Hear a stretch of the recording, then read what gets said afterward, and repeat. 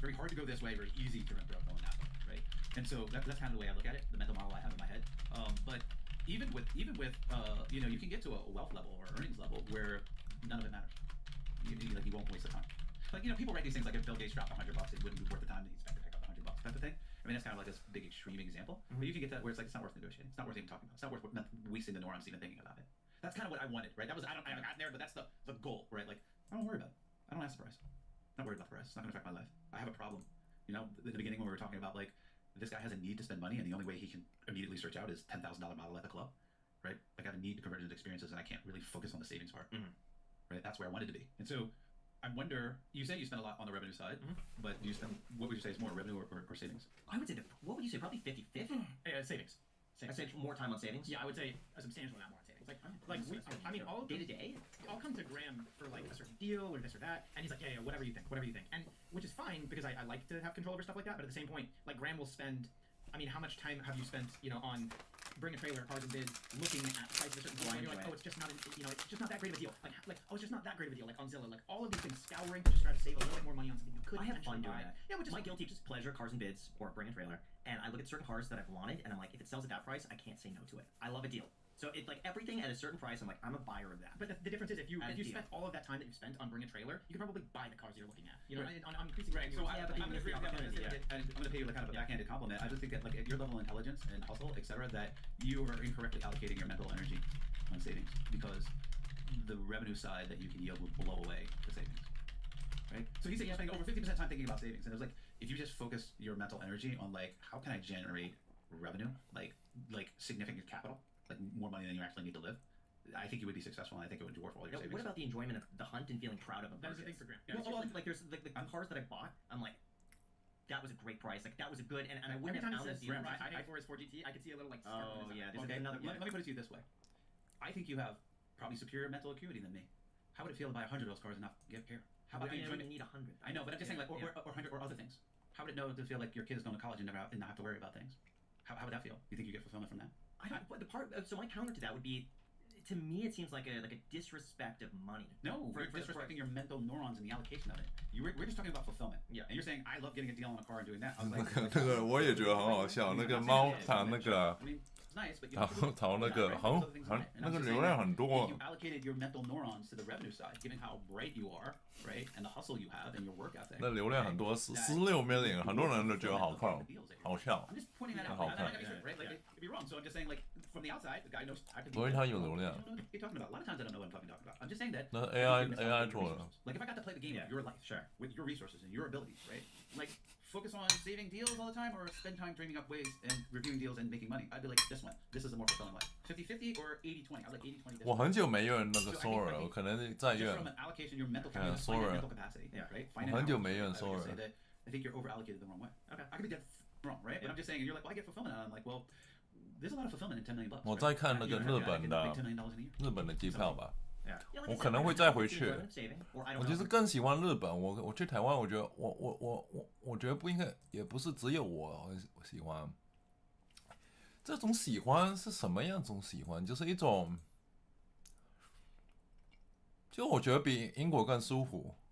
那个，他1月份我生日的时候他都300磅，所以我生日也可以去日本。 他1月份全部都是300磅，这个月比较贵。1月份全部都是挺便宜，去日本，也不是算便宜，300磅也不是很便宜。 Programmed to think that I enjoy that because that's all I know. I would bet a lot of money. It's the programming. I mean, I've known him a long time, and I said the same thing over and over. 那个我去那个亚洲7天，我花可能900多磅，但是500多都是机票。 And that is programming, but he really does enjoy a deal. And I'm not just saying this to defend him. 屁股妈妈是臭屁股，臭屁 The 股。 only thing that I feel like as a friend that I could recommend to him, and I want to hear your perspective on this, is that he should get uncomfortable a little bit more often. Because at this point in Graham's life, he has a very, very strong tie.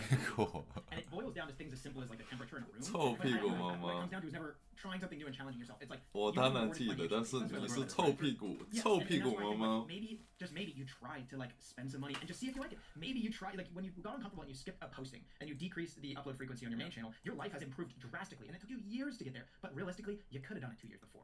You really, really. 怪不得日本会制造这么多有趣的东西出来。他日本那个社会本来就是有意思，我觉得我没想到他那个，我以为会跟英国差不多，但是反正每个地方都比英国更好玩。我觉得英国是最没有，英国不会比，但是我觉得台湾不会比英国更好。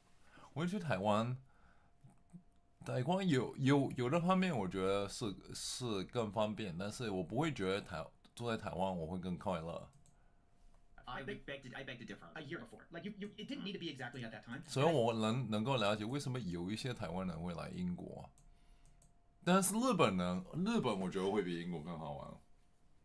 那个不是整个日本，我没有去过整个，反正那个 Tokyo 东京。And not going all in with trying something new and getting uncomfortable, but doing little like experiences and trying out small things every once in a while to get Yeah, or even focusing on the revenue side. Like you don't have to go 80-20 like I said. You can just spend 10% more. I mean, there's just like a lot. There's a lot. Like you're just like I really enjoy getting a deal, and like I'm pretty sure your audience will be like, yeah, it is a lot of fulfillment in $10 million. Like what are you talking about?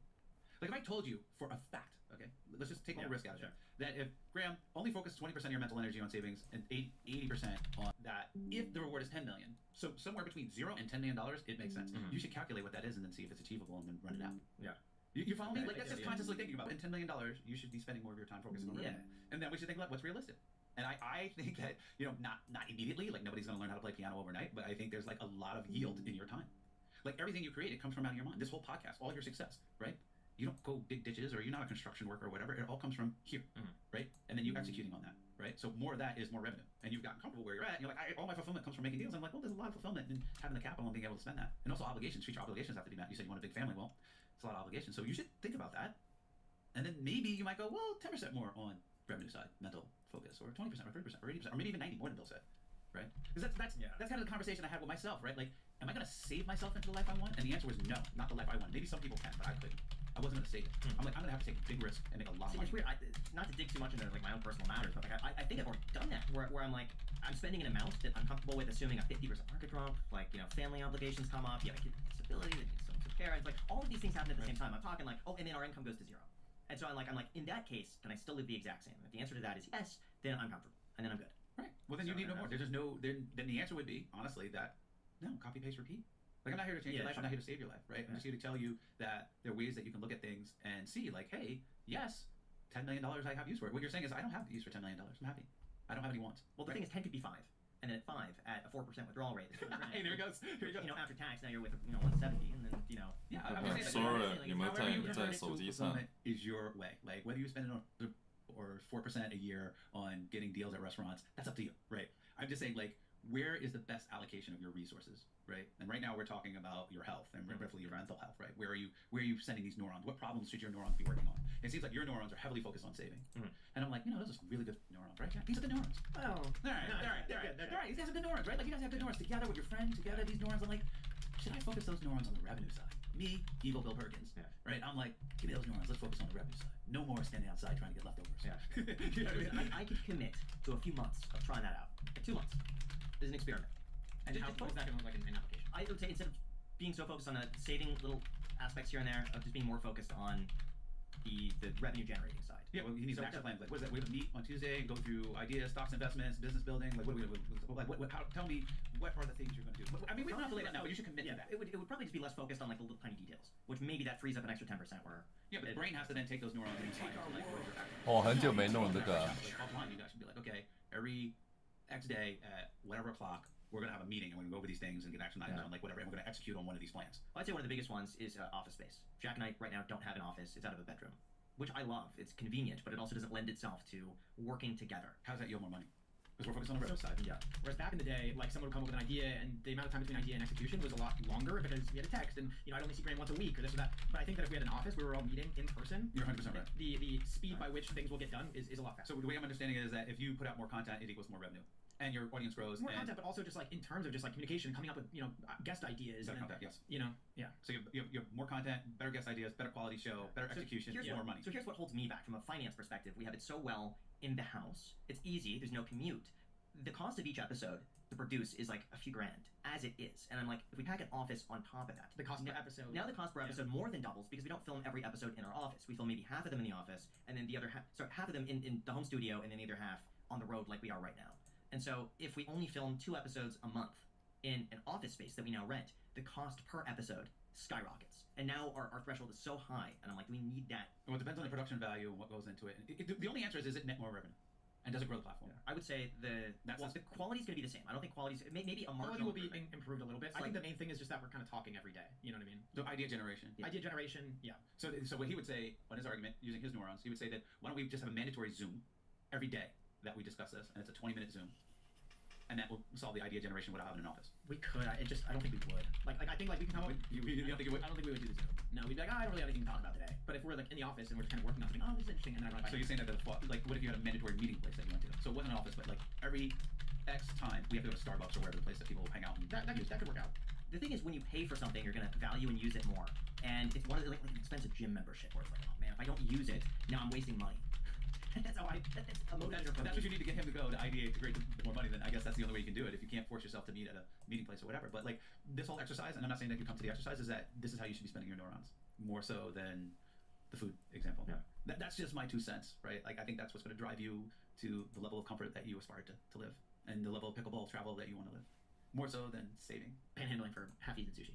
Panhandling, I panhandled before as an exercise. How was that? It was eye-opening. It was awakening, and it helped me realize that no matter what, you can make money. Were people nice to you? No, it was a little dangerous. It was a dangerous job. A lot of people were nice, and there was some danger associated with it. What happened? Oh, there was like gangbangers that were gonna fuck me up. Why? Get out of the street or do whatever. You know what I mean? Like just because you're low, because they can, right? Humans are humans, and there were people who were very nice and very sweet. How much did you make? Enough to be on pace to make like $60,000 to $70,000 a year tax free. Whoa. Right, but I stopped the experiment. It was part of an emotional intelligence class, right? Like facing your fears about things, and I went out and did it, and it was very liberating. And I was just like, yeah, you're just gonna be all right. And that was meant to teach people that no matter what. It was my exercise. No, it wasn't like everybody does this exercise. It was like my exercise. Like some people had to go to something way high, whatever. Like, but like it was a great exercise. It was like this is our job. Yeah. But it's a lucrative job. Was there an effective way, like a sign? I didn't even have a sign. Like that's why I was like, oh, I know I can really crush it if I had a sign. So what's like the optimal way to panhandle? I don't know. I was only out there for like one day, a couple hours. You guys see Graham out He's like, what freeways? I think a sign would be better. I think looking destitute is fine, but not completely like disheveled or smelly or like scary. And being at a very busy intersection, and that has a light, and that allows people to give. 弄了，哎，为什么没信号？ On the blacktop, silver on the strings. The night don't sleep. Hey buddy, it's 2 in the morning. Can you maybe tone it down? Moonlight on the blacktop. 但没有那么好笑，那个能做的很好笑，这个不好笑。 Silver on the strings. The night don't sleep. Hey buddy, it's 2 in the morning. Can you maybe 他弄我有试着做这个视频，但我觉得没有那么好笑。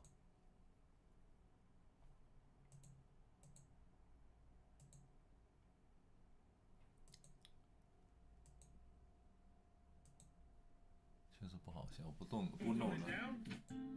Moonlight on the blacktop, silver on the string. 不好笑。 Moonlight on the blacktop, silver on the strings. The night don't sleep. Hey buddy, it's 2 in the morning. Can you maybe 可以再弄一个，不好笑。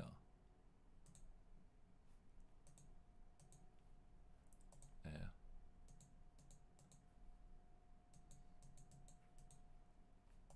Give you money. So I think it's always gonna 9, I believe it was. I would get off a freeway exit in Studio City on a regular basis. 我在想怎么赚更多钱哎。 There was a guy. 我觉得我想那么多年，其实不是很容易，但是我有赚一些钱，但是我觉得我也想赚，我现在赚的钱5倍。那我想赚更多的钱，肯定要买更多东西回来，要不然要想别的方法赚钱。 On the side of the freeway, but he 因为我也赚一些钱，但是我想我现在赚的钱，但是赚5倍，5 times more。然后我想赚5倍，我要买5倍更多东西嘛。Dude, like a decent looking. 就是我现在有卖一些东西，但是赚的钱，就是有赚一些，但是我觉得不够，就是我要赚更多。所以如果我想赚更多，我可能要卖更多东西。He wore glasses, clean cut sort of guy, but he said he lost his job. Like on the side, he's like he lost his job looking for work. Anything helps. And the fact that he wore a suit and seemed clean cut, I'm like, this is the guy that's my money. So like, usually what I do is I pack Nutri-Grain bars actually on my drive, knowing that when he's there, I give him a Nutri-Grain bar or I give him a water or something like that. But that just popped into my mind like that. I mean, I don't know. The real problem isn't what you sound. sound. 2 hours out there, or whatever time I was out Hops there. in his Ferrari and goes straight to. No, that one lady pretended to be disabled. Yeah. And then you see her just like wheeling off a few blocks. I mean, if you're gonna be disingenuous, yeah, you do all kinds of things, right? And she was making like $100,000 a year. You can do well. I mean, but I think that would be an effective allocation of your mental resources. But I could see him like I can see him like gamifying it and get some fulfillment out of this and justifying it. I like optimization. It's like, yeah, go on a hike in the morning, then I panhandle for half an hour. My time's worth 0 anyway. Yeah, he's got a 0 time calculator going. Anyway, I don't have that many. I can ask a zillion questions, but I don't want to take up all our How about time. this? If you guys enjoy this episode, if you want a round 2 at some point, let us know in the comment section. I'll do my best. I think you guys had enough. You're like, I can't take this. I can't take this sushi. But if you do, we can do it. We can do a round 2. Yeah, and also for anyone who made it to this point in the episode, because I'm really curious about the retention graphs. If you've made it to this point, if you wouldn't mind giving us a comment, let us know you made it to the end. That would be awesome. Also, what you liked and what you disliked. That would also be very nice. Yeah.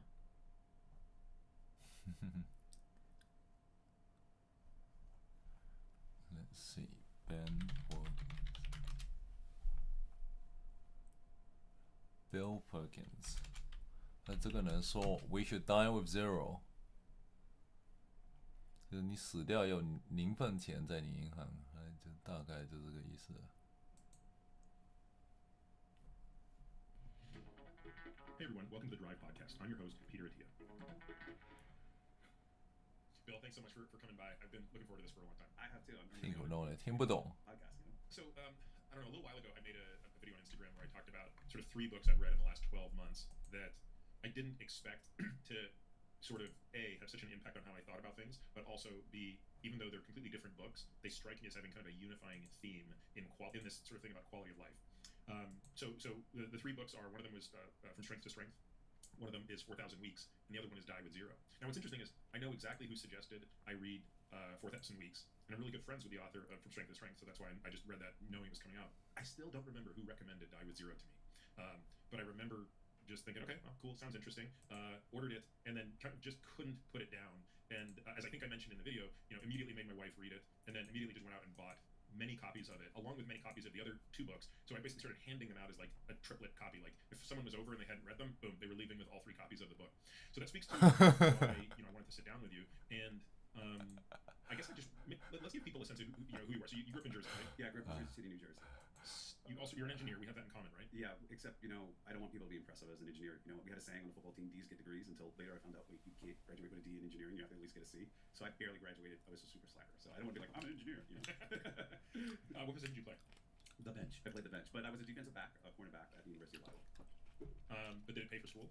No, I was actually a walk-on. I was trying to get a scholarship, had a partial scholarship, which means they just give you some food. I basically broke my leg at the growth plate.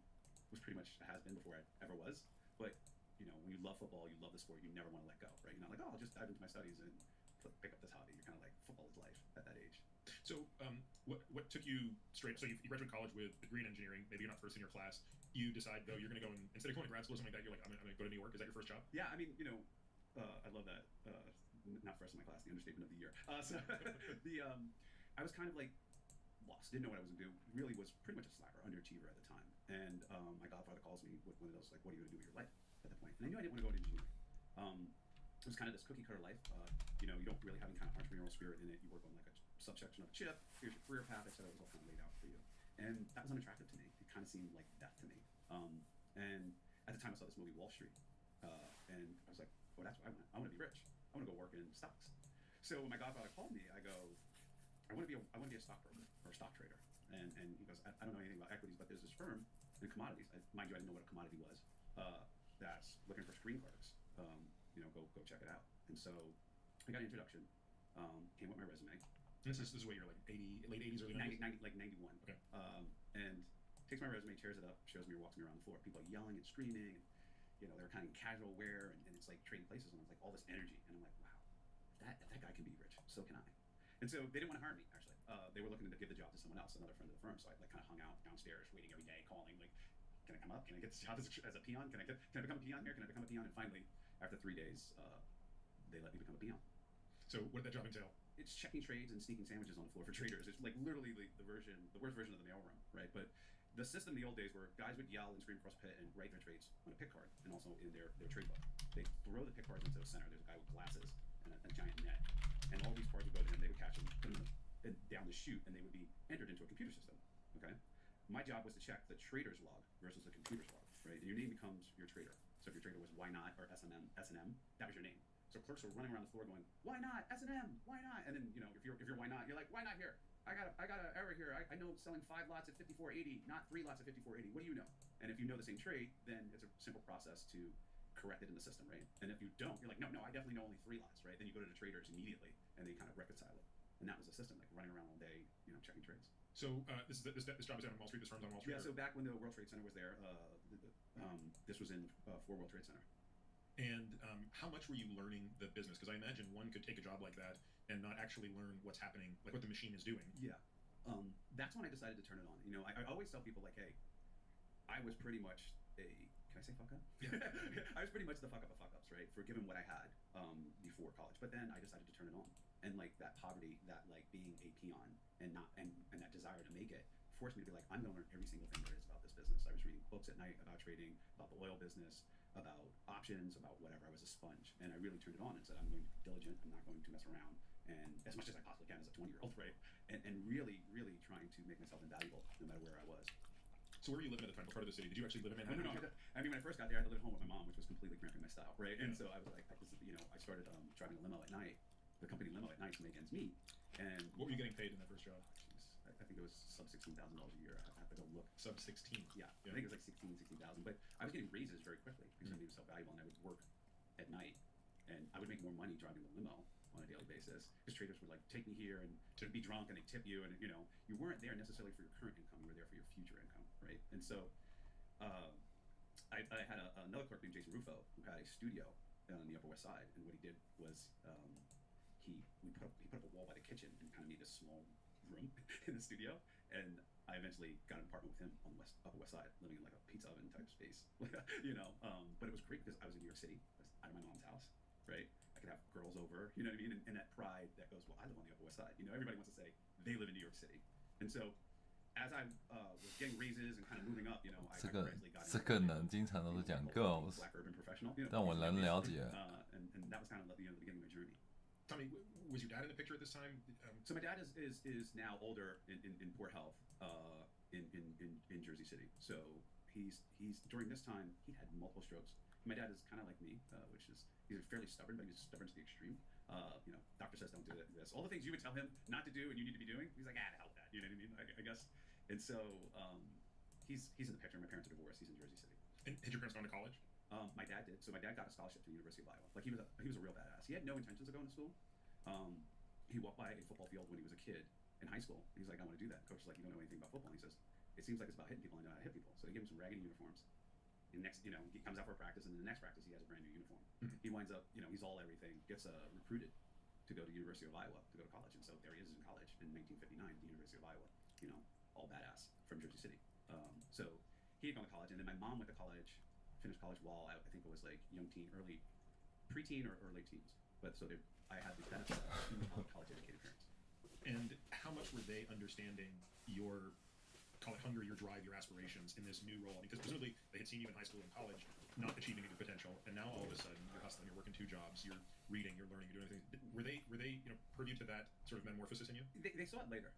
I'm the kid that like didn't take out the garbage, right? Like I always say, don't tell your parents your dreams because they'll just piss on them, right? Because they've seen you at your worst, at your failures, as you're growing, right? It's like they have this kind of image of you when you were the caterpillar, not the butterfly, and so. So you weren't necessarily like advertising to them. This is what I want to do. No. It started. They started seeing it, right? Like I remember the time when I finally made more than my mom. I got a raise and I was like, I did a calculation. I was like, holy shit, I make more money than my mom. Like I made it. Like it was one of the happiest days of my life. I'm like, I'm real. I'm legit. I'm a puppy. Me with my badge. I used to wear around as a badge of honor. Like I get onto the New York Mercantile Exchange, etc. But they'd see like I'm going out or I'm flying here or I'm doing whatever, and it's like, oh, the kid must be doing okay. It wasn't until I got recruited to go to Houston, started buying the assets that adults start buying, and I paid my mom back for something that I did when I was a teenager that she didn't know. That they're like, okay. What was that? So when I was younger, I had a stiff Toyota that my mom had. It was her car. I was driving, and my friend Pete Thigel. It's like, I want to drive a car. I want to teach me how to drive a car. I want to drive a car. I'm not supposed to know how to drive a car. So anyway, long story short, he hits the gas instead of the clutch, spins the car out. The back of it spins around, hits a telephone pole. Trunk pops up. It has this big giant dent. I'm like, holy shit. What am I gonna do? You know, so I tell my mom the story that, you know, we went to go get pizza and parked it, and you know, a truck must have hit it on the side or bumped it and went on. And that was my lie to my mom about this car that I felt guilty about. I said, one day I'm gonna pay for this car in spades. That happened to my mom. And so one day I gave my mom $40,000, and I was like, Mom, remember that time the car had that brown mark on it, and we told you it was a truck? Well, this is what really happened. So. How did she react to that? She started laughing. She was laughing. She goes, I knew something was strange about that, you know? The story fit, right? But there was something strange about that, you know? She just kind of laughed and was thankful that, you know, one, it was a great investment, you know, having that car beat up. But she just kind of laughed, and we just reminisced about it. So let's go back to when you were on the Upper West Side, because you write about this in the book, which was you and your roommate kind of had a slightly different, I don't know, call it a point of view on future earnings and what that allowed you to do with your time. You told a story about something you did that seemed kind of bold. Oh, that he did that was kind of bold. You're talking about when Jason took the trip. Yeah. So sorry. So Jason, you know, I don't know if our views were very thought out or just wired in, right? But like I was head down, like I gotta make it. I gotta become a trader. I gotta have my head down. I'm saving money. I'm really at this point in my life like super diligent. Like, you know, trying to convince my boss to get the on the bus program to save money. You know, not, you know, writing down every single nickel that I bought, etc. I'm really focused on my career trajectory. And Jason's like, does Jason work at the same firm? He works at another firm, right? And if you look at the old pictures, all the phone booths are right next to each other. He's like right next to me, even though he's not the same firm. We're all crowded in the one area. And Jason's like, I'm gonna go backpacking for Europe for a couple months. I'm like, wait, what? And I'm like, wait, how are you gonna do that? Well, I'm gonna borrow money from this guy who was a loan shark. And I'm like, wait, what? You're gonna borrow money from this guy? And you're gonna go backpacking in Europe. I'm like, this is insane. I'm like, this is insanity. My head is about to explode. I'm like, you're gonna miss out, and what if they hire another screen clerk and your job's not there when you come back, and how are you gonna pay this guy back if you don't pay him back? This is not like, oh, penalties and interest. This is like, you know, knees and ankles, right? And so I just didn't get it. Like, I just didn't get it. Like, that experience and that, you know, I wasn't thinking about like Die with Zero and certain experiences belong to a certain period of life, etc. I was just like ultimately on this autopilot of trying to be successful and make money, right? At that time in my age, that time in my life. And Jason was like, I'm going backpacking. So he went. I stayed. He came back. Had a screen clerking job. You know, different firm or same? Same firm. Wasn't that much noticeable different. Like I moved up a little bit, but it wasn't that noticeable different. But he came back richer. But he came back with stories and experiences and romance and lifelong friends.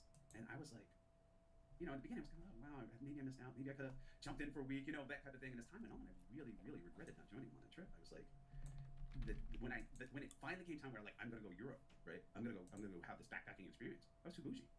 I had money. I wasn't gonna go stay at youth hostels. I wasn't gonna capture these trains. I was gonna have an experience, but a different experience. The type of experience he had was for that time in your life. And the type of experience, even though it was wonderful, it was not as rich as his experience, right?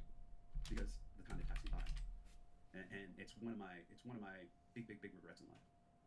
So how did you start to formulate this understanding about these different types of resources, be it time, be it money, which is the resource I think a lot of people think about, experiences themselves as, you know, for lack of a better word, an asset or a thing, the actual experience, the people you're meeting, all these different things. When did you start to coalesce around some of the ideas that ultimately, of course, would go on to become the thesis of this book? It was slowly over time. You know, even when you know, I got to the exchange, I was like in this hurry to get rich, right? And the reason why I was in a hurry because I had this bias, I had this belief. I was like, yeah, there's rich guys here, but they're old. Like, what can they possibly do with the money, right? Like, I'm young, I'm 21, like I'm ageist. I can't imagine, you know, the use of $1 million when you're 40, right? Like, what are you gonna do? Buy a nicer car to drive your kids around? Like, you know, it just seems like lost on them, right? Like, they don't get to do fun things. Now, I was wrong about that, but I was right about the utility of money over time, right? And I was also read this book at this time called Your Money Your Life. It kind of transformed my understanding of what money is, right? It's a very detailed book that has these exercises that has you look at how you spend your hours, from going to work, getting ready for work, the things you spend on work, and really figuring out what your true hourly wage is, right? Like, after tax, this is what an hour of your time, of your life is worth. And then it has you not think of everything in money, but in time. So instead of going to the movies and say it cost me $10, it's like, it cost me 1 hour and 15 minutes of my time to go to this movie. To buy this shirt, it cost me 3 hours of my time. And so you get this idea that I'm exchanging my life for certain things, right? The experience of buying a shirt, going to the movie, going on a trip. And that hit me hard. And where were you at this point? This is before you went to Houston? Before I went to Houston. Before I did to Houston. That hit me hard, and that's what really turned me into, like, I'm going to be safe, right? The two things I got is I want a lot of money, and I'm going to, like, become this really frugal person. You know, there's this movement called FIRE, which that book is kind of like the Bible, the precursor to the FIRE movement, which is financial independence, retire early. Mm-hmm. And I was kind of like an early FIRE guy. Like, I'm going to save my way to riches, right? I'm going to save and then retire early. And sorry, did you know what you wanted to do when you retired? I wanted another archetype. I wanted another version of archetype. I read a book, I got these concepts out of it, right? And I was like, this is what I'm going to do, right? I didn't think about the big picture of everything. But some certain concepts were coming to me, right? Like, I exchange hours of my life for money, and that money is used for the things I want. Let's take the abstract of money out of it and look at what hours of my life are being exchanged for, right? Mm-hmm. That was a great concept for it to sink in very viscerally. The idea that it's also, just to double click on that, Bill, it's also visceral when you start to think of the difference between using money for activities or trips versus things. So I buy a shirt, and this shirt basically works out to 3 hours of what I make per hour. So this is a $3 shirt. I mean, a 3-hour shirt. Right. Conversely, like, I take my daughter out overnight. We do like a daddy-daughter date night, go out to dinner, stay at a nice hotel, have a fancy breakfast the next day. That's 5 hours of my time in terms of work. Right. But do you see those sort of differently at the time? That one of those is like an experience, and one of those not is in a way that you're properly analyzing it, but in more of an intuitive way. My value, because when you start to think about things in time, it's like, wait a minute, 3 hours for a shirt versus hour, going here and having a sandwich and hanging out with my friends or whatever it is. Your values you really get in touch with your values, right? Because it's not an abstract land. It's like when you're in a casino and they give you chips. It's one of the greatest things to do is give you chips. It's not money. You're $10, $25. You're throwing, let it all ride, because it's so abstracted from money. So it's an abstraction on an abstraction, right? Yeah. By removing that abstraction, right, you get closer to your values, right? Right. Imagine that you have $25 chips. You figure out your hourly after tax all-in wage is $25 an hour. Every time you flick a chip, it's like I gave an hour of my life. Right. Boom, boom, Right. boom. So when you start thinking about things in terms of hours of your life, and you have finite hours, you start to really get closer to your values. You can still be on autopilot, but you're closer. And so things like this were happening. And at that time, at the exchange, like most people, I had like, what is it all for? Like, what do I want? I'm here to get rich, but why? Are you having that discussion with either people who are your peers, who are presumably on the same treadmill, or the people who are already rich but still presumably killing themselves, trading their health for wealth? No, I'm generally having it with myself and reading books, right? Mm-hmm. And I'm still asking myself, but why? Like, what do I want? And I'm remembering conversations that maybe I've had throughout my life where people like, there was a college football player named Dwight Sistrunk, and I was like trying to do engineering, and we were debating something. He's like, look, listen, you might want to take a chance and a wife and something like that. And I'm like, I don't want that life. I want that particular life. That's fine for you, but that's not my path, right? I thought about it and I was like, do I really want that? Right? And then certain things that he said that he didn't want, that I was actually working for, thinking that this was my path, I actually realized, no, I don't want that, right? And so, pretty hard-headed. It takes a while for these things to seep in, right? And so, I would argue a little different, Bill. I would argue that at this point you're 22, 23, 24. I think that's remarkably early to be having that thought, don't you? Yeah, I guess it took a while for it to finally percolate into some sort of action plan, right? To actually, I'm thinking about these things, but they're not resulting in the proper behavior changes yet, right? So I'm still formulating it, Yeah. right? So everyone says, I want to be rich before I'm 30, or I'm rich before 40. No one's out there saying, I want to be rich before I'm 86, right? So intuitively, in there's something about the utility of money, right? That it's not as valuable to you later on in life, right? Yeah, it's one of the games I often play with my patients. And I sort of, or it's anybody, I can play this game with anybody, which is, listen, if right now, and you always do this with someone who's younger, obviously, I say, look, right now, would you trade places with Warren Buffett or Charlie Munger? And they're like, everybody says, of course not. And I was like, what do you mean, of course not? Like, Warren Buffett's worth $100 billion. I mean, how would you not trade places with him? And they're like, I mean, he's 90 years old or whatever. And I say, okay, so would you rather have not a penny to your name and be 20, or have $100 billion and be 90? No other difference, right? Like, I'm not going to stipulate anything else. I've never met a person who wouldn't take being a completely broke 20-year-old. Right. And that, I think, speaks less to health, because, look, ostensibly Warren still appears somewhat healthy, right? He's cognitively intact. He doesn't, it's not like he's like a frail 90-year-old or whatever he is. But it's about runway. It's about, yeah, but maybe Warren might have 10 years of life left. That 20-year-old could have 80 years of life left. And so when you face it in such stark terms, only then I think does the average person start to realize how precious time is. And I think they also see that, Warren can't sprint, dunk a basketball, go wakeboarding. Like, there's a lot of other things too in there that enjoy me. And that's what I thought about. And, I thought to myself, if, after reading this book, like, I'm spending hours of my life to acquire these experiences. And I mean experiences in the broadest sense, whether it's like, going on a walk, or being able to choose to go on a walk, or go get a sandwich or buy a shirt or whatever. If I'm exchanging hours of my life and I don't go acquire these experiences, I've pretty much wasted hours of my life, right? So that thought hits, and it's like, okay, you don't want to leave anything on the table, right? In the game of life, when I die, you don't want to leave chips on the table, right? Like, you want to use all your resources before you die, right? And that, inherent in that is that your choices, your experiences, those experiences are what make you you. Those are the things that fulfill you, and everybody's going to be different. And so, consequently, having more of it and enjoying more of it will lead to a more fulfilling life. So that if I'm solving for fulfillment, right? I don't care about the money. I care about the things I want, the experiences I want to have. If I'm trying to solve for that, one of the things you come quickly to is that you need to use all your resources up before you die. Okay. The second thing you come to with the fact that your resources, particularly money, are less valuable to you when you're older, then you start to think, well, there must be a curve, right? Because if you're going to end at 0, is it, you know, this kind of rectangle shape that just goes down? Is it a 45-degree angle slope, or is there some sort of curve? And so what I like to do to understand certain things, it doesn't always work, is think of 0 and think of infinity, right? So when you're like, all right, let's run it all the way back to 1, you know, 1 years old. How useful is money? Not that useful to you, right? So run it all the way forward to 96 on your deathbed. How useful is money to you? Not that useful, right? So clearly there's like some sort of ramp up of utility and then a decline of utility, right? And I became obsessed with finding what that curve was, because I was like, this is it. If you're making more money for delayed gratification later in life, you approach infinity, you're actually wasting your time. You should be spending down your assets at a certain point. There's an inflection point where not a number, but a date where your wealth should be going down in order to get the most fulfillment. And now let's pause for a second, Bill. Is that standard thinking / teaching within the wealth management community? No. But it is a standard problem. If you look at kind of JP Morgan or other wealth managers, one of the biggest problems they have is accumulation, getting people to spend down their assets, right? They've been saving, they got their money, they've hit retirement, and it's like their net worth is going up into their 70s, you know? And we're like, well, when's the party? You know, that's why I always ask, like, you just tell me when the party is. Like, you know, I have conversations with older people or other people, and it's like, listen, it's okay that you're saving. What are you saving for? And when's the party? I just want to know when you're going to use up all your resources, right? Now, let's also pivot and talk about, because I remember one of the stats that always stuck with me was during 2008. So a really good friend of mine named Jim Lambright, who was at the time the president of the Exim Bank, when the TARP program kicked off, because he was close with Hank Paulson and time in China and had government clearance. Basically, Hank brought Jim Lambright and Neil Kashkari. They got AI on TikTok Live now. The Treasury, I believe, to run TARP. So basically, Jim and He Neil says are doing all the deals. Claire has just joined. Don't forget to Jim is give them a warm in how welcome. bad is this going to be, right? Like, what is this going to mean for the average person? Oh, And you I can't see it, but I can see I it. forget the stats, so this is only directionally it. But it was what fraction of people in the United States could not produce $1,000.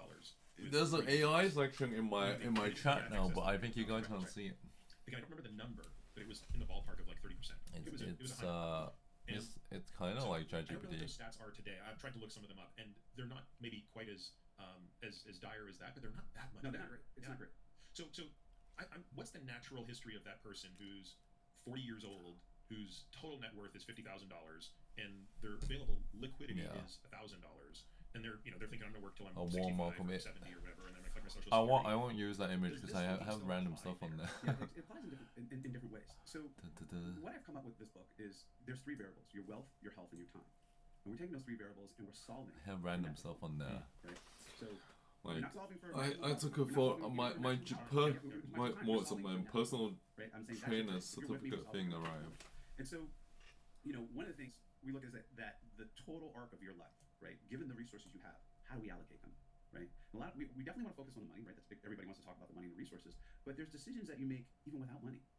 Whether you go on a walk with your daughters, or you play cards with your friends late at night. Do you tuck them in at night, or you go hang out with the boys, right? And so in the book we talk about the seasons of your life. Certain activities transfer nicely to the next season of your life, from 20 to 30 to 30 to 40, and some of them don't transfer well, they're less enjoyable, and some of them don't transfer at all. It's impossible, So one of the things, when the 40-year-old who has $50,000, one of the things I would say is what's your survival number? Have you calculated that at retirement? Are you surviving retirement? Or are you in serious negative dire straits? And once we've calculated that, okay, I need to work and save this much, and plus Social Security, I've had my survival number. Now the rest is for experiences, things I want to do, and allocation of my time. How do I allocate it, right? Is it the cruise at 70, or is it the ski trip right now, right? And that's going to be different for every single person, right? Or is it a shirt, or whatever fulfills them, or to go play in this chess tournament, pay the entry fee. And for people with 0 money, you still have an allocation game to play, right? You still have Curse of Dragon right? LB. You can still decide, hey, I'm going to sit down and watch Friends, or I think Japan was really good. I'll probably find some way to go back to Japan. Right. So this type of thinking about allocating It's kind of like being in an arcade, but better. The UK arcade. It doesn't hold at all health levels. UK arcade is it's like being on the inside. It's like being inside. And knowing that you have seasons of your life, that your body decays, your attitudes change, and they pass. That type of thinking, and that I need to get things in the right order and use my resources properly. That's going to help you have a more fulfilling life, whether you have 0 money or $100 million. Right? There are many people with 0 who are having a way more fulfilling life than Warren Buffett, I would say. Yeah, I think one of the things about the way you framed it, Bill, that I really like is I need some hydration. So let's look at those 3 variables. At the surface, one might suggest, well, wait a minute, it is a min-max game with one of them. You always want max health. But technically, even that's not true. Because if I told you, Bill, I have the secret for you to have max health. I can preserve your lifespan indefinitely. But here's what's going to cost you. Every minute of the day, you have to be working on your health. So from moment you wake up from sleep, you have to do a 2-hour meditation. We then have to go and do this yoga. We then have to go and do this workout. When you're done that workout, you have to go and do this, and then you have to go to bed. You'd be like, okay, that sucks because I'm going to live for 100 more years, and I don't get to spend any of that time doing anything other than improving my health. Correct. It's a glib example, but it factors. I think it illustrates the point. It gets the point. I usually say, there's no amount of money you can pay me to do 10 years in Sing Sing.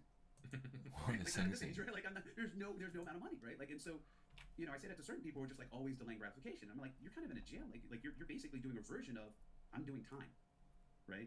And maybe you shouldn't be doing time at this point in your life, right? And so these are kind of just ways, people absorb information in different ways. You can say it in all kinds of different ways, and then they find out, aha, I got it. That really spoke to me the way you said it. And so I try and hit people with different versions of this. One of the things I like to say to people is life is like Tetris. You got to get the order right in order to get the high score of net fulfillment. So let's say you're in heaven. By the way, Tetris is the only video game I enjoy. Okay, gotcha. You're back. Okay. I go through periods. Trying to buy cards from Japan because I make some money selling them, but not. I want to 5x my income from eBay. Why not necessarily eBay? Just 5x my income. Just thinking, how do I make more money? Because I already sell some stuff. I just need more volume because I have enough inventory. Like I have almost 2,000 items listed on eBay. I just need more volume. That everything I'm seeing in the world, I'm trying to optimize the shape and I have enough inventory. It's just like it's not a fast volume thing. Like it sells quite slowly and it's quite inconsistent.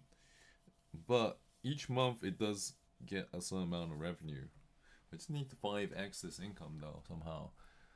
Yeah. Is there anything can sell something else? interaction of. We got to think about getting your life in. So in the book, I talk about this thing about time buckets. Basically, that you take your life in segments. In any kind of segment, you want 20, 25, 35 to 40, 50 to 60, and then I don't think I have exceptional. Leisure, job, career, what experience you want to have in each of those periods, right? And as you're doing that, you realize that wait a minute, the going to the clubs and strip clubs and hanging out probably should be before I get married, not after, right? The reading books to my kids when they're children, right? That must be in this book. This must be in this bucket. And so I get right because they're not going to want me reading to them in college. Exactly, or even when they're 13, 14, they don't even want to know me, right? And that's the only way you can make more income off eBay is to sell more stuff. The fun thing is what to sell. I'm already selling stuff. Like, you always do it wrong as a parent, right? Like, I spend too much time with them, etc. It's like, wait a minute, maybe I should have been doing this activity instead of that activity. What is this? Right? Kind of the die with zero thinking, right? Optimize your life. And so the thought experiment says, listen, you're up in heaven. You have the bucket of experiences. These are all the choices you can have. And God says, date as much as you want. You're thrown in and you're like, I want to have sex 30,000 times, and I want to climb Mount Kilimanjaro, and I want to play hockey, I want to be in a high school team, and I want to do, you're just throwing them in, right? Everything. I want to meditate and yoga, right? And God goes, great. I'm going to let you have all those experiences, but there's one trick. You got to get the order right. And what's it saying is if you don't get the order right, like if you save certain experiences to the 80 to 86 bucket, you don't get it, right? If you're not climbing Kilimanjaro. If you're like nightclub and road trips with your buddies before you're married and you have 2 kids or whatever, you don't get that. If you don't go backpacking with your friend in youth hostels, etc., when you're 21, when you get the shot, you don't get that experience, right? Or it's a bastardized, not as fulfilling experience. So you don't get the net fulfillment points. And so it's kind of down to zero. It's like, what do you want out of your life? Get off autopilot. What do you want out of life? What resources do you have? And how do we optimize? How do we get the most out of it? So how do you think about your own risk tolerance? Now, again, I guess there's maybe a caveat that the listener needs to understand at this point, which is what you do for a living today. Yeah. You are an energy trader, among other things. You do many things, but is it safe to say that the majority of the wealth you created came through your ability to understand how natural gas? I stopped swimming. After I came to Japan, I stopped swimming. I learned how to do back row. John Arnold, I think I could do back row pretty easily, but I still can't do the king of gas, the greatest gas trader. So whenever I need a breath, the thing is, I still have those not panic moments, but like there's moments where I'm in the deep pool where like shit, I need to like grab something, otherwise I'm gonna drown. Like I still have those moments, because like when I stand vertically, it's kind of hard to move, so I need to get my body to be flat on the surface. In control of. So like. Yeah, like because I'm 1.83. I think the deepest end in our pool was around 1.9. So actually, it is more taller than me entirely as a person. But once I get my body flat, then it's fine. No, I can't do anything. The only thing I can do is I have to lift my legs up to do the back row, and then I can breathe. That's why they net out to be positive. Or like I figured that if I bend my legs, I go upwards. I figured out. Like for whatever reason, when I bend my legs, my body goes up. I don't know how to doggy paddle. I can't do that. But I figured when I bend my legs, my body goes up for whatever reason. So I just do that. In other words, I'm less swayed by short-term volatility because my methodology, doesn't feel like I'm gambling. I think the best traders I've seen have been pretty stoic about things. They think about Trap hole. expected outcomes. Trap hole is super rare. Be disturbed about negative outcomes as much as tell folks what expected outcomes mean because they want to understand the probabilities. Trap hole. Right. So like if you Trap hole is a super rare. And payout is 1 in 4, but the odds are 50-50, right? You're gonna get half the time you're gonna get 4 times your money, and half the time you're just gonna lose 1 times your money. So that's positive expected. I'm trying to buy some Yu-Gi-Oh cards. Pokemon cards are way too expensive. 75% of the time you're gonna lose.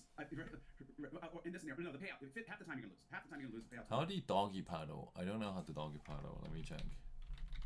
I stopped going swimming because it's 20-minute walk for me. Let me check. Doggy paddle is also uses a lot of energy. I think I saw a video of how to do it. The guy was doing this, like. And that's uncomfortable. So keep your legs lower. Oh. It's easier to keep your head. Let me check.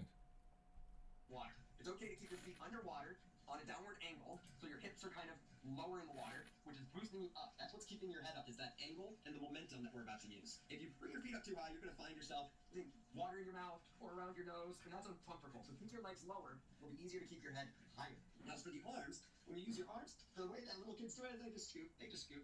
When I'm treading water, or if I do a little doggy paddle to get to a swimmer that I'm teaching from the water, I'll usually do it like an extended freestyle pull under the water. So I'm reaching farther out than most people would for doggy paddle, and I recommend this.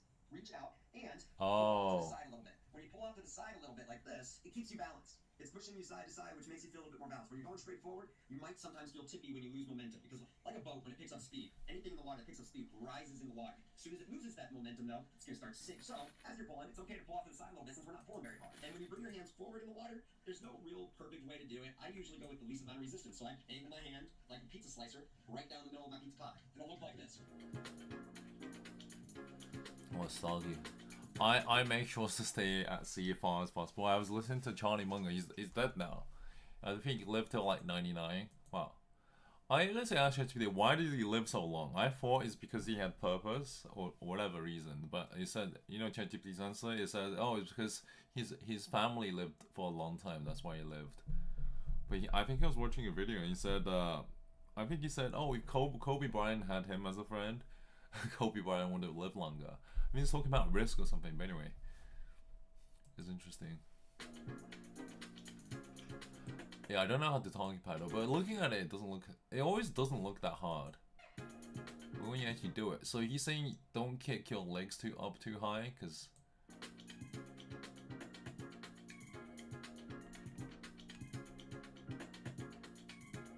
I can't do that. But I can do the back roll. Let's start with the kick in this video. Kicking is the flutter kick for doggy paddle. You do a little easy freestyle flutter kick. Now, don't bring your legs up too high in this step. You don't need to be... Because if you bring it up too high, my face goes flat. It's okay to keep your feet underwater on a downward angle, so your hips are kind of lower in the water, which is boosting you up. That's what's keeping your head up, is that angle and the momentum that we're about to use. Okay. God, that's incredible. It's incredible, but it's really cool that you have this perspective, that you look at it that way. Chris just mentioned one of my favorites, The Gambler, which is about Kirk Grandin. They have, and their rewriting of history oftentimes had them somehow extraordinarily smart, and they were geniuses, and they knew all along, and they were spot on. The business plan was exactly what they thought, and they destroyed the competition, and and they emerged victorious. Meanwhile, you're like, I'm scared every day. Exactly. It's so funny. Oh my God, that's amazing. It's so true, though. It's amazing. It's so true. It's amazing. But I think there's nothing inconsistent with being a leader and being vulnerable. The company doesn't need me to be a genius, right all along, right all the time, absolutely certain about what I'm trying to do and what I'm doing. The company doesn't need that. The company wants me to succeed. The thing that, and we started out today talking about President Trump, and I was about to say something. And listen, he is my president. He is our president. We should all, and we're talking about just because it's President Trump, we all want him to be wrong. I think the United States, we all have to realize he is our president. We want him to succeed, because no matter who's president. That's right. That's right. Yeah. We want him to succeed. We need to help him succeed because it helps everybody, all of us succeed. And I'm lucky that I work in a company where I have 40,000 people who wants me to succeed.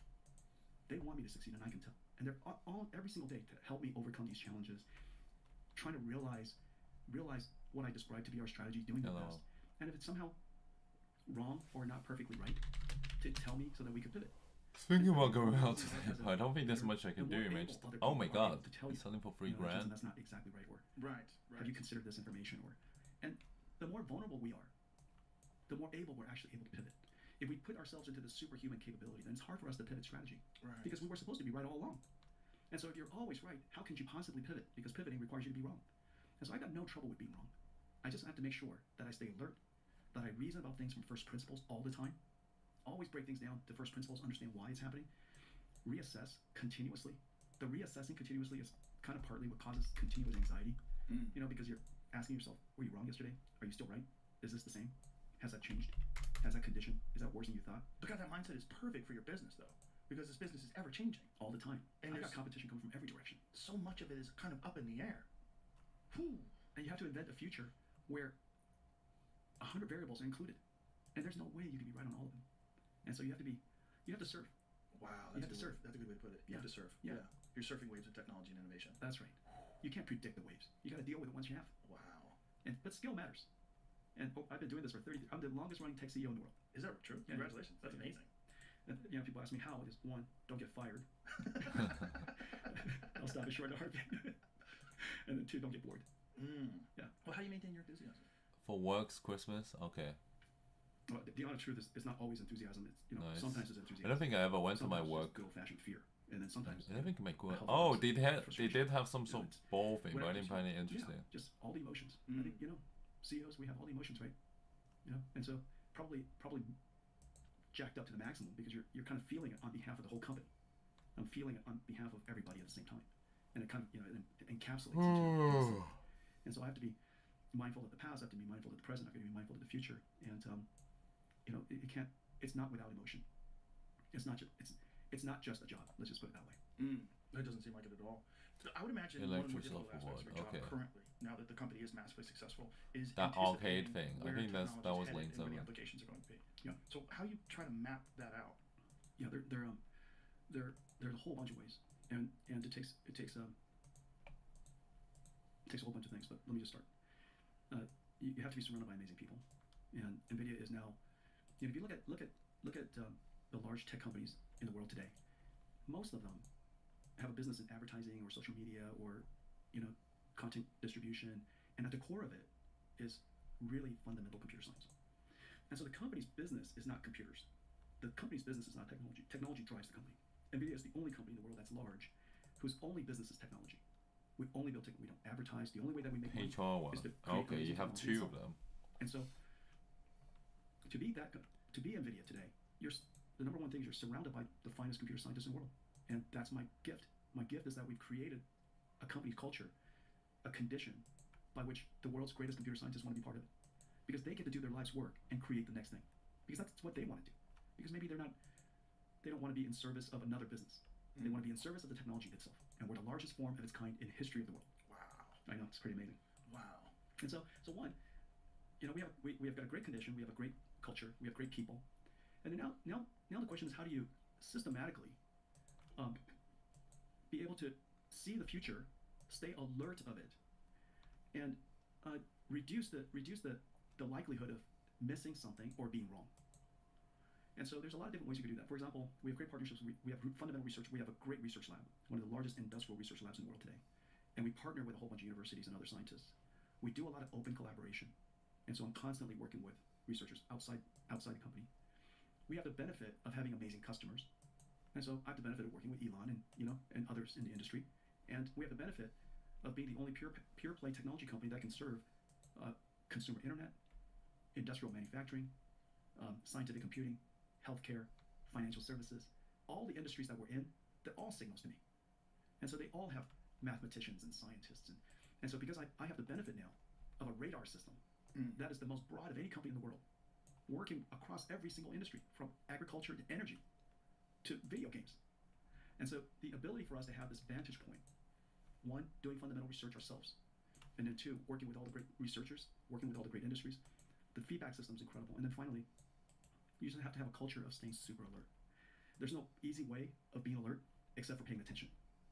I haven't found a single way of being able to stay alert without paying attention. And so I probably read several thousand emails a day. How? How do you have time for that? I wake up early. This morning I was up at 4 o'clock. How much do you Only sleep? memorization. 6, 7 hours. Yeah, And then you're up at 4, read Yeah. emails for a few hours Yeah. before you get going. that's right. Yeah, Wow. Every day. every single day, not one day missed, including Thanksgiving, Christmas. Do you ever take a vacation? Yeah, but they're. My definition of a vacation is when I'm with my family, and so if I'm with my family, I'm very happy. I don't care where we are. And you don't work then, or do you work a little? No, I work a lot. Even when if you go on a trip somewhere, Oh, sure. you're still working. Oh, sure. Wow. Every day. Every day. Ooh, Well, my kids work every day. you make me tired just saying this. My kids work every day. Both of my kids work every day. They work every day. Wow. Yeah, I'm very lucky. Wow. Yeah, it's brutal now because it's just me working every day. Now we have 3 people working every day, and they want to work with me every day, and so it's a lot of work. Well, you've obviously imparted that ethic into them. They work incredibly hard. I mean, is Unbelievable. that's But my parents work incredibly hard. Yeah, I was born with the work gene, the suffering gene. well, listen, man, it has paid off. What a crazy story. It's really an amazing origin story. It really, I mean, it has to be kind of surreal to be in the position that you're in now when you look back at how many times that it could have fallen apart and humble beginnings. But Joe, it's a great country. I'm an immigrant. My parents sent my older brother and I here first. We're in Thailand. I was born in Taiwan, but my dad had a job in Thailand. He was a chemical and instrumentation engineer, incredible engineer. And his job was to go start an oil refinery. And so we moved to Thailand, lived in Bangkok. And in 1973, 1974 timeframe, Thailand every so often they would just have a coup. The military would have an uprising. And all of a sudden one day there were tanks and soldiers in the streets. And my parents thought, probably isn't safe for kids to be here. And so they contacted my uncle. My uncle lives in Tacoma, Washington. And we had never met him. And my What parents is sent us to that him. name? How old are you? Sub. I was about to turn 9, and my older brother almost turned 11. And so the 2 of us came to the United States, and we stayed with our uncle for a little bit while he looked for a school for us. Sub center.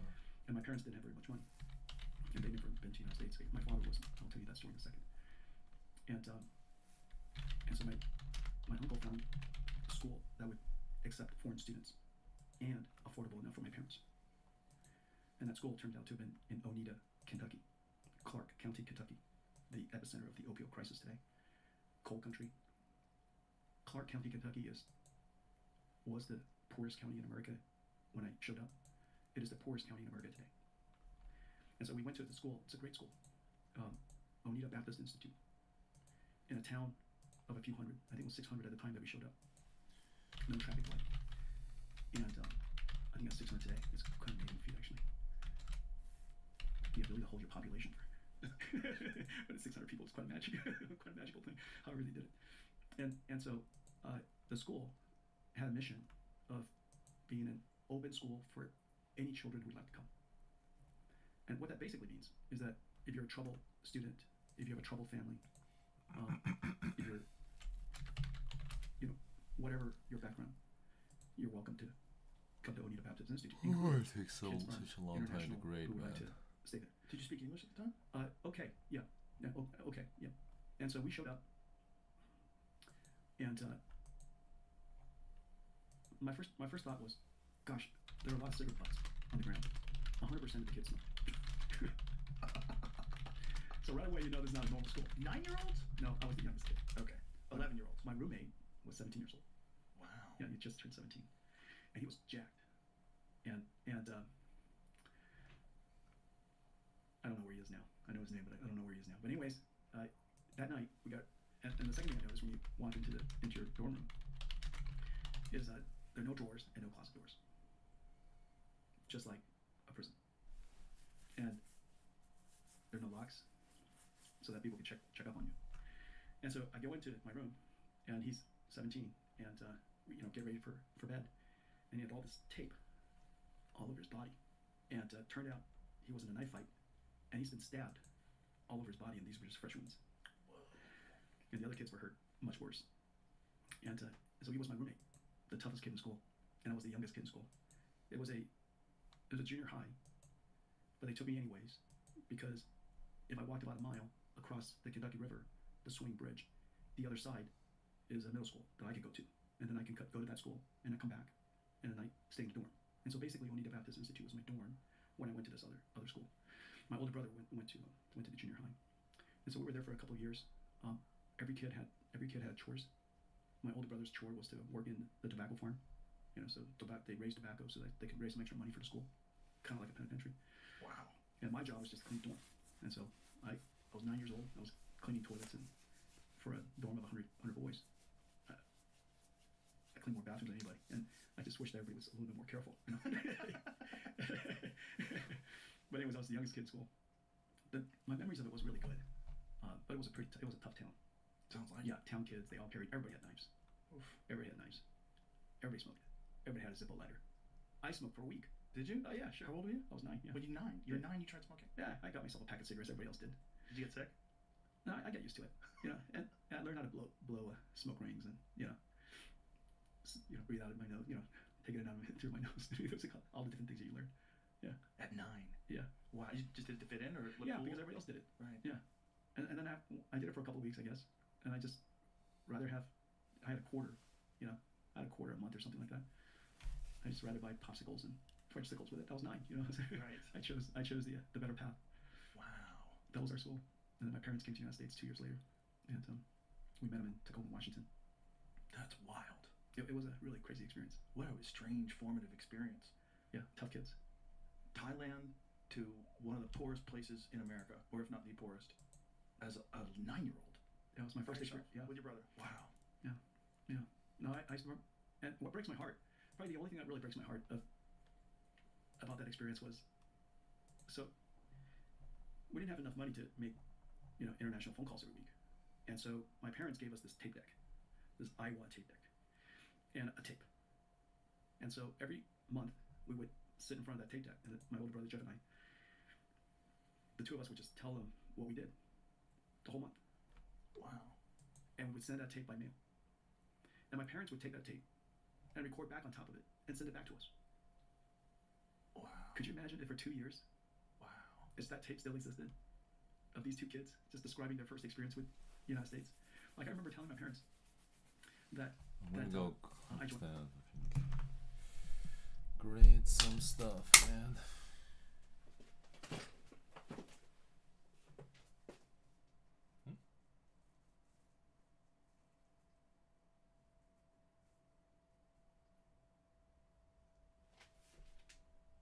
Because what we're doing on Bird Island and what we're doing on base with bookings is remarkable. So you need to go to BEE Friends, beefriends.com/oldbooks.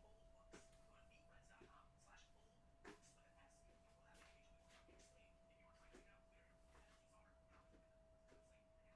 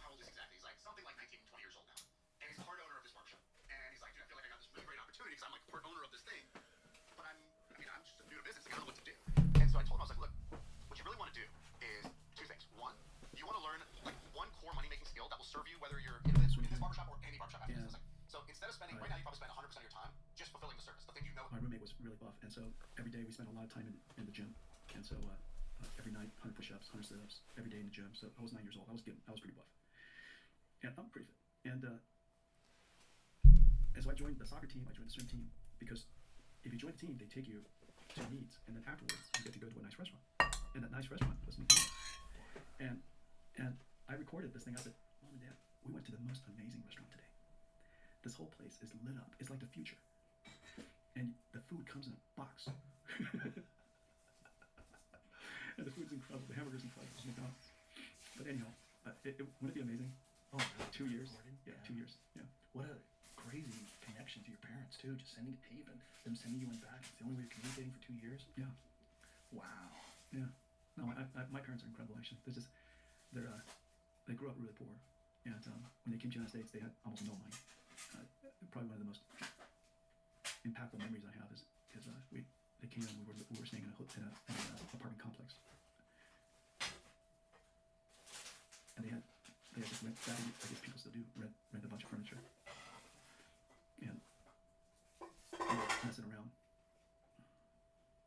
and we bumped into the coffee table and crushed it. It was made out of particle wood, and we crushed it. And I just still remember the look on my mom's face, because they didn't have any money and she didn't know how she was going to pay it back. But anyhow, that kind of tells you how hard it was for them. But they left everything behind, and all they had was their suitcase and the money they had in their pocket when they came to the United States. How old were they? Pursued the American dream. They were in their 40s. Wow. Yeah, late 30s. Pursued the American dream. This is the American dream. I'm the first generation of the American dream. Wow. Yeah, it's hard not to love this country. It's hard not to be romantic about this country. That is a romantic story. It's an amazing story. Yeah, and my dad found his job literally in the newspaper, the ads, and he calls people, got a job. What did he do? He was a consulting engineer in a consulting firm, and they helped people build oil refineries, paper mills, and fabs, and that's what he did. He's really good at factory design, instrumentation engineer, and so he's brilliant at that. And so he did that, and my mom worked as a maid, and they found a way to raise us. That's an incredible story, Justin. It really is. All of it, from your childhood to the perils of NVIDIA almost falling. It's really incredible, man. It's a great story. Yeah, I've lived a great life. You really have, and it's a great story for other people to hear too. It really is. You don't have to go to Ivy League schools to succeed. This country creates opportunities. Has opportunities for all of us. You do have to strive. You have to claw your way here. Yeah. But if you put in the work, you can succeed. Nobody works With a hard. lot of luck and a lot of good decision making. And the good graces of others. That's really important. Yeah, you and I spoke about two people who are very dear to me, but the list goes on. The people at NVIDIA who have helped me, many friends that are on the board, decisions, them giving me the opportunity. Like when we were inventing this new computing approach, I tanked our stock price because we added this thing called CUDA to the chip. We had this big idea. We added this thing called CUDA to the chip, but nobody paid for it. But our cost doubled, and so we had this graphics chip company. And we invented GPUs, we invented programmable shaders, we invented everything modern computer graphics. We invented real-time ray tracing, that's why it went from GTX to RTX. We invented all this stuff, but every time we invented something, the market doesn't know how to appreciate it, but the cost went way up. And in the case of CUDA that enabled AI, the cost increased a lot. But we really believed it, And so if you believe in that future and you don't do anything about it, you're going to regret it for your life. And so I always tell the team, do you believe it? Do we believe this or not? And if you believe it, and it's grounded on first principles, not random, hearsay, and we believe it, we owe it to ourselves to go pursue it. We're the right people to go do it. If it's really, really hard to do, it's worth doing, and we believe it. Let's go pursue it. When we pursued it, we launched the product. Nobody knew. It was exactly like when I launched DGX1, and the entire audience was like complete silence. When I launched CUDA, the audience was complete silence. No customer wanted it. Nobody asked for it. Nobody understood it. And it was a public company. What year was this? This is 2006, 20 years ago, 2005. Wow. Our stock price just went poof. I think our valuation went down to like $2 or $3 billion from about 12 or something like that. I crushed it in a very bad way. Yeah. What is it now though? It's higher. Very humble of you. It's higher, but it changed the world. Yeah. That invention changed the world. It's an incredible story, Jensen. It really is. Thank you. Like your story. My story's not as incredible. My story's more weird. It's much more fortuitous. Okay, what are the 3 milestones, most important milestones that led to here? That's a good question. What was step one? I think step one was seeing other people do it. Step one was in the initial days of podcasting, like in 2009 when I started. Podcasting had only been around for a couple of years. The first was Adam Curry, my good friend, who was the podfather. He invented podcasting. And then, I remember Adam Carolla had a show because he had a radio show. His radio show got canceled, and so he decided to just do the same show but do it on the internet, and that was pretty revolutionary. Nobody was doing that. And then there was the experiences that I had doing different morning radio shows, like Opie and Anthony in particular, because it was fun. And we would just get together with a bunch of comedians. I'd be on the show with like 3 or 4 other guys that I knew, and it was always just a look forward to it. It was just such a good time. And I said, God, I miss doing that. It's so fun to do that. I wish I could do something like that. And then I saw Tom Green set up. Tom Green had a setup in his house, and he essentially turned his entire house into a television studio. And he did an internet show from his living room. He had servers in his house and cables everywhere to step over cables. This is like 2007. I'm like, Tom, this is nuts. Like, this is. And I'm like, you gotta figure out a way to make money from this. Like, I wish everybody on the internet could see your setup. It's nuts. I just wanted you guys to know that. It's not just this. So that was the beginning of it. Just seeing other people do it, and then saying, all right, let's just try it. And then so the beginning days, we just did it on a laptop. Had a laptop with a webcam and just messed around. Had a bunch of comedians come in. We would just talk and joke around. And I did it like once a week. And then I started doing it twice a week. And then all of a sudden I was doing it for a year. And then I was doing it for 2 years. And then it was like, oh, it's starting to get a lot of viewers, a lot of listeners, And then I just kept doing it. That's all it is. I just kept doing it because I enjoyed doing it. Was there any setback? No, there's not really a setback. Really? No. It must have been. Or you're not the same kind of story. You're just resilient, or you're just tough. No. It wasn't tough or hard. It was just interesting. So I just you were never once punched in the face. No, not in the show. No, not really. Not doing the show. You never did something that big blowback. Nope. Not really. No, it all just kept growing. It kept growing, and the thing stayed the same from the beginning to now. And the thing is, I enjoy talking to people. I've always enjoyed talking to interesting. I could even tell just when we walked in, the way you interacted with everybody, not just me. Yeah, that's cool. People that's are cool. Yeah, that's cool. It's an amazing gift to be able to have so many conversations with so many interesting people because it changes the way you see the world. Because you see the world through so many different people's eyes. And you have so many different people have different perspectives and different opinions and different philosophies and different life stories. And it's an incredibly enriching and educating experience having so many conversations with so many amazing people. And that's all I started doing, and that's all I do now. Even now, when I book the show, I do it on my phone, and I basically go through this giant list of emails of all the people that want to be on the show or that requested to be on the show, and then I factor in another list that I have of people that I would like to get on the show that I'm interested in, and I just map it out. And that's it. And I go, ooh, I'd like to talk to him. If it wasn't because of President Trump, I wouldn't have bumped up on that list. No, I would have talked to you already. I just think, what you're doing is very fascinating. I mean, how would I not want to talk to you? And then today, it proved to be absolutely the right decision. Well, listen, it's strange to be an immigrant one day, going to Oneida Baptist Institute with the students that were there. And then here, NVIDIA is one of the most consequential companies in the history of companies. It is a crazy story. It has to be. Yeah, that journey is. Yeah. And it's very humbling. Yeah. And I'm very grateful. It's pretty amazing. Surrounded by amazing people. You're very fortunate, and you seem very happy, and you seem like you're 100% on the right path in this life. Everybody says you must love your job. Not every day. That's part of the beauty of everything. Yeah. Is that there's ups and downs. That's right. It's never just like this giant dopamine high. We need this impression. Here's an impression I don't think is helpful. People who are successful leave the impression often that our job gives us great joy. I think largely it does. That our jobs, we're passionate about our work. And that passion relates to it's just so much fun. I think it largely is. But it distracts from, in fact, a lot of success comes from really, really hard work. Yes.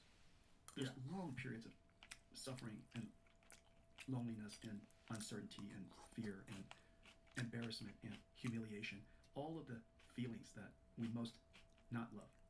That creating something from the ground up, and Elon will tell you something similar. Very difficult to invent something new. Yeah. And people don't believe you all the time. You're humiliated often, disbelieved most of the time.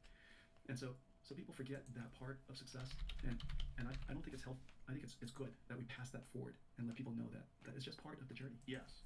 And then you will appreciate it so much. These horrible feelings that you have when things are not going so well, you will appreciate it so much more when they do go well. Deeply grateful. Yeah. Yeah. Deep pride. Incredible pride. Incredible gratefulness and surely incredible memories. Absolutely. Jensen, thank you so much for being here. This was really fun. I really enjoyed it, and your story is just absolutely incredible and very inspirational. And I think it really is the American dream. It is the American dream. It really is. Thank you so much. Thank you. All right. Bye, everyone.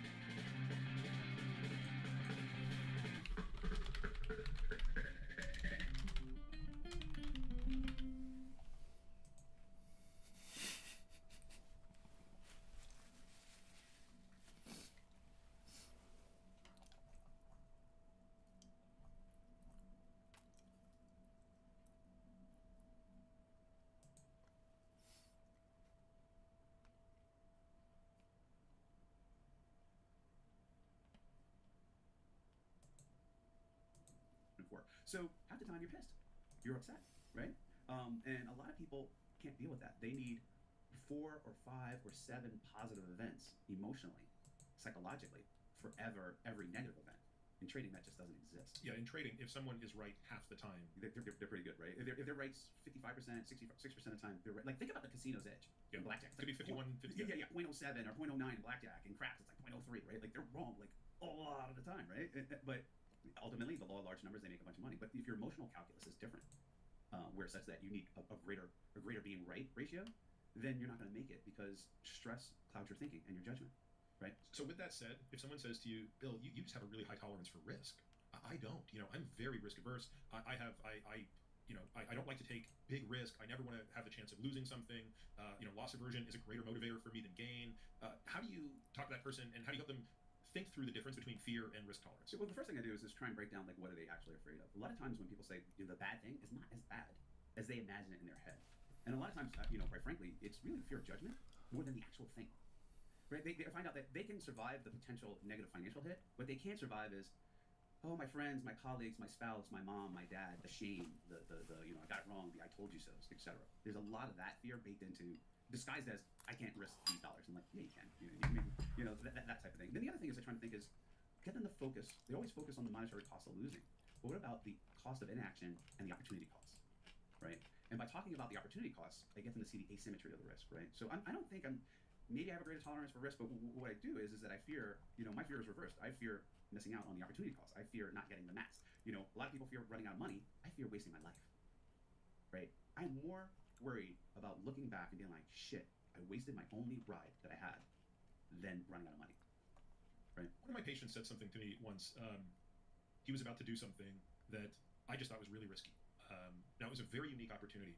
And he said, Peter, I'm going to go and do this thing. And I said, I think there's a significant risk to you in doing that. It wasn't a financial risk; it would have been a health risk, a physical risk. And he said, "You're right, Peter. I acknowledge that risk. That is the risk. But I'm optimizing in a risk, a regret minimizing framework, not a risk minimizing framework." Yeah, and that's pretty much, for me, it's risk reward, right? If I really love cigarettes, love them, I'd smoke cigarettes. You know what I mean? If I really love skydiving all the time, I went twice, but it was diminishing returns. I go skydiving, right? It's what fulfills you, right? And so I'm a risk reward guy. Is the reward commensurate with the risk? Some people like to ride motorcycles. I don't get for me, it's not worth the risk. Like, I have a physical risk tolerance around 1 in 10,000, right? Like, if it's more dangerous than 1 in 10,000, the reward really has to be worth it for me to do it. And so, I think that's the way I think, right? And then that helps me in this kind of like counterfactual regret minimization algorithm, right? So the algorithm of the book, right? The mental models in the book are, right? When a chess computer plays you, it has a regret minimization algorithm, and what it wants to do is it's solving to win, right? AlphaGo is solving to win the game. In the game of life, what I'm solving for, the regret minimization I'm solving for, is net fulfillment. I want the highest score in net fulfillment. I don't want the highest money. I don't even want the highest health, right? I'm like, I don't want to run 3 hours a day to be in the top 0.5%. Top 3% is great enough. I'll give up the tail end of my life. You know what I mean? And time, like, how do I optimize my time, right? And so everything for me is like what I'm solving for in life. What this book is solving for you is net fulfillment. It is relentless about net fulfillment. And so if that entails, for you, in your makeup, like taking those risks, going heli skiing, skydiving, riding motorcycles, then so be it. Like, as long as you're off autopilot and you thought it through, then that's fine. How variable do you think people are in their kind of stratification of what encompasses net fulfillment? And maybe a better question is, do you think people are even understanding about and deliberate about what that means? Like, that doesn't strike me as something that the average person could articulate very clearly what it is that will be their fulfillment maximizing function in terms of experiences. And also, I think I want to reiterate a point you made, because it's not just the experience, it's when they occur. Correct. Right? So the combination of which experiences and when they occur and who they occur with, do you get the sense that the average person can actually articulate that? I think they had the ability earlier in life, and then they get habituated out of it. So we all go into autopilot, right? Like, we have this default mode network. It helps us survive. It helps us drive without thinking, I gotta return. When you first learn to drive, like, everything's happening fast. You have to deliberately think about everything you're doing, and then all of a sudden it goes into default mode network, and it's easy. That happens with work, right? And you're like, I need to work to survive, and I need to do this, and you're panicking, whatever. And the next thing you're in the groove, and you're just constantly working, right? Constantly working. And somewhere along the way, with the abstraction of going to work to make money to survive and get the things we want, we forget about the things we want. We just go to work to just make more money, to go to work to make more money. And the things we want either get pushed far ahead or forgotten about because we're on autopilot, right? It was a good thing because it makes us good at our jobs. It's like, I can do this job with my eyes closed. I can do this. I'm getting promoted and you're getting rewarded. And there's certain things about the jobs that you like, but you're forgetting why you did this thing in the first place, right? People aren't like, I really want to be a plastic salesperson. I really love selling plastics, more and more plastics, and piling up numbers in a bank account. Those numbers in the bank account were really meant for, I want to hang out with my buddies, and I want to go skiing, and I want to get married, and I want to donate to this charity, and I want to do X, Y, and Z, right? But we kind of forget that, right? And since we forgot about it, we're not even thinking about when the best time it is to happen, right? It's just like, oh, I'll eventually do it, or we're going to get more. So we're completely out of touch of what we want, what's enough, the concept of enough, what that means for us, and the concept of when. Now, I had a discussion with a patient just yesterday. So runs a hedge fund, and not surprisingly, given the economic climate we're in, hedge funds aren't doing particularly well, especially long hedge funds. And this guy doesn't need to be working. I mean, even though he's now having a down year, I mean, he could certainly return all the capital to his investors and manage his own capital indefinitely, or do nothing, literally do nothing. Right. But he said, what would I do? Like, what would I do? Like, I'd sit around for 3 months and it would feel really nice to have no stress for 3 months, and then I'd be bored out of my mind. So he's like, no, I got to keep going. Yeah, I've had this, amongst my friends, it's one of the things, like, people ask the question, why do people do this? And I've had direct conversations with my friends, and, with a friend, I'm very, very aggressive with attacking their walls they put up. And what I tell them is that you have made your work your God. It's who you meet people. You eat around where work is. You've given up learning how to socialize and meet your neighbors, all the people you know, or sometimes work or work related. You haven't exercised those muscles for years, 10, 20, 30 years, right? Sometimes that people have their whole life revolves around work, and all the other muscles, and I'm using muscles as an example, have atrophy. Like, how do you socialize without a job? How do you meet people without a job? Where do I go eat without my job? Like, I eat obviously somewhere within 5 miles of this place, and people recommend all the things that get recommended, the camaraderie, everything that when people list what they like about work, that used to happen without work, right? And they atrophy those muscles. So when you take that away, they're like, they don't know what to do. They don't know what they want, and their dreams have left them. Right? The ski trip, they haven't thought about that, or hang out with their buddies or whatever. All that stuff has left them, and they haven't worked those muscles out. And I said, listen, just let's start working on those muscles and building them up, and you'll have plenty to do, right? You have plenty to do. You've let autopilot and habit put you in poor health in these other activities, right? You're in poor health on how to meet people and socialize outside of work. You're in poor health on where to go eat lunch, except for places near work or wherever you go, right? You're in poor health on trips that are not business trips, right? You're in poor health about thinking about what fulfills you and discovery, just plain old discovery, because you don't know what you want. You discover what you want. Nobody comes out of the womb like, I don't like onions, and I love chocolate, and I want to go to Japan, and I love F1. Like, you get exposed to it, and you discover what you want. So a lot of life is discovery. I think my kids did come out of the womb. No. Well, they didn't have a choice. They didn't have a choice. Yeah. But these people are out of discovery. They're in the familiar, habituated routine. They are a rat in a wheel that doesn't even need cheese anymore. It just runs in the wheel. But how do we differentiate that from people who, and I would put myself in this category truthfully, where, a big part of their work is their fulfillment, and they do feel a sense of purpose in what they do beyond just the making money part of it. Correct. And I suspect that, like, again, just to make caricatures of things, right? So maybe the person who works in the widget factory that makes the widget, that they don't even know what the widget plugs into, but they need a job. Like, and if they, inherited a big lump sum of money tomorrow, they would happily quit the widget job. Right. But maybe they get bored and they want to go back and start volunteering and doing something where they don't actually get paid, but they really enjoy what they're doing. And then, of course, you have the group of people whose job is doing two things. It's providing money for all the things that you need, both in an approximate sense and distally, but also it is a sense of purpose, and therefore it fits into the fulfillment. But these things can be very slippery, and I would certainly put myself squarely in that category, right? Which is, I still work harder than I should, and I absolutely know that I'm failing in the equation, even though I'm fulfilled by this, and I wouldn't want to not do this, but I'm doing too much of it, as an example. Yeah, I really push back hard at my friends on this, and the part, like, I can't know, only they can know, right? Like, the heroin addict is happy. I'm happy on heroin. You have a problem with my heroin. I don't have a problem, right? And that's kind of the argument I push towards them. And I say, listen, really think about what in your job fulfills you, and is that outside in the world, right? And the purpose in that.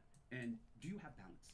Are you balanced according to what you want in life, in this time period in your life, in the future time period in your life? Now, I can't tell somebody what their balance is, right? That's a very personal thing. But what I really want them to do is be honest, off autopilot, really, like, unplug for a moment and think about it. Like, okay, I got one life, and I have only this period once. Okay, I only get to be 50, between 50 and 55. I only get this level of health at this time. Are these the experiences? Is this really how I'm going to allocate my time at this period? Is this really the maximum? Is this the optimal thing for me to do? And if they do that and they come up with the same answer, like, hey, no, I want to work at the widget factory, or I want to work at this fulfilling, I can't argue that. Like, who am I to tell you how to live your life? What I'm here to tell you is how to optimize your life. What thought process and what steps you should go through, things you should be considering in order to get the most fulfillment out of your life. And then if you come to the conclusion that, hey, I'm at the perfect balance of work, right? And the money's piling up, but I'm going to use it later, and I'm going to go on, a senior's cruise, and that's what it's for, then that's your life. But maybe you might go, I can dial it back, and, my daughters are only going to be, or my kids are only going to be this age at this time. Maybe I should, take a family trip and unplug and go on safari with them, right? And enjoy my success, because that's going to give me a lifetime of memory dividends and discussion points and connections, etc. Maybe, I'd rather have that time with them now and not have them in a hospital with me when I'm old and stinky, can barely, and seeing me this way. I want the memories and the time they spend with me doing this, and not at the tail end of life. Who knows, right? Like, I just want people thinking about it. And if you just get off autopilot just a bit and you start thinking about it, you're already optimizing your life. You're already going to have a more fulfilling life, right? Well, I think that that's probably the part of the book that most kind of resonates with someone like me, which is, especially when it comes to kids, right? It's that you have, and I have, I guess, maybe it's an advantage, maybe it's a disadvantage, but my kids are sort of separated in age by a bit of a gap, right? So my daughter's 14, and then the boys are 5 and 8.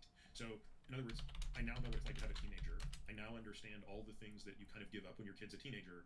And our daughter's an amazing kid, but the reality of it is, like, she doesn't really want to be around you. No, they don't want to know you when they become teenagers. I didn't want to know my parents when I was teenagers. Yeah. Whereas, conversely, the boys can't leave us alone. And it's tempting to sort of say, I wish they would just leave us alone. But now knowing that, actually, in like 6 years, you'll kill to be back in this situation. Correct. Makes it infinitely more easy to appreciate. Correct. So that's kind of one thing that I think is helpful for people to understand the seasons and this idea of seasonality. Right. Like you, I probably think back to things I didn't do for different reasons, right? So when I was in college, I mean, I couldn't have worked harder. Like I was out of my mind how hard I worked. Right. My night off, there was one night, which was Friday, when I only worked till 9 p.m. It was my break. And from 9 p.m. till 11, I would Danny did a little bit of you, and you did a little bit of me. I would go and do laundry after 9 p.m. on a Friday. That was my way to just take a little time off. But other than that, it was 6 hours a day of work outside of class. And I think of all the things I didn't do in college. So first of all, my only memories of college are pure misery. I hated every minute of college. I didn't have many. I didn't have this college experience. Yeah. Now, I could say, well, a lot of good came out of that because I did really well and did well. That set me up for the next thing, the next thing, the next thing. But I could have traveled, right? Having a college experience didn't mean I had to get drunk every night. No. It meant that I could have saved all that money I was making by tutoring and done something different. This reminds me of, the college paper had this kind of like, my senior year I opened up and had the 50 things you need to do before you graduate. And I just had the biggest regret when I read that list. And I was like... And you read it at what age? Like how much? I was like just about on my way out, right? Like on my way out. Like my life. I was like, I'm never going to be able to do this. I'm not going to do this. It's like, it's something more simple, like write an angry letter to the newspaper, go skinny dipping at like whatever. Actually did that after I read that. There were a lot of things. Do this college prank, do whatever. Like things that would be fun, didn't necessarily cost you money or whatever, but like things to do to have a college experience, not necessarily do them all. And I was like, maybe I did 3 before. Yeah. And I was like, why was I so on autopilot in my way? And think about like, okay, you got 4 years here. Just get, good grades, good study, but like, you want to get this out of it, you want to do this out of it, you want to have this college experience, etc. Right? We just kind of like don't really think about things, go on autopilot so much that we don't think about periods in our life, even this year. What experiences do I want to have this year with this person, with myself, with my spirituality, with my health, with my travel, my leisure, my job? How am I going to optimize, and how does that fit into the jigsaw, the Tetris game of my entire life? Right? Am I doing it right? Maybe this experience I'm saying goes here actually goes further out in my life. Right? When I was trying to get the book published, one of the publishers said, I do exactly what you're talking about, but I really like hiking. She explained she had an injury, and she likes running, but now she does like hiking, and she really likes concert and music. And she goes on a vacation with a friend every year. They pick what they're going to go do, and there's this very expensive opera that she wants to go see, etc. She said, what I and our friend decided is that the hiking trips and this mountain, etc. We're going to pull these forward, and the sitting in operas and these type of trips, the sedentary trips, we're going to push forward. Push to the future. Push it in the future. To maximize. It was like, if they get that order right, if they get that order wrong, right, they go all the opera and then they turn around like, holy shit, I can't hike this mountain, right? And so this fits in every aspect of your life, right? College, first job, pre-married, married, 4 kids, kids that are toddlers, not toddlers, that type of thinking is really helpful. And you've been lucky. Experience has taught you about the seasons with your kids, right? And I learned the hard way too. I was like, people tell you like, oh, your kids don't want to be when you're 13, and you kind of forget when you were 13, right? Like, you forget like, oh yeah, I didn't want to be around my parents, and then it really hits you. And you're just like, oh, Dad. Nobody hangs out with their dad that much. Come on. You know what I mean? Like, yeah. One of the other things that you talk about, and you've mentioned it already today a couple times, is philanthropy. So there's a story in the book about a woman who dies and leaves a large gift. Tell that story again. Yeah. So there's a woman. She it's one of those, secret millionaire stories, right? They're all out there. Like there's a secretary, and then when she died, she had $10 million of Tootsie Roll stock or whatever, right? Like, and so this woman was, I believe, worked at a law firm. Saved her money, lived by all accounts a very frugal life, and then when she died, she gave a multi-million-dollar gift to education. It was a charitable education, and everybody was like, that's so charitable, and that's such a great thing. And I had a different perspective, right? Like my perspective was, when you're dead, the money isn't yours, right? And so, and also that the target for her, her bequeath after her death would have been much better off receiving the money much earlier, a lower sum much earlier, and that the return on her charitable investment would be greater than any of her investment returns, right? And so, I can't really get into her head to determine if it's charitable. Like I'm knowingly thinking I'm doing the right thing. I'm going to. You're waiting for the train to go where? London? I'm going to give it to a charity. But to me, it appears to be a tip on the way out. Right? The money's got to go somewhere. It was going to go either to the IRS, who, you know, the government will redistribute the money the way they see fit, usually into wars and stuff. But I won't go into that subject, right? Or hairs, or et cetera. But it's going somewhere. It's not yours, right? It's called. So the fact that it just wound up into this educational charity, you know, I didn't see it as charitable as much and as impactful as just giving the money earlier. Like, life is urgent, life is now. And I argue that the return on investment in your charitable endeavors is greater than any return in the market you can get. Well, and this is sort of interesting because, you know, think about what our mutual friend John Arnold did 10 years ago, which was before he even hits the age of 40. That's right. He decides, I'm no longer going to do this full time. My full time job is now giving this money away. Right. It's great. John's great. We've had a lot of conversations about this, about, like, you know, making sure the money actually gets distributed, gets into. I'm trying to grade my helping causes. But John decided cons. I've been solving the problem of natural gas long enough. I have more money than I'll ever spend or need, and I really want to dedicate my neurons to solving other problems. Right. So he takes an analytical approach, a database-driven approach to solving some of society's ills and solving some problems and trying to get it and have some of these intractable problems, which is awesome. And the fact that he's doing so young, I even argue with John, like, he did it too late. He's still late. You know what I mean? Because he was on autopilot too, in my opinion, trading. Right. Like, it's like, what are you working for? You know, I had this conversation with John. It's like, what's the money for? What can't you buy? You know, and to a certain extent, the money became a detriment. You know, based on your value system, right? Like, if you're like, hey, and I mentioned this book, it's like, yeah, I can have Maroon 5 play in my backyard every day, et cetera, but you don't want to ruin your kids by spending money and consuming it that way. And I'm using the Maroon 5 as like an exaggerated example, but, like, there's all kinds of consumption that you don't want to have because you don't want your kids to have that. Then the money can be negative, right? Like, you really work too hard because you're working for money that you cannot spend, you cannot consume, right? And you can start giving away and having an impact on the other things you want to do.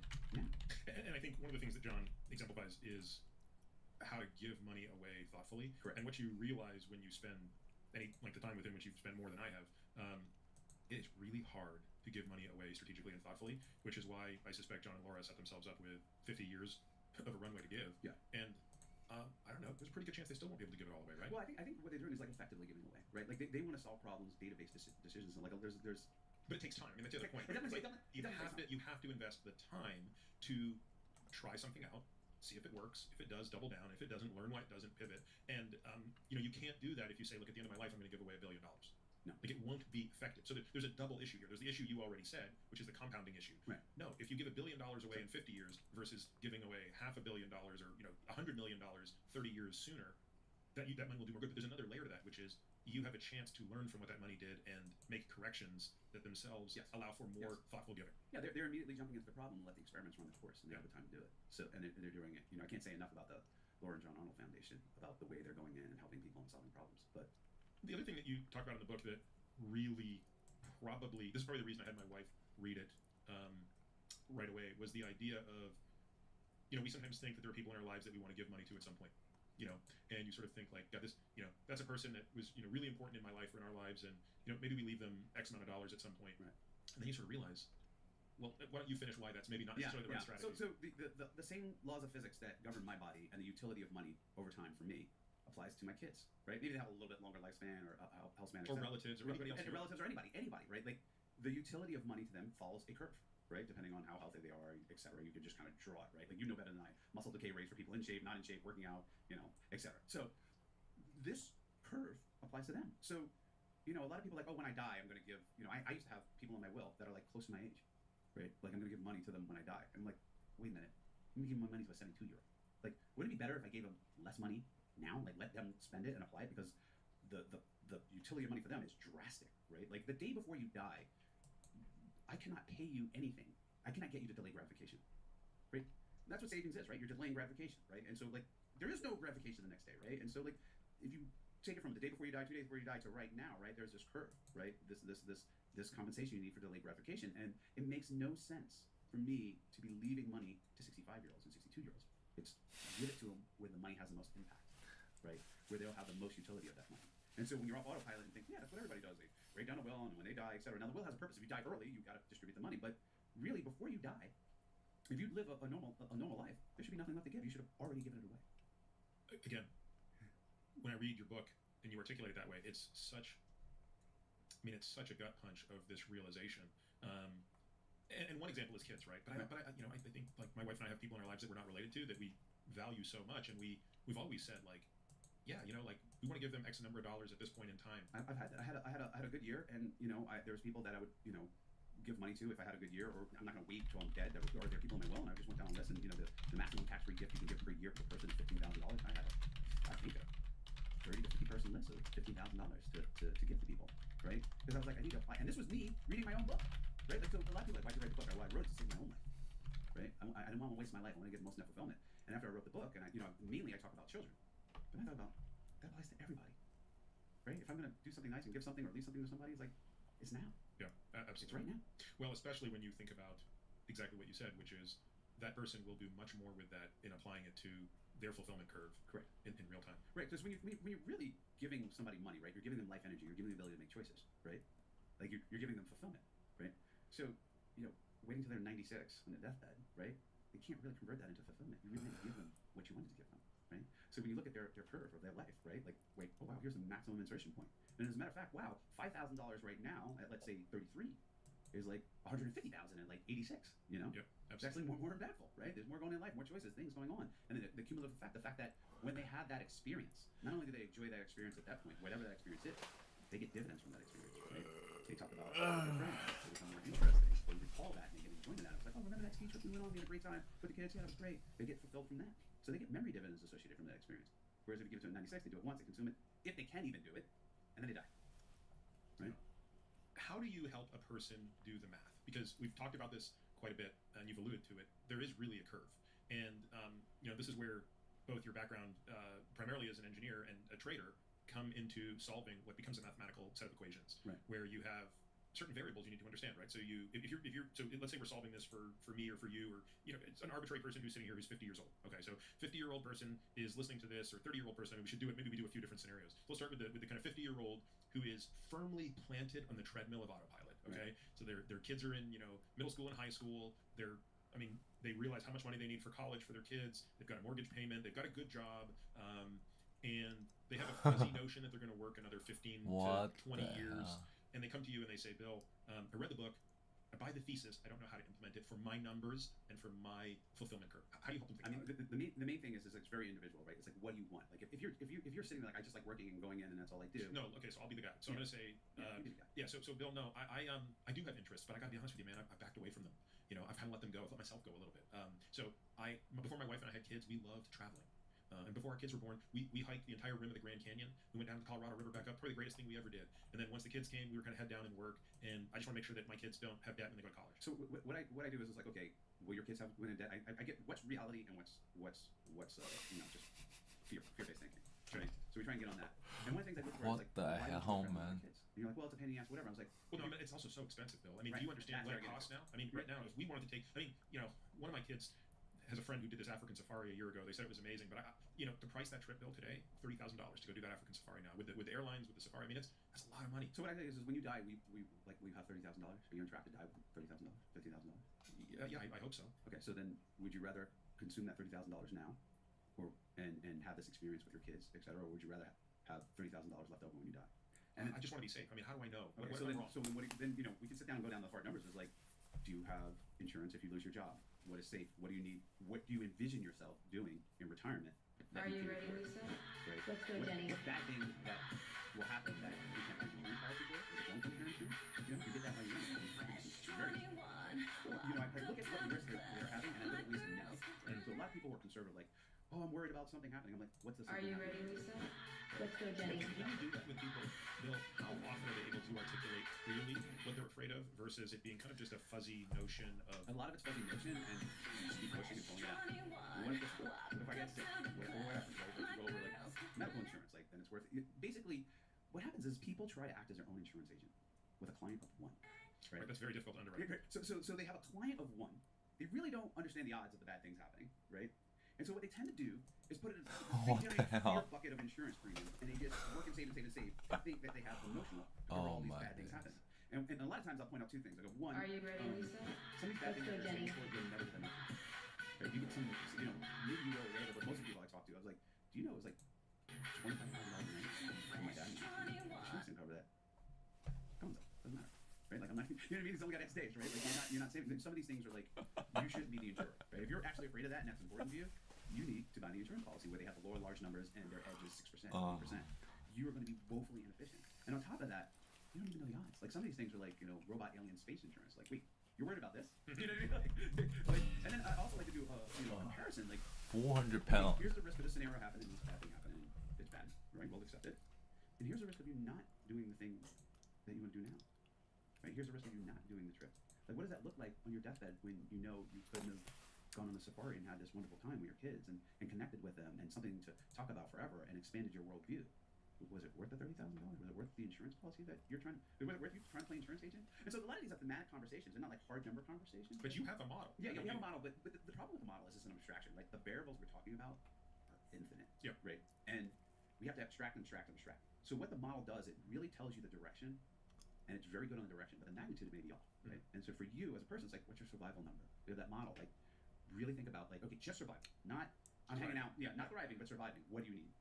Then after that, right, it's all your choices, right? And depending on who you are, right, because there's infinite choices, and what those choices will cost, and the experiences you want to have in your life, plus the discovery, 20 to 30% discovery, you know, maybe all your experiences go in the 50 bucket, right? You didn't realize it, and you're actually inadvertently pushing them in the 70 bucket, and you're not going to have them.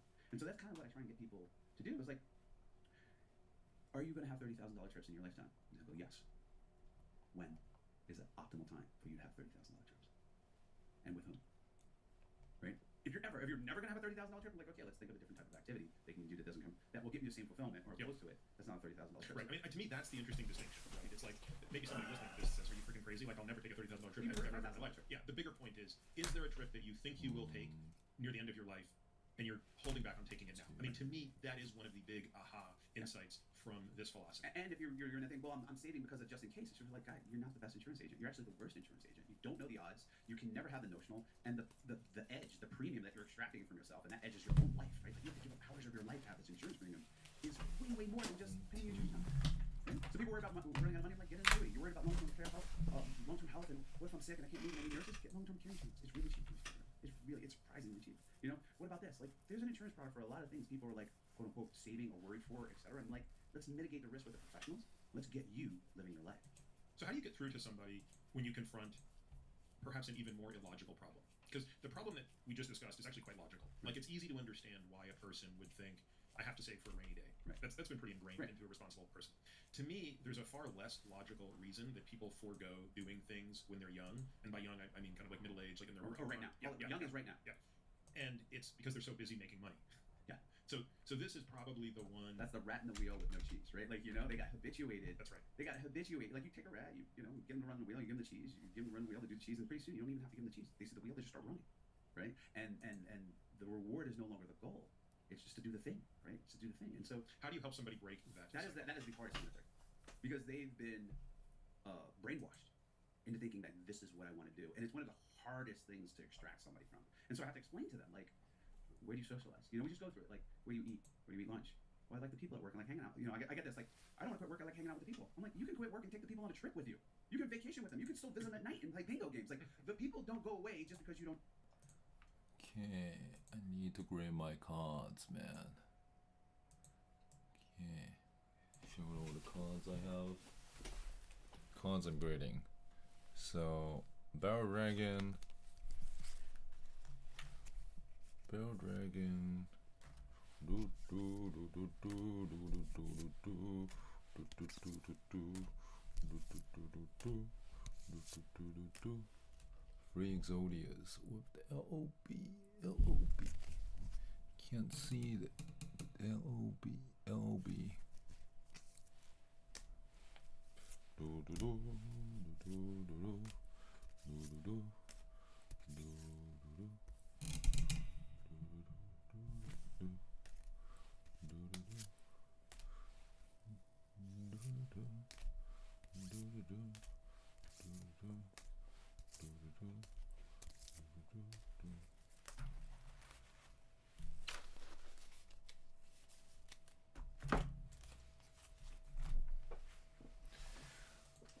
Don't show up at work, you can still spend time, and you can actually spend more quality time with the people at work if you exercise that muscle. But they don't know how to invite people over their house, or, hey, we're going to go see the Chris Rock show tonight, which I'm going to go do. Chris Rock in town tonight, or is it in Houston? No, here in Austin tonight. I didn't even know. See? There you go. A new experience you might have. But anyway, like, they don't know how to do that, right? So I try and, like, it's a very long conversation. Like, you can do this, you can do that. You can actually, everything that you're getting out of work, that social benefit, all these little excuses, the mental stimulation. I'm like, John's like, these real life problems are more mentally stimulating than the natural gas puzzle. I still like the natural gas puzzle, but these are more mentally stimulating, more purposeful, more fulfilling to me, right? And so I have to break down brick by brick, right?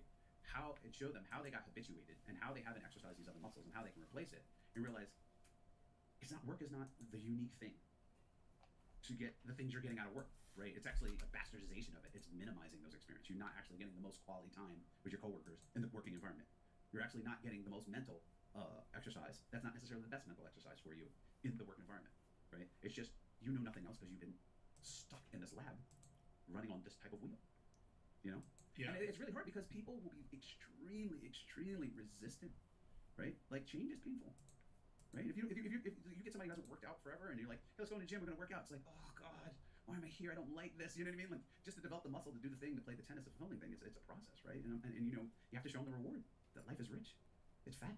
It is one of the biggest cliches ever, which is the person on their deathbed who says, I wish I didn't work so hard. Right. And yet we all know this cliche, and yet many of us still work too hard. Habits are powerful. Like one of the things I took away from the habit books, like Tiny Habits by BJ Fogg, is a great book, is that they're powerful. They're extremely powerful.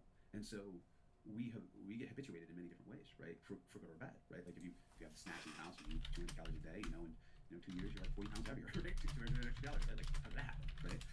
How did I forget? How did my life pass me by? How did I not go on these trips? How did I not have these experiences? How did I not call my mother? How did I not say I love you to these people? Even pick up the phone? Because my habits took over, right? They took over towards this purpose and it just absorbed my life. And so, outside the book with my friends, I really talk about, the good of habits, right? You can form good habits that keep you healthy, but some of the habits, the consequences of some of our habits to be successful and how it takes away from other things, right? And so has that been a struggle for you? Oh, I wrote that book for me. I wrote to save my life. People think I didn't. The first life I wanted to save was my own. Put your life mask on first. I am just as guilty as the next person as being on autopilot. I constantly have to remind myself that I'm going to die, that life isn't forever. This period ends. These seasons with my daughters end. These seasons with my startups end. All these things, and I have to think about what do I want? How do I balance them? What's optimized, right? And I don't get it exactly right, but I do it better than if I was just completely on autopilot. And then sometimes I was like, oh shit, I was on autopilot. Why didn't I think about this? And what do you use to help jar you out of autopilot? I mean, the first macro thing is the death clock. Where right now I have this calendar up, and it's 4,000 weeks, and you mark off each week, and it's a very visceral representation about like life is finite. This period, not only will you die somewhere around here, but this period is going to end, right? And a lot of times when people go on vacation, right, knowing that the vacation ends on Friday snaps you up. You're like, oh shit, I'm gonna go here and do this, and I'm gonna stay out, and we only have a couple days, so let's do the cafe and let's do X, Y, and Z, and you actually get more out of the trip knowing it's going to end as opposed to living obliviously, and all of a sudden time to go. Wait, time to go. I've got to do this or go see the Eiffel Tower or go whatever it is on your trip. And so same way with life. When you know life is going to end, it becomes more urgent, right? And even the segment in your life when you know your early 50s are going to end, you're like it becomes more urgent. You become more deliberate. You get off autopilot. So that's the first thing. So each week you do check off a box. Each week I check off. Now I've been often traveling, but when I come back, I see it. It's in my closet. So I walk by it every day. It's a constant reminder, right? Where'd you get this calendar, by the way? Online. There's like some sort of stoic reflections out there. Memento mori, remember death. Yep. And so I saw it, and I used to have it on my phone, and you just count down backwards to my estimated death date. That app no longer works, but the seeing it every time, is great. If I get another widget that counts down, I'll have both of them, right? And I used to do it for other things like till Christmas, till your daughter's 14, till the job, the 15-year anniversary, right? It's like, wow, my daughter's going to be 16, she's going to be driving. What? How am I going to pry experiences out of my daughter because your daughter don't want to know you, right? Before she's really gone, right? She gets a car and she's, see ya, deuces, that type of thing. So that really helps me, it gives me kind of an alarm that wakes me up out of autopilot, right? And that's the thing I personally use. How do you help somebody think about when their net worth should peak? Because a clear implication of everything we're talking about is net worth probably needs to peak a lot sooner than it currently does. Yeah. As you said, I think the default for most working people is that net worth peaks sometime after retirement, or certainly around the time of retirement, even if they're thinking about drawing down. But again, for most people, given the age of retirement, there's a mismatch between when they're hitting peak net worth and when they're hitting peak capacity to utilize net worth. It's a massive mismatch. One of the things I wanted to do, and I wish I knew you back then because you could help me, is I was like, I want to know about all these frailty curves, like bone density, lung capacity, what activities become less enjoyable first and then unable to do, right? Because that determines a lot when your net worth should peak. So I estimated it somewhere in your 50s. Wow. Right. Like, and the data kind of shows that. Like when I went to St. Petersburg and climbed the 200, I think it was 11 steps to walk around the banister. All these tour buses coming to St. Petersburg, Asian, whatever. Now, one person over those tour buses that was elderly climbed the 211 steps. So St. Petersburg was a different St. Petersburg for them. They didn't have the same experience. I got more out of St. Petersburg. Now, I'm not saying it wasn't a wonderful trip and a nice trip for them, but they probably pushed St. Petersburg too late in life. Yeah. And so, there's so much hidden data and data out there in reports if you read it, where, we talked about earlier, like trying to get people to spend their money down, right? And one of the answers I give, they say, well, why do you think people are still, their net worth is still going up into 72? And, part of it is, asset appreciation and going faster than they can spend it. But the real answer is they can't. Yeah. They cannot spend it down. Life has passed them by. They no longer have the attitude or aptitude, to do this. Like they can't do it. You'd be surprised how many people die on those cruise ships trying to swim when they get to St. Thomas. It's I'm going to do this, and they think the life's going to be like a Carnival commercial. I'm like, a Carnival commercial will kill most Americans. Right? They're having heart attacks going down the slides, right? And so, and that, of course, just speaks to the imbalance between the three variables. It's like if you spent a little bit more of your time on your health, yes, you would buy yourself a bigger runway to utilize your wealth on the experiences. Right. So particularly for Americans, like this book, my book is most successful in Japan, which is strange. Yeah, say why. I think one, I believe you'll get value out of this book in the way of thinking, even if you have zero wealth. But Japan has a savings problem. Yeah. Like, Japan saves, and then they die, and they give the money to the next generation, and they save, and I'm just like, well, what generation actually has fun? Right? So I'm really counter to the culture there, right? We hear, one of the criticisms of the book will be like, well, there's so many people who have zero and trying to make ends meet. I'm like, I get it. They can still get value out of this about getting the Tetris of their life, right? But maybe, a wealth building book or like how to make dollars book might be, more useful to them at this time in their life, right? In Japan, it's the opposite. And also Japanese, they're healthier. Like, yeah, you walk around, they're healthier longer. Yes, you walk around Japan, like old people around, it's an older country, but they're around, they're moving, they're doing things, they're having activities, etc. They're enjoying the life. Where Americans, looking at the obesity epidemic and the lifestyle of Americans, that their ability to consume experiences deteriorates way faster and way earlier than say the Japanese.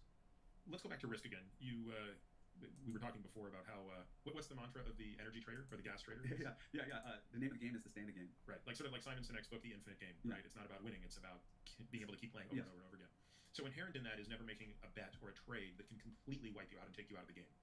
I mean, by nature of the business, even the smallest position can take you out of the game. It's really about taking prudent risk reward and then stopping out when you can. Right? Life is risk, right? You can get hit by a bus, a meteor can hit you. You can get some sort of crazy infectious disease. Like you can get a bum deal, right? Just going out, but you're not going to live in a bubble. You're going to take calculated risk. So in trading, we're optimizing for profits, right? You're going to take risks that in a tail scenario can blow you out. The key is taking prudent risk reward decisions, right? Like, I don't smoke. It's not the reward's not great enough. I did go skydiving. The first time the reward was great. The second time it was half as great. I didn't do it the third time because the risk was the same and the reward wasn't. Right? The reward was going down and the risk was still the same. Yeah. And so this is the same thing in trading, right? Like we look at everything on a risk reward basis and the likelihood of dying, right? And if things go awry, can we get out? Right? Have I sized my position? Can I get out? Is the liquidity there? And all these things are going on all the time, right? How do you think about that in a person's life? I mean, I like the example of skydiving. How do you think about this now in terms of the seasons of the person's life? Are there certain seasons where certain risks make sense, be it financial risks or? I'll give you a great example of physical risk. Yep. Okay. So I have a cartilage disappearing in L3, L4, right? Bones are hitting each other. So I'm advising against doing impact things. And I was 50 years old in the islands, and guys were going to go wakeboarding. I was like, I don't want to go. I'm going to hang out on the beach and go love. And I thought about it for a second. I said, I don't have many wakeboarding times left. Like, I'm not going wakeboarding at 60, right? I have this degenerative back thing, cartilage, it's going to be more dangerous for me, etc. If I am to wakeboard, it has to be it is in this time period. And I thought, okay, it's in this time period. I'm like, okay, how many times am I going to be in warm weather with my buddies where there's a wakeboarding boat ready to go in the next 2 years? I don't know. This is it. I don't foresee it happening. Like I could make a special effort for it, but like it's just there in my lap, and I don't have something else to do, etc. And I was like, I'm going to go wakeboarding. This is probably the last time I'm going to wakeboarding. That was the last time I went wakeboarding. How much did it hurt? It didn't hurt. I actually jumped the wake too. I made a nice jump at the wake. I said, I'm going to send it. I sent it. It didn't hurt that much. It wasn't like that, but afterwards, like there was a little tension in my back, etc. And stretching and trying to but like I was very conscious, like, okay, I got to be, careful, right, coming across it. And now I racer, right? Like I do the low impact version of the sport, which I absolutely love.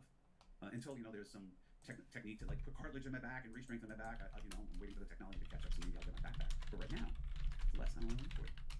That was the risk was worth the reward. There was no other time. Now as I get older, wakeboarding is much more dangerous, right? And so I've gone to a sport where the speed of the sport, a lot of people think, if you're going 10 miles per hour versus 12 miles per hour, it's only 2 miles per hour difference, but it's a 44% difference in force, right? Because force equals mv squared. Yep. And so, people don't realize that. Well, I'm acutely aware of it, and I'm like, okay, I want to be in this something I can get fulfilled where the risk is not as great, right? And so I have a 44% reduction in force, which is great. Great for me when I fall. So what year was it that you had that incredible birthday? Gosh, I'm pretty sure it's 45, right? But I've had an incredible birthday since then. But like the one in the book is 45. And I'm pretty sure it's 45. Well, how about this?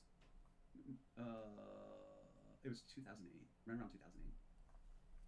Okay, No, there's a second one. I had two birthday parties. It was 45. Let's say 45. All right. So at the time you spend a lot of money. Was it for you enough money that you were like, "Am I crazy doing this?" Like, did you have second thoughts about it? I had second thought, like the events and the things I was planning. Remind me, what was the? It was down in the. Oh, so Caribbean? I went to St. Bart's. I love St. Bart's. It's where I had my honeymoon. It's a great island. I think it's one of the best islands in the Caribbean. I obviously not everybody can go to St. Bart's, and I tell people that become successful. You either get new friends or you stop. You want to be experiences. A lot of times people want shared experiences, right? They want their friends to come. They can't afford to just pop up and spend $1,000s to go to St. Bart's or do X, Y, and Z when you're, and it happens in various levels of success, right? Whether it's on a trip to Chicago, like I can't do that, like some people can and can't. And so as you become successful, one of the experiences you want to have is to be around your friends and have shared experience with your friends. And so I coach people. I say, you have to lose this attachment that they have to pay, right? Or they need to pay or whatever. Like, you have to think what's the most important to you. Get off autopilot. It's to have shared experiences. And is it worth it for you to have them around? For me, I've had good friends throughout the years. It's unequivocal, yes.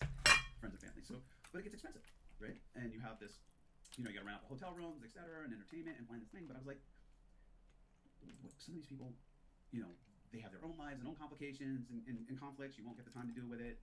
Some of these people won't be alive, right? May or may not be alive. You may drift apart. This is the time, right? I want to do this. And so as I was, adding these people in and having my mother down and all this stuff, I had just like a heavenly experience, like walking on the beach. My mom's coming out of her beach house. My friends are hanging on the balcony looking down. It's beautiful. Birds are out, etc. And hi, all the people I love. And we're going to do this fun activity. We're going to listen to music, etc. I imagine that's what heaven is like, right? Like you're just having this experience. And what I did was I realized that that's what I was working for. I was working to create these experiences. These are the things. When I was planning it, it's like, oh shit, this is a lot of goddamn money. You know what I mean? Like, what am I going to do? Is I'm going to lay allocation, right? But this was the right direction, right? It reminds me of something. So when my wife and I got married in 2004, it was. I remember looking. So we got married at a golf club. We didn't have 2 nickels to rub together, right? So it was like, I think the wedding, the ceremony, the reception were all at the same place. The whole thing cost less than $20,000, but it was an obscene amount of money for us at the time, right? And it was amazing because everybody we actually cared about in our lives was there. We were really fortunate that almost everybody could make it who we invited, right? And there were almost 200 people there. So at one point, I grabbed my wife and we kind of walked out onto a balcony conceivably, and I said, "Do you realize that this is one of only 2 times in our life that we will be surrounded by everyone who's meaningful to us, who's alive, and the only other times to occur, we're going to be dead, we'll be in the casket, we'll be at our funeral. So we got to really take this in."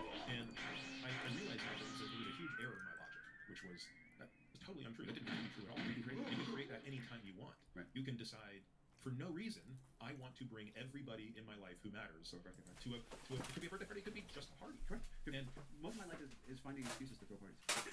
We autopilot waiting for certain events like weddings or funerals or special anniversaries or things like that. We autopilot like, oh, that's when we get together, right? Yeah. So we allow autopilot to dictate when we do these things instead of thinking, hey, I really want to hang out with so and so. Let me design a trip, or let me have a bowling alley or something. It could be low cost. It could be like, let me have a picnic, wiffle ball game, talking shit.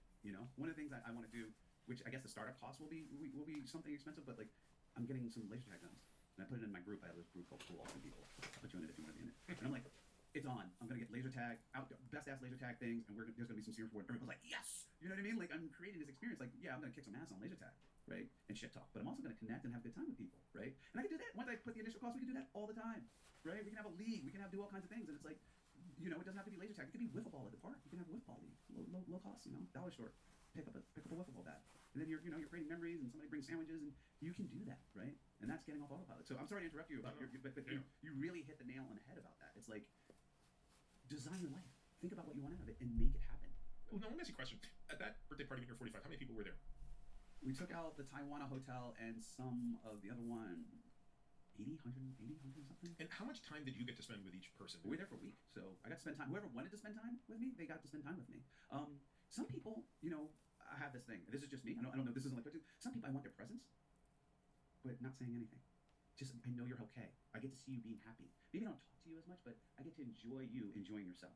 That's one of my favorite things at a party. When I throw a party, they're like, "Are you having a good time? It's crazy, whatever." I'm like, "I'm having the best. I'm watching the best fucking movie of my life right now. I am in an immersive theater of people I love doing the thing they want to do."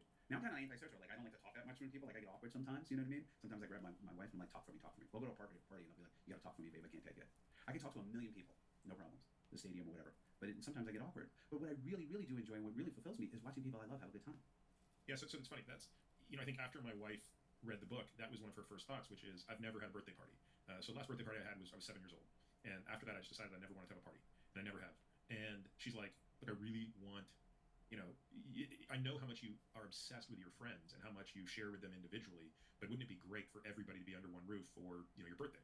And I'm resisting it to know, and she'd never throw a surprise party for me. She knows that would just kill me. Right. So she won't do that, but she's really negotiating with me to sort of have a party. And my view is, like, it won't be enjoyable for me because I'll be the center of attention and I'll feel an obligation to give everybody the same amount of attention. Whereas, like, having dinner with 5 friends is infinitely more enjoyable. Right. So I'm trying to balance her. It's just a different experience. Like but I guess what bums me out is, like, I feel like I wouldn't even know how to appreciate a party. Yeah, I mean, I get that. Like, I walk around and I just really enjoy people meeting and socializing and connecting. Like at my wedding, people, like, they were friends that didn't know each other and they're like, "They're great. Like, you know great people." And I'm like, "Of course I do. Like, you find somebody who's great, love you, keep them close by. I don't care if you dated them or whatever. Like, you keep them close, man. Like, the people that vibe with you is very important to me. And me seeing them succeed, I'm a person that roots for people to hit the long ball. Like, I'm not a hater. I'm a natural, like, I hope you crush it.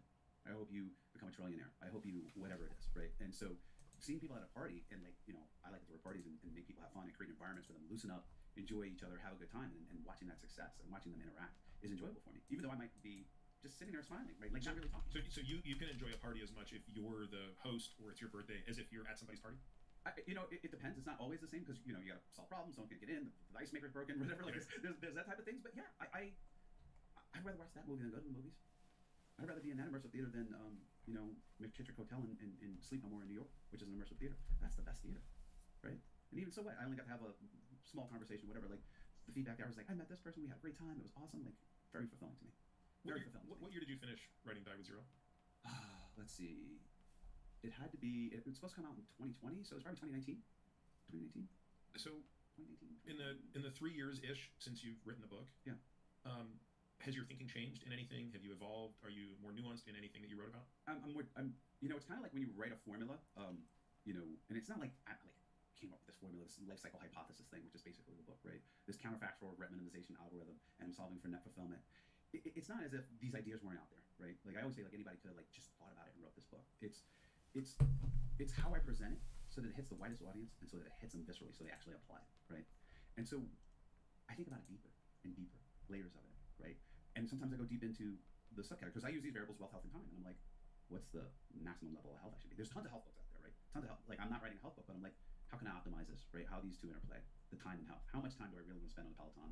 How much time do I really want to, like, regimented eating all the time and being a pain in the ass? And how many chocolate chip cookies do I want to eat before I die, right? And just suffer. Like, I have to think about that. Like, if dying 1 year early means, living 1 more year, but I don't get any chocolate chip cookies, I'll take the chocolate chip cookies. I want a fulfilling life. Like, thinking deeply about these things. Yeah. That's kind of a cartoon version of it, but, and I hear other people think about, like, I wrote the basic macro formula, but there's, like, it's very fulfilling to see other people, like, they've set up spreadsheets. Like, this is how you die. This is the optimal way you would die with zero. They've done it better than me, right? These financial planners, and you built these spreadsheets and your returns, and these are the things you like to do, et cetera. It's, I'm like, this is great.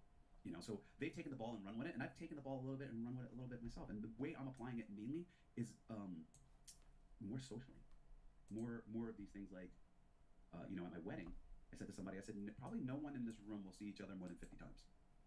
And most of us will probably only see us 20 times in the times of our lives, right? How many people were? This is the recent wedding. 117. 117. 117. And so that's kind of hit people. They're like, yeah, you're kind of right. Like, I put the over under at the max at like 50 for any pair that's not married, yeah. and probably 20. And so then that made me think, like, So I don't want 20. I'm gonna throw parties. Like, I've taken throwing parties and social things very seriously because I thought about what fulfills me. So the last party I had, which you were invited, but you didn't come. I was throwing a party that night. You were throwing a party that night at F1. Yep. I went all out. I'm like, this is what I'm going to work for, to have these types of experiences. Like, there's other things, right? But this is in the top of the category. Socializing, seeing my friends happy, having a good time, etc. Travel is a big one. Charity is another big one. My kids' money is their money. It's not my money. It's in a trust. It's already taken care of. They'll get their money turned over when somewhere between 26 and 33, right? Because that's the optimal time for them, right? When they're mentally mature and physical maturity, not in decline. And how much would you talk with them about, what you think or don't think they should do with that money? Is that one of those things where you feel it is your responsibility to say absolutely nothing and let them figure it out on their own? No. Or do you feel like you... I want to give them a roadmap. I want to teach them that it's a tool, right? A lot of people, one of the biggest mistakes they make is assigning some sort of good or bad to money or what it is, etc. It's not money that's good or bad in the Bible. It's the love of money that's good or bad, right? And I use this analogy. I usually money is a tool that looks like a hammer and saw and nails and railguns, right? Do hammers and saws build houses? No. You need to know how to use those tools. People build those houses, right? So does money make you happy? No. But if you know how to use the tool of money, it can make you happy, right? Or it can make you miserable. So some people, you give hammers and saws, they build houses, they build canoes, there's wonderful things. You're like, how the hell did you build this, right? Some people get hammers and saws and they're just sitting there to cut their arm off, right? And so what I'm trying to do is not tell my kids what they should do, but teach them how to use the tools.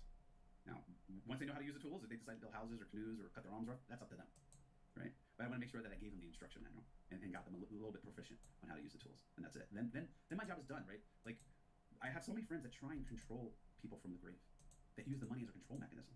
And I'm very big on that's my dream. My dreams are my dreams. My dad always tried to get me to be an attorney.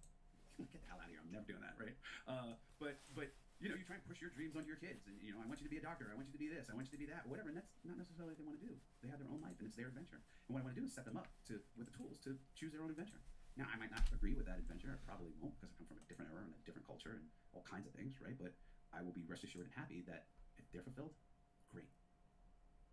Well, Bill, I want to thank you very much for writing this book, because, as I said at the outset, it really is one of a handful of books that has caused me to rethink a lot of what I've been doing, how I've been thinking about the problem of optimizing these variables.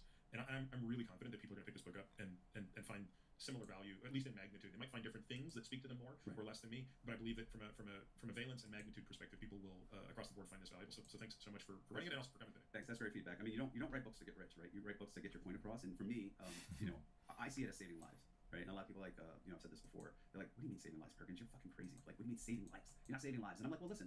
When somebody's drowning in the river, right, or Lake Austin, you pull them out, you mount them out, and you save their lives. Guess what? They're still gonna fucking die. Just not that day, right?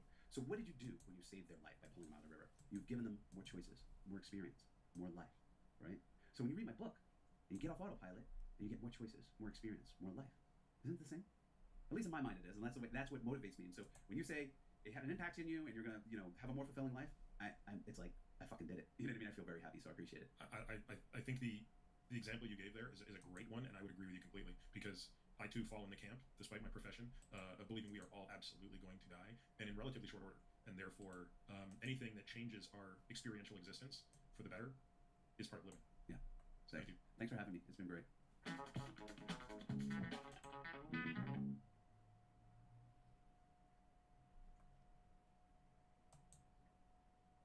What's your mission? My mission? Mhm. To enjoy life.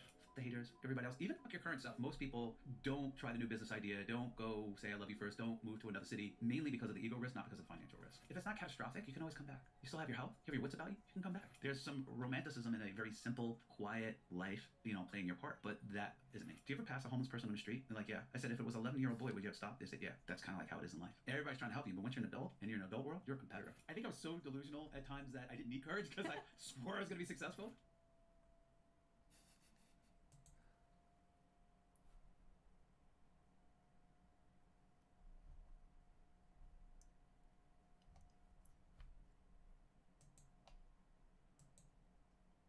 What's your mission? My mission.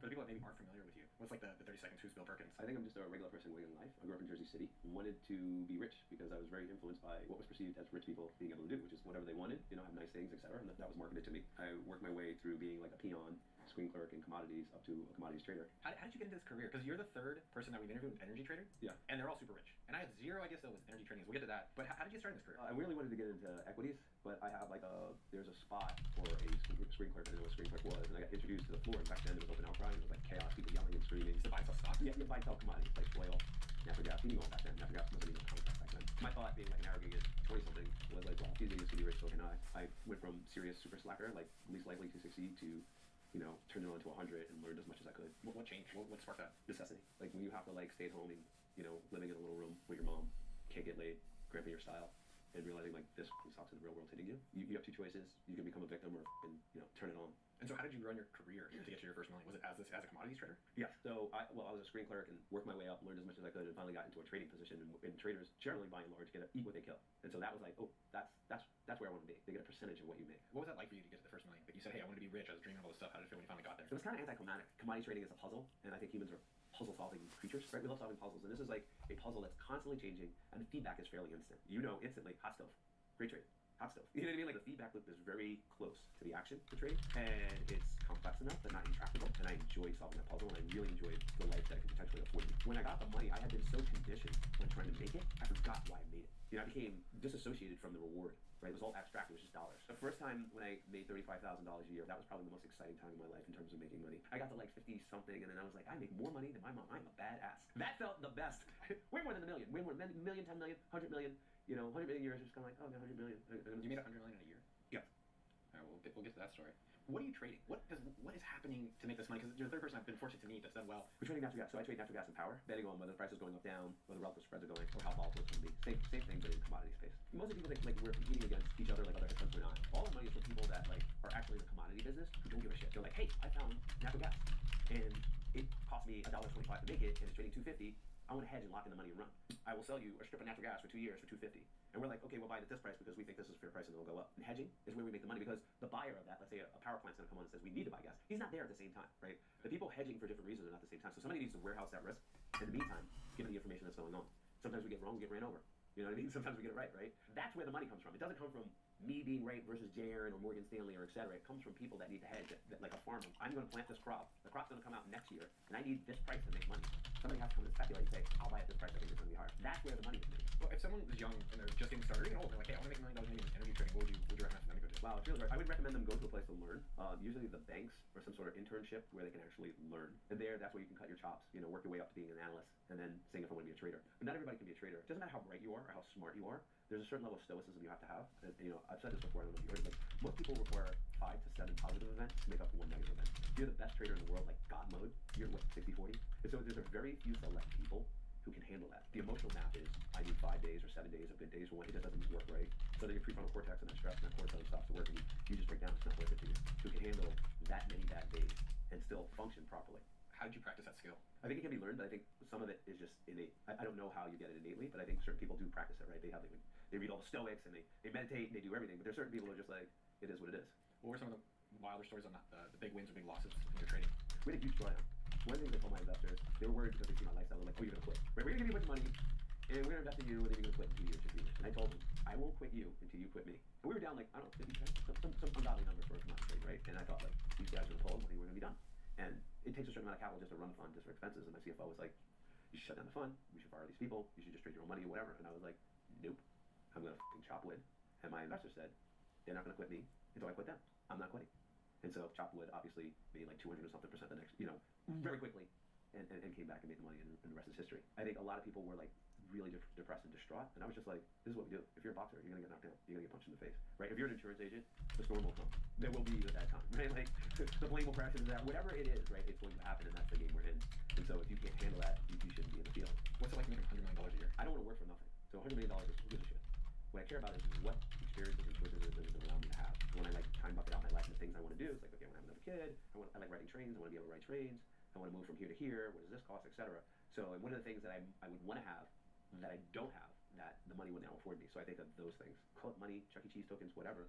I don't give a shit. I care about what choices does this enable me to have. So when you make the money, whatever it is, if it's $5 or $100 million or $5 million, I'm like, what is that associated with? Hey, I hear it all the time. It's like, oh, you have enough. I'm like, you don't know what you're talking about because you don't know. You have no clue. I can name like probably 10 events. I'm not going to do it because I don't want to be ostentatious about it. But as you make more money, you get exposed to more things. Like there's people that have never been to a concert, can't afford a concert. A lot of people have never flown out of the country. They don't know. But until you do it, then this whole world opens up and you're like, oh, cha-ching, this is the price tag. How much is enough for you? I haven't really calculated a number. I think I am actually at that point. Can you share what the number is or around? Nah. But I think I'm close to the point where I am purposely identifying a thing. Like, what am I risking what I have to get more of what I don't have? You know what I mean? Like, why am I risking this? My time, right? My time and my money. Why am I risking this? Like, if I'm risking this, there's got to be a reward, right? So I'm risking my time and my money to get what? And so I identify the what's. I like renting a yacht in the summer. Like, probably I'm 55. Say I make it to 86, 31 years, probably 20 years of that. 20 times the yacht rental plus a wing plus the APA. I like that money. That's not cheap. So I can attach it though, right? Like even if it's not cheap, like I can attach it to like this is what I'm working for. It's been your biggest tax bill. 54 million? Yeah, it hurts. It's a big tax bill. I mean, it also means you make a lot of money, but it's also, you know, it's a lot of the government. It is most angering, I guess, to everybody. It doesn't really matter when you see how that capital is allocated. Like you realize that obviously when you're shipping your money off to a government entity, that you're not going to agree with everything. What's Bill Perkins' secret sauce? Because a lot of people can watch this and I would say like, hey, I'm a beginner trader. I'm going to go join a firm. And I'm going to It's not like a lot of people. It's like I guess the secret sauce is enrolling people in my vision and getting way badasses to be on my vision on the team and then execute. Most of the time I'm trying to fire myself except where I'm the tip of the spear. So in trading with my book, I'm the tip of the spear. I have to use my own norms, etc. But at the end of the day, I know I'm not the best person for whatever it is. My job is to like protect the vision and hire other people to execute the vision. And so delegation, giving people, you know, risking my capital, my time, getting them on mission and letting them run the show is like my superpower. There's a millionaire for every field. Doesn't matter if it's like sweatpants, sneakers, shoe lastings, food, television, media. It doesn't matter. Podcasting, like it doesn't matter. There's a millionaire in every single field. If you want to be Pizza Hut, you can't be the guy making the pizzas and delivering the pizzas, right? You have to delegate, and you have to think strategically, and then you gotta hire somebody else to run that, and then pick the next location, and then that, and then that, and then you're the guy who runs the vision, but you're probably not the best guy at all. And I have a lot of people like, well, I started this and I built this, and they're attached to it. I'm just like, okay, you'll always be a mom and pop, and when somebody puts a bullet in your head, your business dies.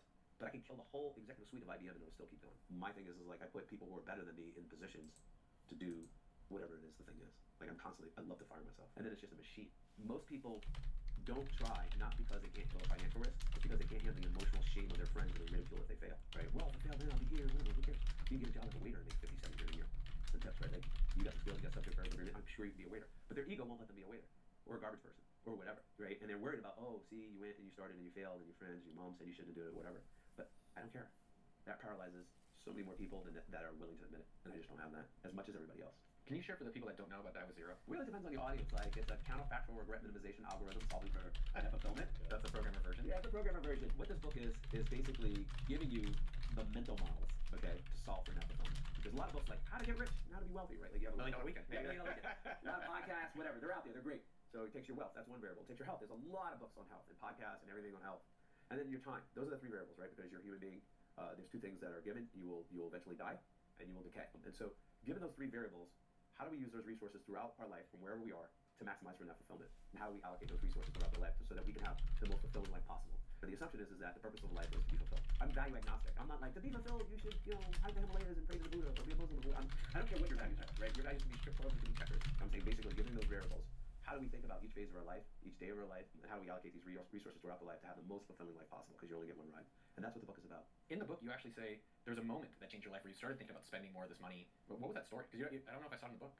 So there's a period in my life, I read this book called Your Money or Your Life by, is it Robin Dominguez or whatever? It's in the top 100 books almost every year. And it is the book that launched the FIRE movement. Have you ever heard of the FIRE movement? Financial Independence, Retire Early. That's kind of like the Bible. So I read this book, and the book basically has you go through this exercise where you take in all the money you get, net, after taxes, right? And then it allows you to calculate all the time you spend to get that money. So that's the commute to work, going to work, the hours you work, the commute back, right? And any kind of, if it's decompression time or whatever, that's fine. Dressing, whatever. All the costs of going to work, the cost of transporting work, the costume you have to wear if you have to wear a suit or whatever. And then once you have all that time versus your net, you divide it, you find out what your true hourly, an hour of your time is worth. And that's what you're willing to spend your time for, right? So whatever, let's say it's like $5 an hour at the time for me or whatever, $7 an hour. And so it's very didactic and it's very painful. But then after you've done that for a week, each penny, right? Instead of looking at like, going to the movies, right? It cost me, $7 for the movies, $5 for the movies at the time. I would say it's going to take an hour of my life. I'm going to give up an hour of my life to go through this movie. I'm going to buy this shirt. It's going to take 3 hours of my life. And so it's really eye-opening. Like it's like after you've done that for a while, like when you start thinking of everything in time, that's 20 minutes, that's 5 minutes, the sandwich is this, right? Like it's like you're in the Matrix. You're like, holy shit. You start to get in touch with your values because sometimes you see things you're like, I'm not going to give up 3 hours of my life for this thing. So I became pretty frugal, like a master saver. Buying, you know what I mean? Like not doing time, etc. And I was working on the exchange floor in a business where you're trying to get rich. And I was talking to a friend at work about like how I had saved $1,000, which is like an astronomical amount of money that's not to save, driving along at night, whatever. And my boss at the time, Joe Farrell, heard that, and he was like, "Are you a idiot? Like, what are you doing saving that money?" He's like, "You think you came here to make $1,000, $2,000?" He's like, "Go spend that money, have fun." He's like, "You came here to make millions." He's just like, lean into me. Why is my poor ass broke self saving money to give it to my future rich stuff? Right, and this guy right here, right? Not that I knew I was going to be successful in money trading, but I was working at a job at a lower salary for the opportunity anyway. Like I could have went and waited tables and made more money. Like I was like, he's right. And so I kind of ping-ponged from being frugal to spending money like water, right? Like I went on one autopilot to autopilot saving money to autopilot spending money, right? Like just going absolutely not like didn't matter how much money I made, I was definitely last penny, right? And that's not the way to be either. But that was kind of like the first like snap into it, right? If I don't want to spend hours of my life and give up hours of my life for money and not spend it. That would be dumb. Like actually give up hours of my life and not spend it. So I have to spend it down before I die, right? And so I started thinking a lot about like when is max spend, when how does the spend curve look, etc. Maybe things like getting off autopilot, like spend, or save, right? Like it's like okay, what's a real framework, right? What's an algorithm I can have? I actually wanted to develop a program that tell me so I wouldn't have to think. Like I told you, I'm lazy. So I'm like I wanted to get like these programmers to get together and I can just be like, you haven't spent enough money. Here's activities that you should be doing that you love, whatever. Like literally like the chat and tell me, you know, so I can have the most fulfilling life. What would you recommend for someone who's making 50K?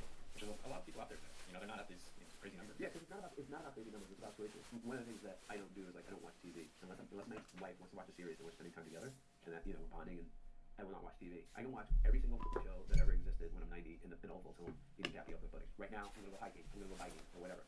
There's no money, right? It's just optimizing my time here on planet Earth, right? Because if you do it wrong, if you're like, I watch Friends all this time and all this TV, and now I'm gonna do the heli skiing or whatever, but I can't because my back hurts or I don't have the lung capacity, you missed out. The person at 50K.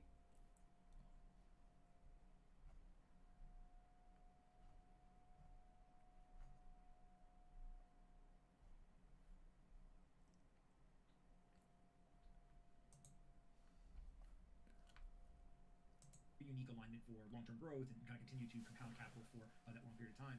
But how much of it is like spreadsheet analysis and understanding of the business and like let's move these numbers versus there are the people components and the ability to work with a management team. You aren't there every day, right? And how do you kind of balance between like what I call like the spreadsheet versus the people? And how do you guys evaluate which one's more important? Maybe you guys initially look at a company that you might want to actually buy. That's a great question. For us, and this isn't probably true for most of the industry, for us, it's 99% people, 1% for the math. In fact, we joke that if you can't get the math to work on the back of the napkin, it's not going to work in a spreadsheet. I mean, literally, because we're not using any debt to put these transactions. So math is super easy, right? It's what do we think the business is going to generate in free cash flow? What multiple are we paying based on that? What type of yield are we starting from? What do we do with the cash? If there's cash that's generated, how do we reinvest it? At what type of rate of return can we reinvest it? With that math, I mean, literally, we could get a piece of paper and model it out in about 30 seconds on the back of the napkin. The people are infinitely complicated. I'm messy, you're messy. Turns out we get a bunch of messy people together. It's a mess, right? And so we really try to spend time. If we're going to partner with these companies for decades, which is our intention, it's going to take a lot of life to be lived together. And we want to make sure that we're starting from a really good foundation, a good place. And so, oftentimes those discussions will start with the seller. What are your goals? One question we like to ask is, if you could wave a magic wand and create the perfect scenario over the next 5, 10, 15 years, what does that look like? Some sellers will say, look, I want to be out in a year. Okay, great. Let's all work towards that. That's a goal we have. Let's all work towards that goal. Some will say, I think I can give it 3 to 5 years. So let's kind of keep talking. Maybe I can step into an executive chairman role. Maybe eventually just be an advisor to business. Fantastic. What we say is there's no right or wrong answer to any of these. We just want to know where the truth is, and we all want to be on the same page and make sure that truth doesn't change over time. And if it does, raise your hand and make sure to tell us. We promise not to surprise them. Yes, they promise not to surprise us. Most of the time, it works out pretty well. Yeah, it's what is like happiness is really just expectations and reality, and the closer those two things are, ends up actually increasing happiness. Same thing here with successful business. Correct. Yeah. So that is a business that I think most people look at as an atoms-based business. It is very much in the real world, it's tangible. You're building physical goods, etc. You have another business, which is matchmaking, which I don't think most people are like, I bet you Brent is going to get into the matchmaking business. Talk a little bit as to like why this business specifically is unique and how you guys think about the similarities and differences between pool building and then the matchmaking business. Yeah, it's a fascinating.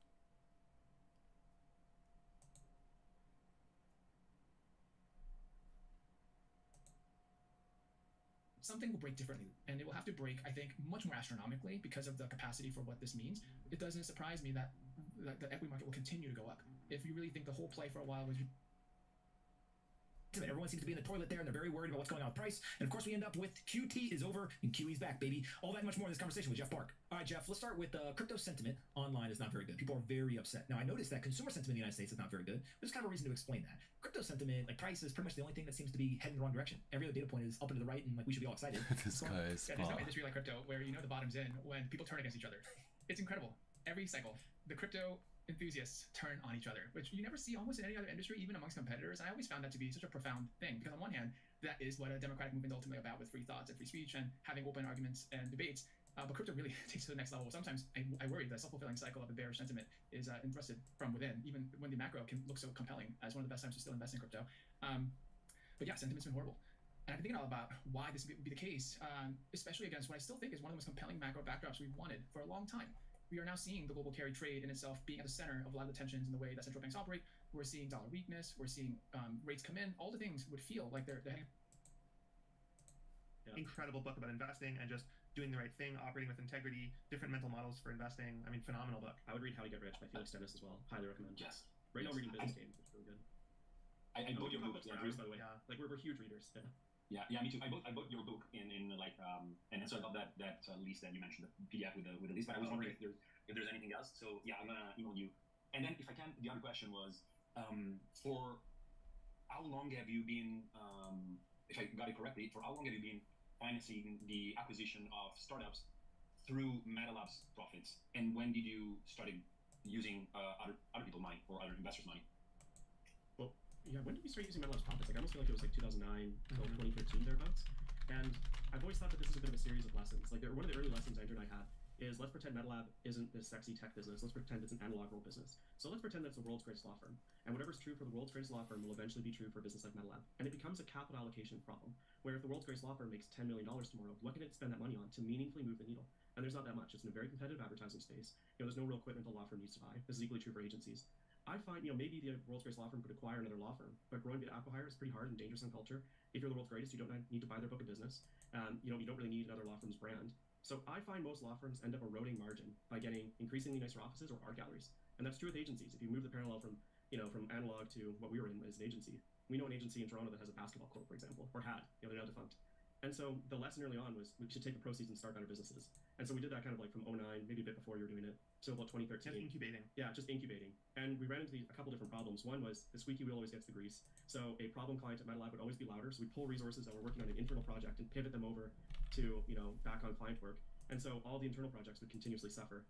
And the other one that kind of jumped out was not knowing how much risk we were taking. We were spending millions of dollars, trying to be kind of like, invest in businesses that you could actually reinvest in. But what would happen is we'd spend millions of dollars building a product, finding a team, trying to find management, trying to explain value proposition to prospective customers and fill the funnel, and then realizing you don't have product market fit, pivoting, refilling the funnel, reinvesting. Buying businesses and what Tiny does now, I look at this as skipping the line, where you already have a product, you already have a team in place, you already have a brand, and you're just buying businesses for multiple of its earnings. So it's just an evolution of lessons, and that's kind of 2014 onward. And we realized that, if you start 10 businesses, maybe one to three of them will succeed. Maybe one of them will do really well, and two will be kind of moderate successes. And so we realized that was just really painful. That was really hard on us. We would start all these companies and really believe in them, and then we would, by nature of creative destruction, we would have to watch them fail. Yeah. And so when we discovered the idea of just buying them, we were like, oh my god, we skip all this pain, and none of them die. Almost every business we bought, except for a few small exceptions, everything is still going today. Yeah, everything's been capital allocation lessons. So the ones you bought, were they both through with the money from MetaLab, and still with the money from MetaLab? Okay. Basically, what we did is we took the profits of MetaLab, we used it to bootstrap other businesses.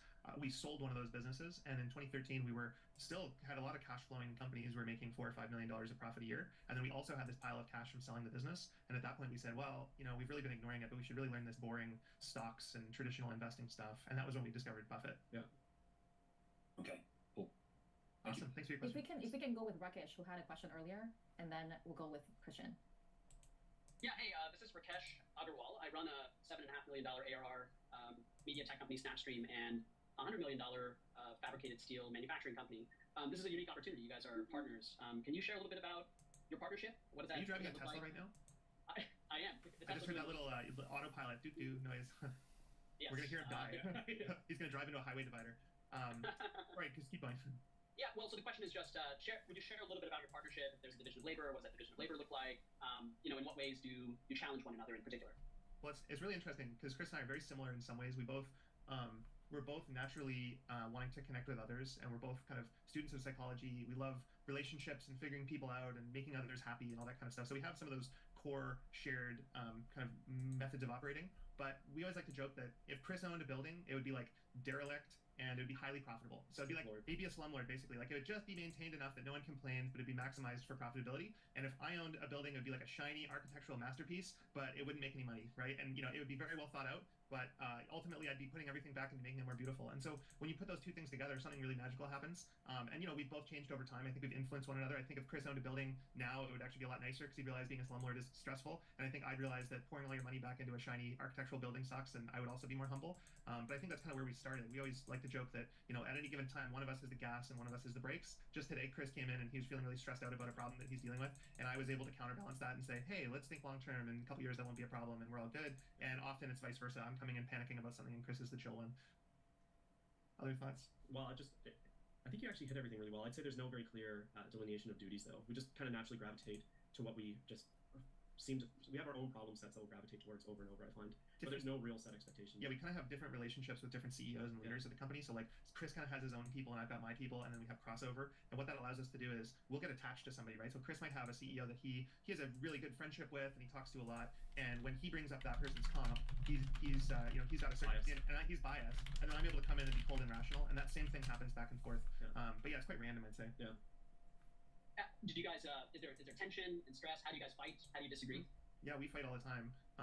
The nice thing about our relationship is that we're always able to resolve. So even, most of the time, like let's say if Chris and I snap each other, we'll probably resolve it within 20 minutes. Occasionally we'll have more festery fights where one of us is resentful because the other one, is like I went through a divorce 2 years ago, and for a few months I kind of like disappeared and a lot of shit went to Chris, and he got annoyed that I was off disappearing, and sometimes that same thing happens, or one of us will take on a problem and the other one will be annoyed about it or whatever. But for the most part, it's kind of like a brother relationship, I'd say, where it's like we always know we're solid, but we definitely will get annoyed and snippy, and sometimes we'll have to really hash stuff out. Yeah. I'd say there's a huge amount of trust there. I really do think Andrew's a brother, which helps in the regard of, even when we're close with each other, there's still like a high amount of respect that I have. I'd say the one thing that I see the most is we've been together for so long that we'll be quick to think the other one is thinking a certain way, and we'll be quick to be like, oh, you made this face, or oh, you did this, and it causes the other one to react even quicker. So we almost rise really quickly, but we're both good communicators, and so we'll abate the situation quickly. But no, which can be funny when we're in a team meeting or something, right? Yeah. Well, like we always joke like, oh, the parents are fighting, Yeah. Nice, thank you.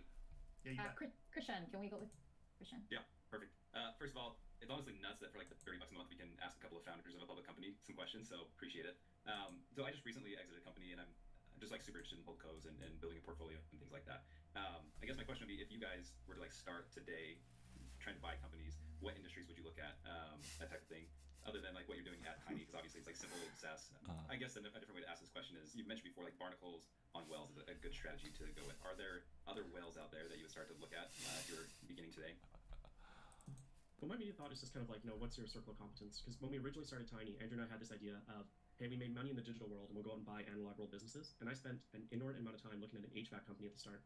And it was this great realization of like, hey, where's the actual cash flows of the business? And there's this crazy inventory they had, and this crazy amount of equipment that they were constantly purchasing. And I kind of was outside my depth. And all the while, Andrew was peppering the Dribbble founders, saying like, hey, we love your business, any way that we can participate and invest. And that was a business that we understood. We are, he was already a designer. There was an unfair advantage there. We already like knew the quick levers that we could pull.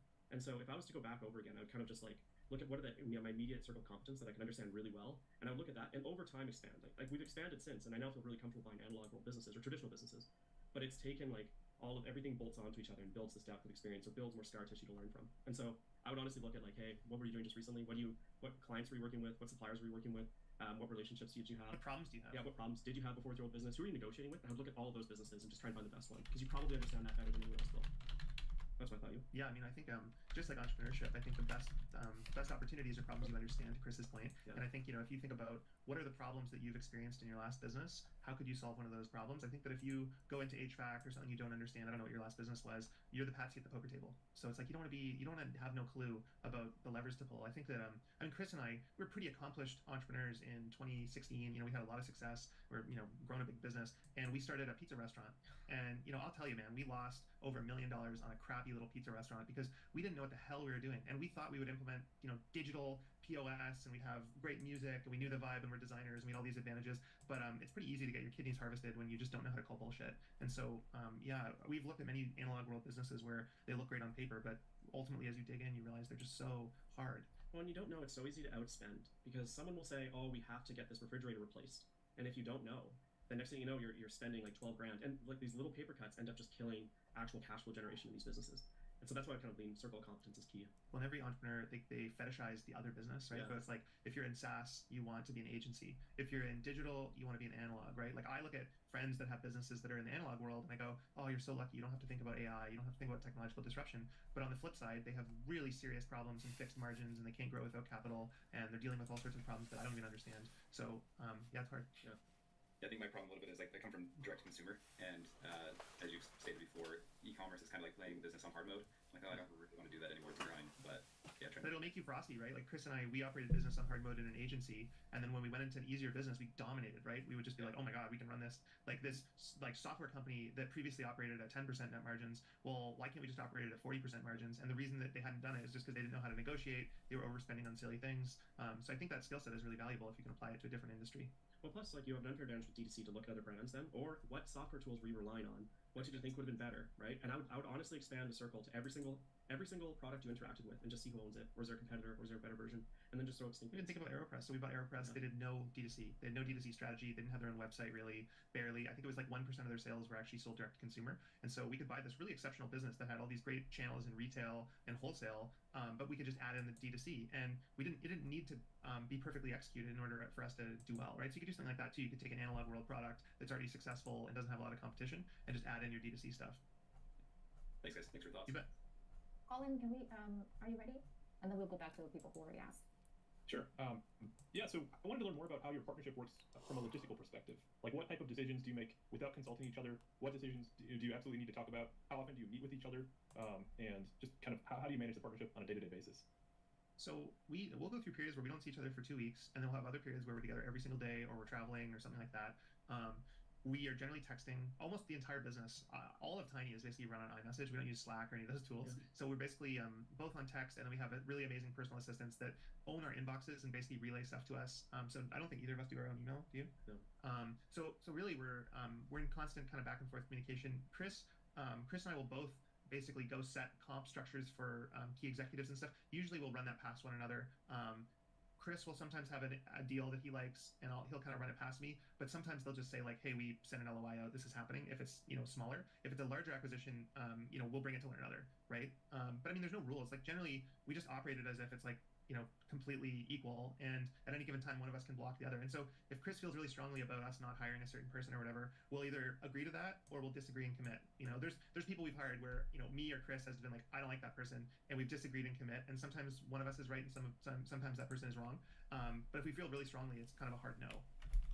It's hard to call almost to say, like, so we often know what to bring to the other person, and it's because one of us is looking for feedback or help, right? And I'd say that's actually the more governing principle than anything. It's like, otherwise we're just making our own decisions, but often we're running things past each other just to get a second set of eyes. Yeah, that makes sense. How do you, so when you disagree on something, how do you, if there's like something you can't reach a compromise on, how do you resolve that? Well, we fight about it. Yeah. Well, I got this scar.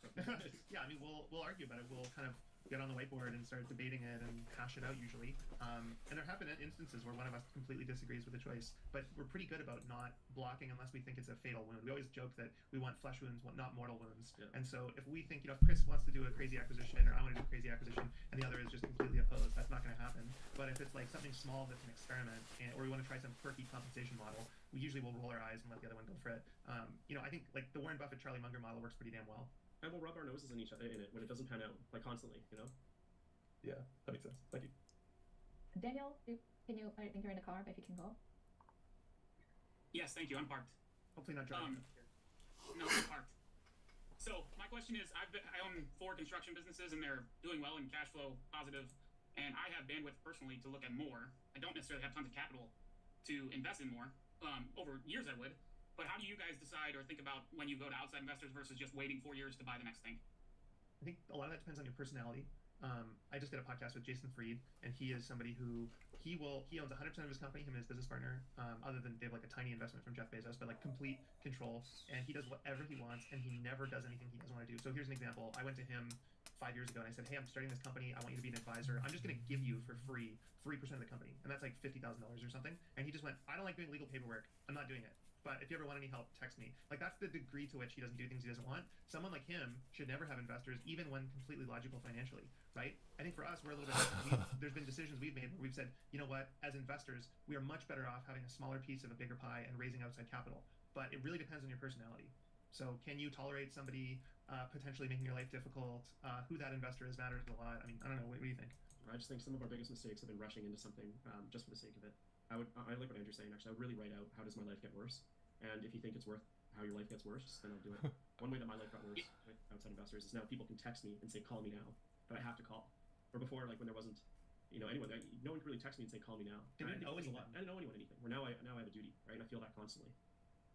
Thanks, that's helpful. Well, yeah, the pressure's been like I have a deal where there's a fencing company that I can buy, but there's no way I can buy it right now. Well, My if life is, only I there do was what I- I do what I want. there's a wonderful company called Tiny that can finance that with you, with two wonderful, trustworthy individuals who would never bother you. Maybe send us an email. I'll text you that says "call me now." just every day on every on hour. Apple shortcuts.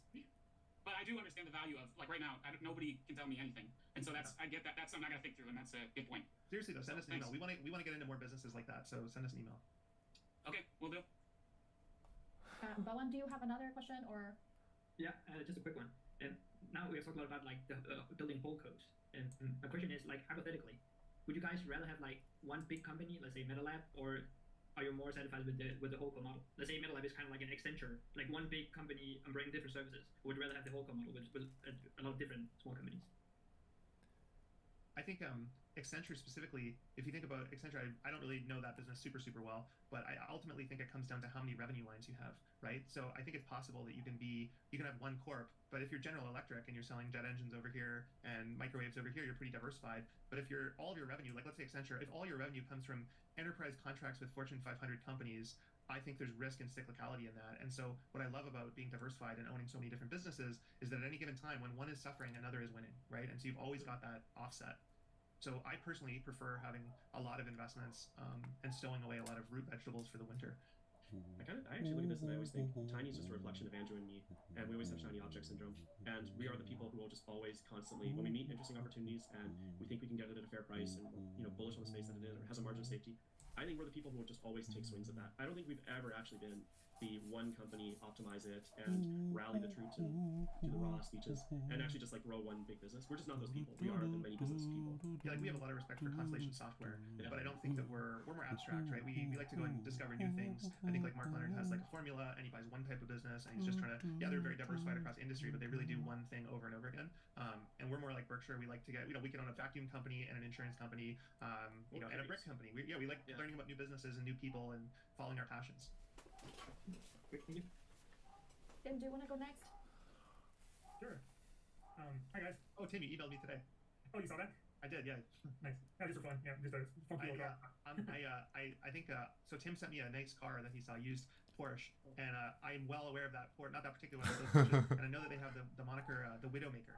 So I avoid any of those. I'm not really a car guy, to be honest. I own one car basically, but I appreciate you sharing. Gotcha. This is more the car guy.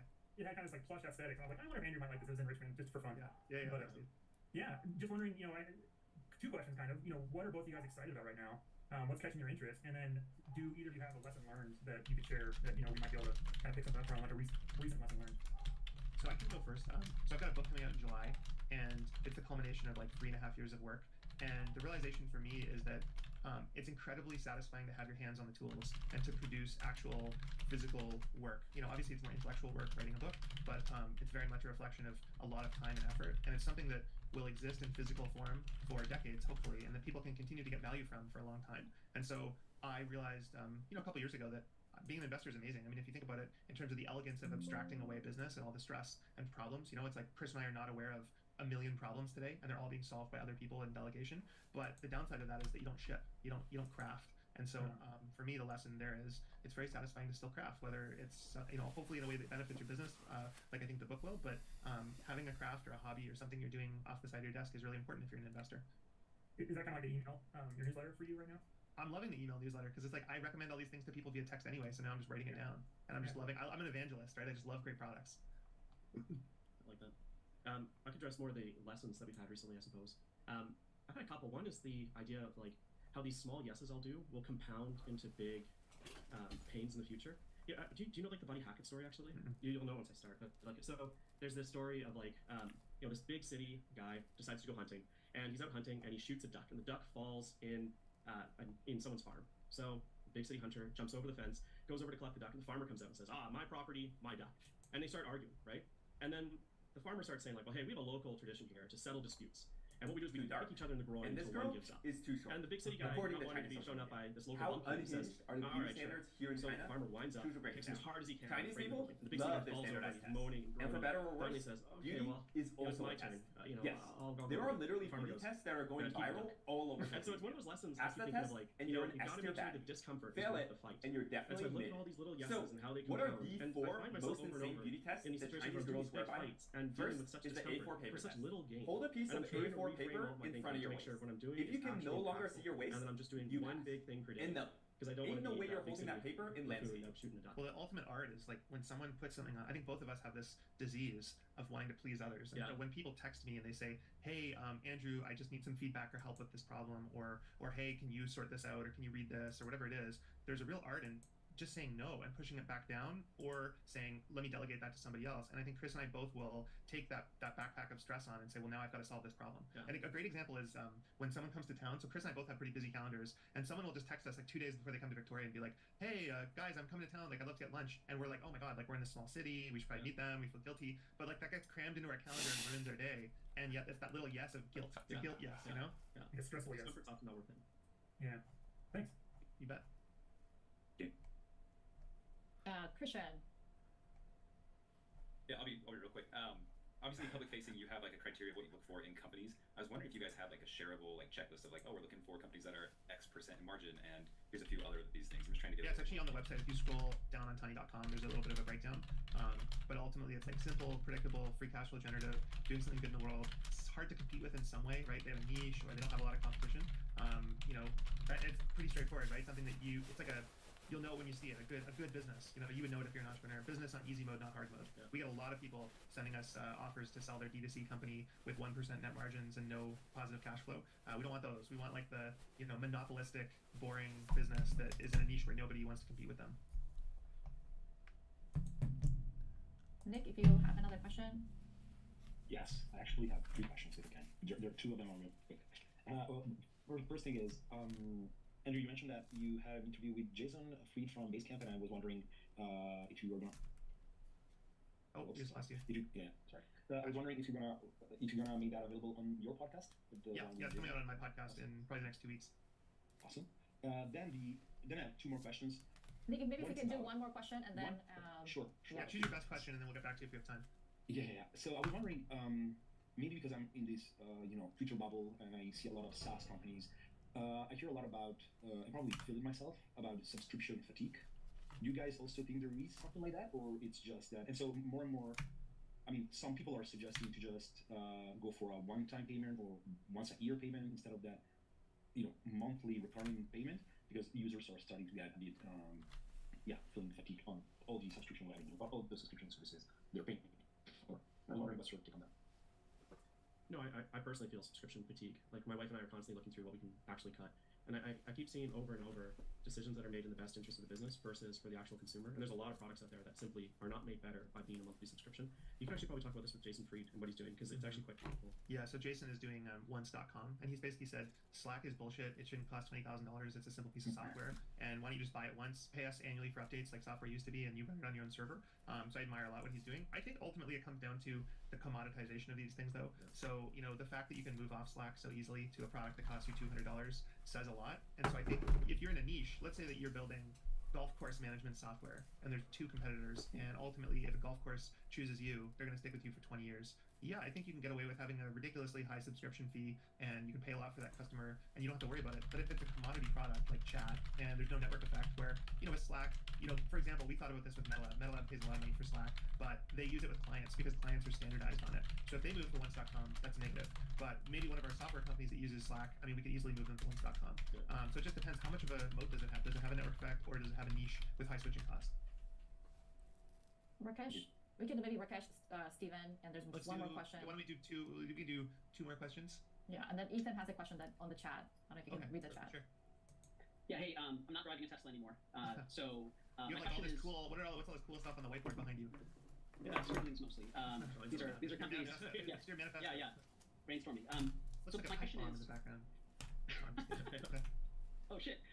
No, my question though is, what are the key metrics that you guys look at, and if there isn't like one set of those for all of the companies, then what are the most common metrics that you're talking about. You mentioned free cash flow in terms of like something you look at when you bring companies in, when you're evaluating businesses. But what is that? When you guys are talking amongst each other about the health of companies, what are the things that come up over and over again that are like your touchstones of financial performance? Well, I think Charlie Munger has this great line. He says, every time you see the word EBITDA, replace it with bullshit earnings. I think it's easy to fool yourself when you look at EBITDA. And don't get me wrong, I think it's a valuable metric to understand and track, but we really like to look at cash flow. So Chris and I started in an agency where cash flow was all that mattered. We could see net income reported of $200,000, but if the invoices weren't paid on time and our AP didn't go out at the right day, we were effed. We didn't make any money. And so ultimately what we're looking at is usually operating free cash flow and then ultimate free cash flow of the business. If you have debt, I think operating cash flow is a better thing to look at to really say operationally, how is this business producing cash and how are we looking? But yeah, those are the things we're really looking at. And then the helpful ones, we do look at EBITDA, we do look at net income, but usually we're more focused on the cash flow side. Yeah. And is there a ratio on cash flow to revenue that makes cash flow more attractive or less? It would vary so much depending on what the business is, right? Because we own such varied businesses, from job boards to agencies to social networks to marketplaces to a coffee business. We can't to do a click and drag across all these fundamentally different businesses. I think would destroy those businesses. Like, we just can't compare. What's true for AeroPress to be successful isn't true for the job board. What I think would be true would be it's great to have a business where your net income actually reflects your cash flow, right? So one of the blessings we had with MetaLab, for example, was if we reported that we had done $1 million of net income, we would probably make about we'd have about $750K of cash after we pay the taxes.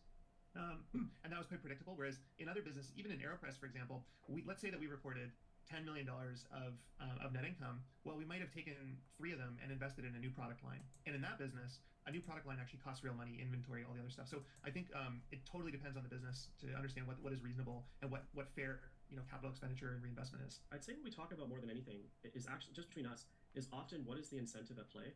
And it's staggering how often a poor incentive structure ends up causing more harm, right? The adage, what gets measured gets managed, even if it's to the detriment and such. I see that a lot, where we often will get harmed by an incentive. And you see it a lot with advice, right? Where there's misaligned advice with the incentive. And I see it often when we have an operating group and, at no fault of their own, they're incentivized for a certain set of behaviors. And often it's not even just cash flow. Sometimes it's, ease of life or not getting questions and these unintended consequences creep up constantly. We spend more time talking about that. Incentives is 90% of what we do. Yeah. I always think, who nailed incentives is the Romans, right? Because they would, when a bridge would get built, they would make the bridge builders live and stand underneath the bridge for the first several months. So awesome. And it creates redundancy. More than anything, that would create redundancies. I love that. Okay, one more question. Do we have one more, Monica, you said? Andrew, there's a question in the chat that I can read if you... Yeah, you want to read it? Yeah. Yeah, sorry, we can't see it. Yeah, I've worked in PE VC fundraising for several years and have significant experience building pitch decks for PE and VC funds to raise capital from family offices, institutional LPs. I'm thinking about going out on my own and providing those deck creation design services directly to funds and companies raising venture. What's the best way to reach potential clients? Does cold outreach, or are there any other channels that you recommend?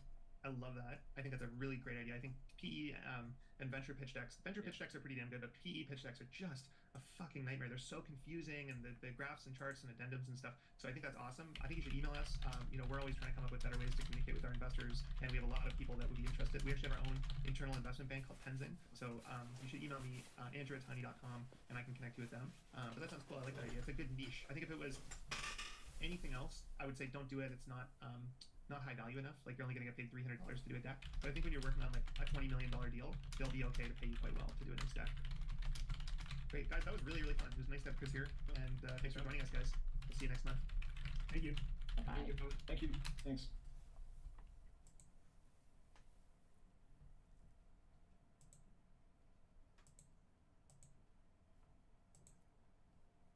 In the right direction, and yet sentiment's horrible. And I think there's a piece I wrote over Thanksgiving that Haseeb put out, and Haseeb's a great thinker, great writer, and it was titled "In Defense of Exponentials." And my first thought was, you didn't know who Haseeb was, you didn't know what Dragonfly was, and you just saw that title. Does the first thought go to crypto or something else? And the truth is, if you are not in the space, I think most people would have thought of AI. Mm-hmm. When anyone talks about exponential right now, the thing people are really interested in the abundance of AI and its delivery mechanisms. So in a simple way, at the very high level, you can explain part of the reason why crypto is just not interesting is because there's another thing that's pretty exponential that is taking a lot of mind share. Now, of course, Haseeb talks about crypto, and it's about crypto. And if you read through the defense of the exponential opportunity in crypto, a lot of comparisons are made about what early software looks like, but how eventually the network effect takes over and wins open source and assets wanting to be free in general. But sometimes I think what that misses is the truth that crypto at the end is still more of an ideological battle than anything else. And in ideological battles, it's either going to be a 0 or a 1, and that tail risk can also be pretty extraordinary. And so, as people talk about, like, there's never been a greater time for blockchain opportunities. You know, it's not always clear to me that everyone is talking about the same thing. So, for example, Larry Fink put out an article in The Economist recently talking about tokenization. So if you just read the headline, it's like tokenization is coming, good for crypto. But if you actually read the article, the benefits that they tout about tokenization is things like cost efficiency by getting rid of paperwork. It's about instantaneous settlement. But those two things are actually not a crypto solving output, right? Those are just databases. Crypto what solves is neutral, censorship resistant, kind of defensibility, and having more than just relational databases. And so when people talk about tokenization being good for crypto, I'm not sure if this is a crypto thesis anymore. When people say when blockchains are going to make a dent, are we talking about Tempo, for example, as a consideration versus Tether? Is Tempo, Circle's stablecoin also like the thing that people are bucketing now with the crypto mission? And at the core, this then becomes a really ideological question. And that's why I think when we compare exponential opportunities in crypto, we have to remember it's not just about the asymmetric upside, but the fact that that upside can go entirely away if we lose the ideological battle of what it is that crypto stands for. And I do think one thing, with the excitement of the mainstream adoption we've seen, with the adoption of the ETFs and the White House and its administration, is that perhaps the soul of what crypto really, really stands for, when we say that there's opportunities in blockchain like never before, is in fact maybe not what the original crypto mission is. And I think that is what you're seeing ultimately reflected in poor altcoin price actions, when you're seeing that a lot of the value accrual mechanisms that's been touted for years has simply not panned out in the way that has benefited the end users of these decentralized platforms. I think there are a few things that happened recently that continue to challenge that. One is, as I mentioned, the launch of Tempo and ARK and these stablecoins that are backed with conglomerates and corporates like the likes of Stripes. And the second is when Uniswap also once had a C Corp that was different than the protocol, in which it would serve on the front end for revenue generation that is not the same thing as aligned with the protocol economics. And so when these things start to happen, again, I go back to like the importance of what the original ideology is. And on that point, I think maybe there's some room to be gained. Now, do you think that could be affecting Bitcoin's price? I think Bitcoin's different. So when I talk about crypto, I'm really talking about the technological opportunity that is more akin to like the network effect that's possible in open source code. Bitcoin's different. Because it's more like a macro asset? Yeah. I always think Bitcoin has found its narrative to be different, the lane that it walks, which is that people are now becoming more open-minded to this being a store of value that competes more as a macro asset than like a technological play of an exponential opportunity productivity gains. Bitcoin's price action, I think, has been generally more challenging because really we've seen tremendous supply coming online. And the supply that is coming online has not coincided with what people would thought to still be a great opportunity for incremental demand to be had. And we saw slowdown with the ETFs, we saw slowdown with the digital treasury companies in general, and these are the marginal buyers that have stepped up, that have somewhat kind of lessened, and the supply hasn't really cut either. And I think that's part of it. It's really a commodities market at the end, right? And what you're seeing is that there has been some structural challenges with different leverage that was built into people thinking maybe this was like a tactical opportunity by the dip. And of course, Bitcoin can always sniff out leverage and always push until the limits are to be had. And so you saw a bunch of levered long liquidations come through. And all to say, I think that the sentiment on Bitcoin got wound up in the rest of the altcoin weakness going back to October. So there's a little bit of that dynamic. But I think Bitcoin still walks its own tune, and we're seeing that today as Bitcoin has now once again reclaimed above 90K. And it's been a volatile week, but in the end, I still think volatility is a great feature for Bitcoin. It's a good thing that Bitcoin implied vol is now in the 50s.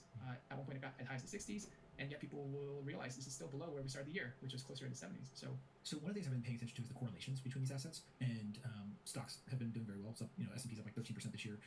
Gold's obviously been on a tear, 60%. Treasuries are down, and Bitcoin is down the last 12 months. And so I think over the last 5 years or so, there's been very tight correlation between especially Bitcoin and equities. And you saw, kind of 2021, everyone went up, 22, everyone went down, and then kind of the recovery over the last couple of years. But before 2020, I think one of the big data points people, especially when they talk to institutional investors or kind of sophisticated finance portfolio managers, used to be, hey, this is an asymmetric, non-correlated asset that put in your portfolio, it increases the Sharpe ratio and all stuff. The non-correlation was actually like a pretty interesting feature for putting it in a portfolio. Do you think that it is going to remain non-correlated? Do you think that will kind of fluctuate between high correlation and kind of lower correlation? But how do you look at this stuff, especially as Wall Street adopts this, and you get kind of the groupthink of institutional PMs that all kind of put the same trades on at the same time and things like that? Yeah. There's a world in which Bitcoin is both a risk-on asset and also a risk-off asset, and I think based on the psychology of the institutional investors and which paradigm Bitcoin's fitting their worldview, it can morph. And so it can look like gold at times, and it could also look like equities at different times. And I think we're going to just see a constant dynamism in the role that Bitcoin serves in those portfolios. At the end of the day, I think in the end, what will really matter for Bitcoin's price action will be the gains and losses to be realized by those institutional investors.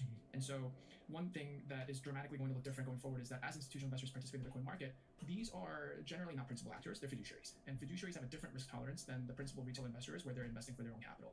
That means the duration of their investment horizon is different. That means their ability to tolerate downside is different. And those flows, as they became more dominant, will start affecting the microstructure of Bitcoin's price action. So recently, I put out a thought piece that as the 4-year cycle is now definitively likely over, what's going to happen is the emergence of a new 2-year cycle or a 2 to 3 year cycle. And the 2 to 3 year cycle will be based on exactly what you said, institutional behavior on profit taking. Because let's say you're a PM at a multi-asset macro fund or a long-short equity fund or a mutual fund, and you have Bitcoin as part of your exposure. You probably have to underwrite that investment thesis in the 2 to 3 year time horizon for your investment committee. And the goal then would be to demonstrate the chance you could outperform, let's say roughly the 25 to 30% type of order, which is where Saylor benchmarks his target for Bitcoin return for the next 10 years. And time then moves forward from that point on as you put on your position. And so what's going to start happening is that it's not just where the Bitcoin price is that matters, but how seasoned that holding period has been for that particular investor over a period of time. Meaning if Bitcoin doesn't move at all in the first year, then the bogey to earn 30% over a 2-year period means now Bitcoin has to go up more than 60% in the next year.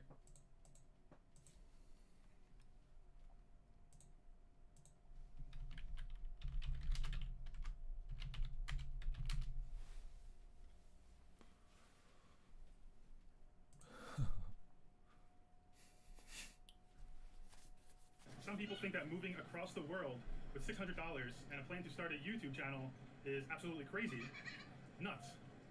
Others think it's admirable and may get some motivation from it. That's my experience with telling people my story. Now, do I regret my decision 6 months later? No, not at all. You know, I was stuck in a bad place back in New York. I was depressed, sad, in general just struggling, you know? And the thing most people tell me is that I should have waited, say 6 months, 1 year. I should have saved money, worked and saved money. The problem with that is that I was not able to save a dime. You know, I have a tattoo business. I had a tattoo business that was declining for about a year. You know, just declining more and more, less and less clients, until inevitably I was struggling to even pay my bills. And so I couldn't save any money month on month, not saving anything. And I decided at some point, well, I want to take a leap. I know I don't want to stay here. I know I want to start a YouTube channel. I want to do vlogs. I want to do it in Southeast Asia. And I just thought, this is the time to do it. You know, it's only going to get more competitive, more saturated. And I thought if I can do it now, I know that I can succeed at it. You know, there was something in my mind for the investment to have been worthwhile. So now there's a path dependency that's happening, not just depending on the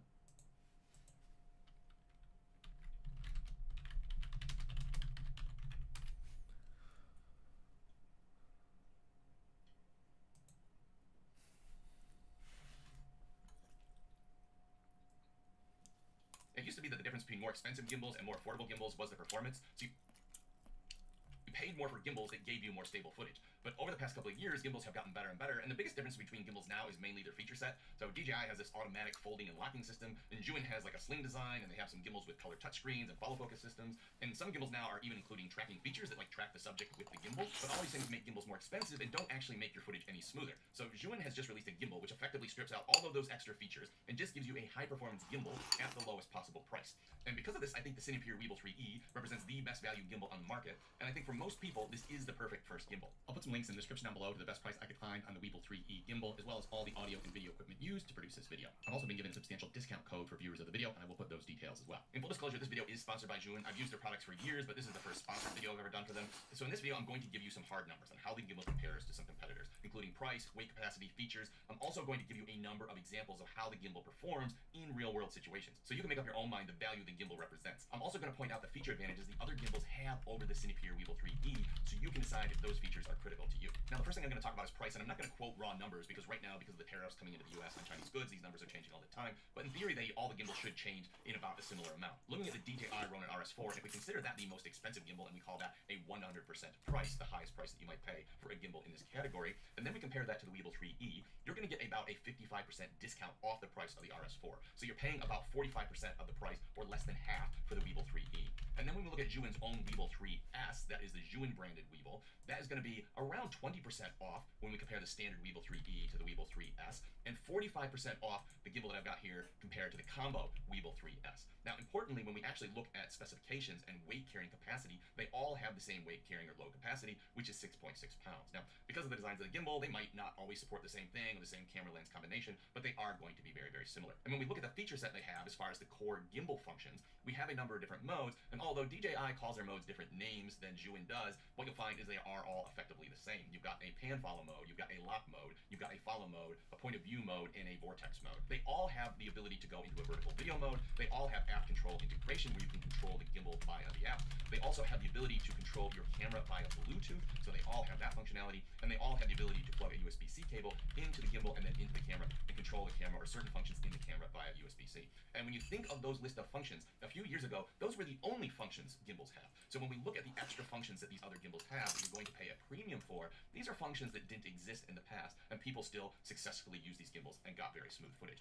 Now, just comparing the Weebill 3E to the Weebill 3S, I'm going to talk about the features that you are going to get if you do go with the Weebill 3S over the Weebill 3E. To start with, you're going to get a light on that gimbal. You're also going to get an extra USB-C port, which is going to allow you to use their follow focus system and control manual focus lenses. And if you do get the combo kit, that is going to have the sling and is going to have the wrist rest, which is going to give you their sling system. Importantly, though, with the Weebill 3E, that is something that you can add on later if you buy the base model like this. So if you decide that you do want that, you can get that sling system to work.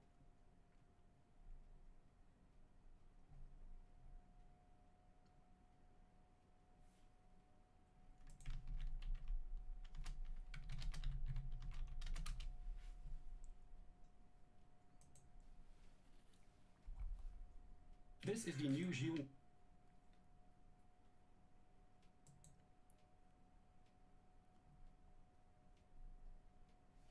As you can see here, we have two gimbals. On my left is the DJI RS3, and on my right is the Cinepower Weebill 3E. Throughout this video, let's take recording the Cinepower Weebill 3E, the 3E.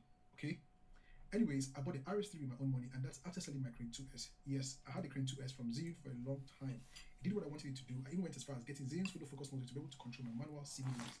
Now, the one major reason I decided to sell the Crane 2S was because I wanted portability. Instead of having to carry the large phone case around, everyone would know you had a gimbal on you, and also because it was beginning to feel too large in my hand. I didn't like that. Now, before we get into the rest of the video, first of all, this video is not sponsored. Although Zhiyun did send me the 3E, you can check out my video review in the description below. Now, for prices, the DJI RS3 will set you back about $600, while the 3E will set you back by $249. This is less than half the price of the RS3. But note, I bought the DJI RS3 as a combo kit. Now, before we get to what's in the box, I actually got the RS3 combo kit, which is a bit more in terms of the cost. The RS3 combo kit came in a black case that we used to travel around with. The gimbal can be broken down to fit in your bag, and you also get a follow focus motor, rod mount kit, a kit lens fastening strap, a lens fastening support, and a briefcase handle. In terms of accessories, I bought the combo package for the RS3 while Zhiyun sent only the gimbal itself, so I can really see how it feels when using a gimbal without their wrist support or sling grip. So you can check out videos on YouTube about that. But since my RS3 came with the briefcase handle, as they call it, it feels easier to use, especially when you have it in the low angle mode. The RS3 combo package also included other things earlier mentioned in the box. Alternatively, I got the third-party handle grip that makes using the gimbal a lot easier. For the 3E, if you buy the combo package, you get a second giant sling grip and a wrist rest. If not, you can just buy those as add-ons. In terms of the design, the 3E has a 0.9-inch screen that is not a touch screen. To navigate the functions of the settings of this gimbal, you need to use the buttons to navigate, while on the RS3, navigation is easier because it has a larger 1.8-inch OLED touchscreen. Although I prefer that the 3E has a little position to the left, which helps a tiny bit when operating the joystick. I wish it also was a touchscreen. Now, in terms of quality, both the 3E and RS3 look very well made, with the RS3 getting the 3E just a tiny bit in terms of the material used for the body and even the buttons. But that's not to say that the 3E isn't well made, it still feels very premium. For portability, they are both portable gimbal. Zhiyun boasts that the 3E is the size of an A4 paper, which for the RS3 you can disconnect the battery weight for the gimbal, which reduces the size. In terms of payload and motors, both the RS3 and the 3E can take a payload of 3 kilograms or 6.6 pounds, and I have no issues using them to carry my heavy setup, which considers Sony A74, Sigma MC11 adapter, and Sigma 1835mm f1.8 lens. But here again, I prefer using the 3E just because it's a little lighter overall. For their motors, both the RS3 and the 3E have a 360-degree continual rotation on the pan axis, and the differences begin to show on the roll and tilt axis. For the RS3, the roll axis is minus 95 degrees to plus 240 degrees, tilt axis is minus 112 degrees to plus 214 degrees, while for the 3E, roll axis is minus 280 degrees to plus 60 degrees, and tilt axis is minus 130 degrees to plus 180 degrees. Yeah. Both these gimbals are easy to balance and use. There are also extra features to help you calibrate after manually balancing your payloads. The one extra feature about the RS3 does is also self-lock, which is a bit of time with security gimbal when turning off. For me, it's an added advantage instead of having to manually lock the gimbals. In terms of safety of the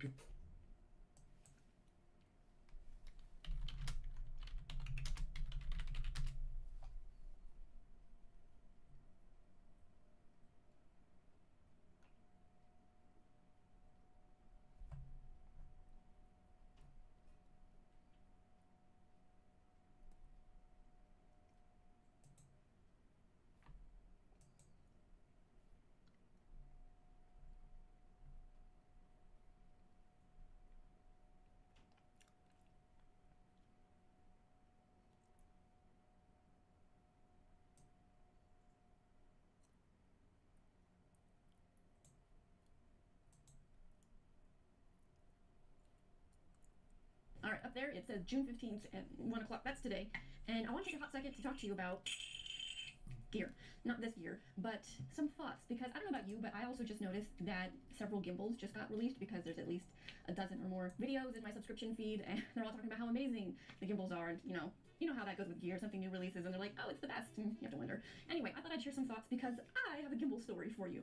I also have a dreadful mess here in the office, and so I thought I'd clean up and talk to you at the same time. So let's get into this. So the first part of this story is about 3 years ago. I bought the Ronin S, the original, the plain old, simple, boring one, right?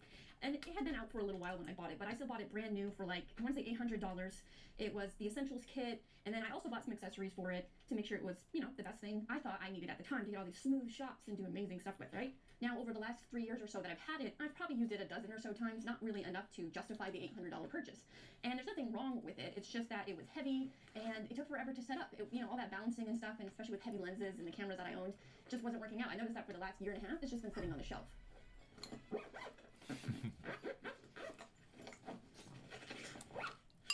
And when something sits on the shelf and collects dust, what do you do with it? You sell it. That's what I did 2 weeks ago. I sold it for only $200 because that's the most you can get from a Ronin S right now, even with all the accessories and everything basically being hardly used. It's kind of sad. That's a $500 loss. That's a lot of money to lose. Whoop! Nearly fell off the ladder. But anyway, that's the point I wanted to share, is that you buy something brand new, the chances of you making it back full price, the chances of you making that back full price are slim to none. So you have to keep that in mind when you see all these new pieces coming out, right? Or maybe you should be keeping that in mind, maybe people don't. Is it actually going to be worthwhile? How do you figure out? I'll put it upside down. Some of us were not born smart. By the way, I love these clamps. They are so useful. These will never be sold unless I stop filming altogether. Beautiful back. So it comes down to this.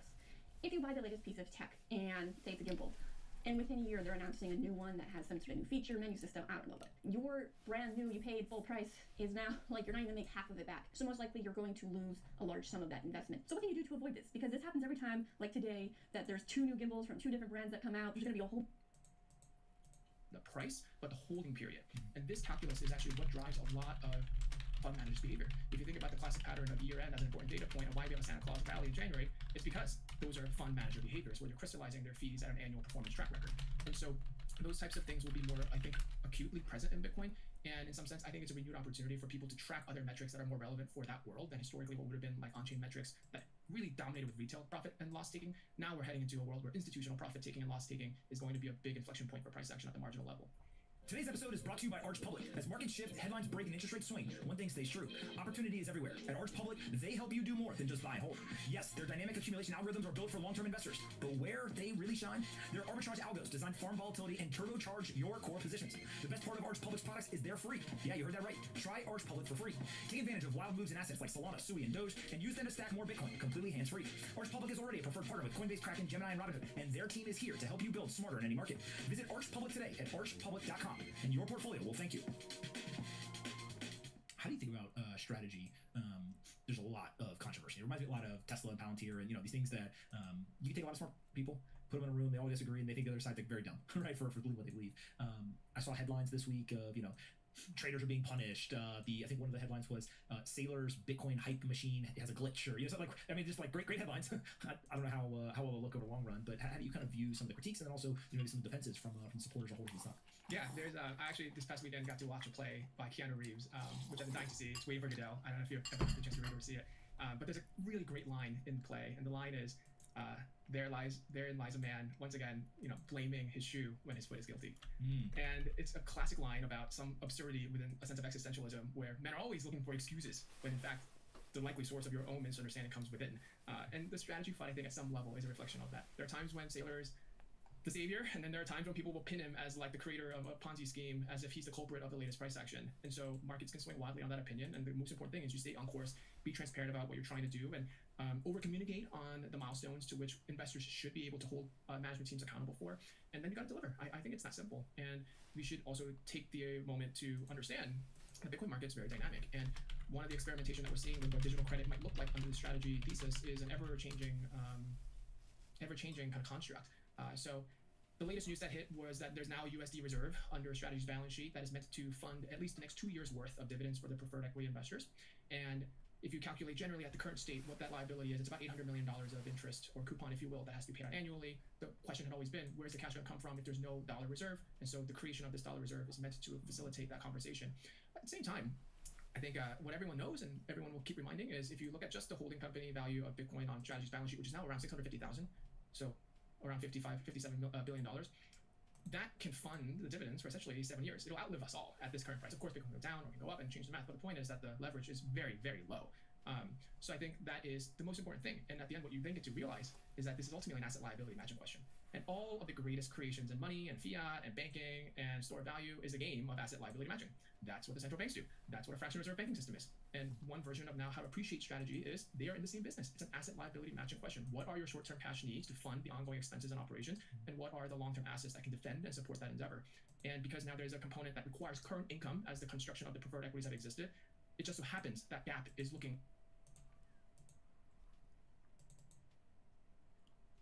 Disney store? The Disney store stream so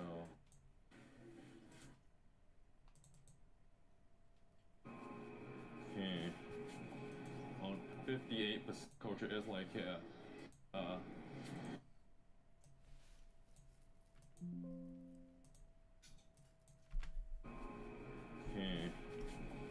on 58% down. I keep forgetting to turn this off, but it's quite, some people look kind of serious here. 88% down.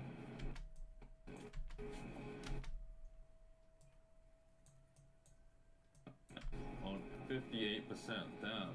I keep forgetting to turn this off, but it's quite, some people look kind of serious here, but it might be because of the work culture in Tokyo. It's not like I deeply understand what the work culture is like here. I mean, it's UK time, it's about 2 a.m. Sunny. I think I probably only had 5 hours sleep, so walk into the Shibuya Scramble Square. When I think of Shibuya, I think of the Shibuya ice cream. But yeah. Lots of people working. Like, it is a Tuesday here though, so it makes sense that it is a Tuesday here though, so it makes sense that there'll be a lot of people working. You're supposed to be looking at this particular camera, but yeah. The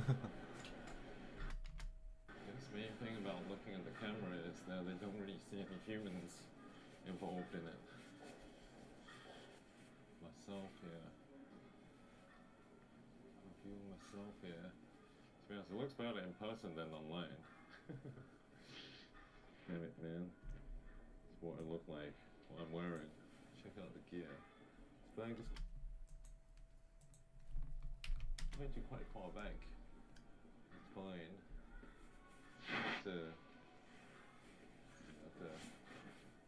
If I want to do this, if I want it.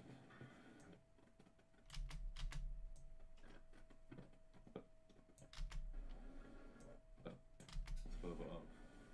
But I don't know if I want this thing, man. Okay. Better. This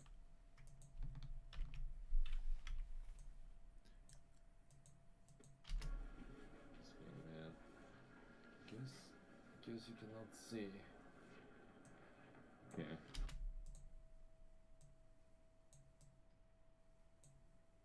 About the gear. This bag is better. I can film if I'm filming here. Loads of clothes everywhere. Oh my god. I'm blind. I'm blind.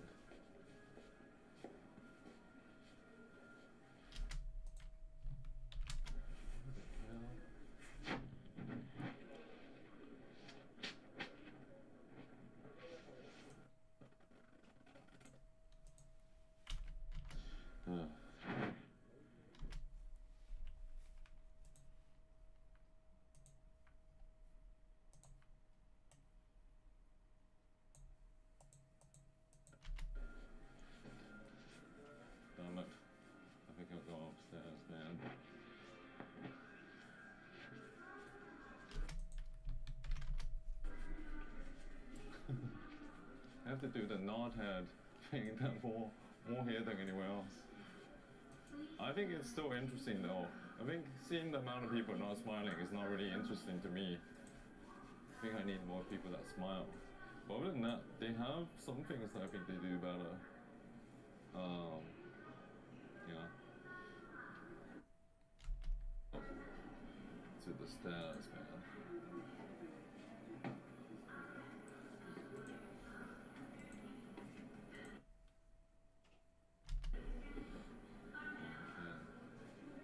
I'm going again.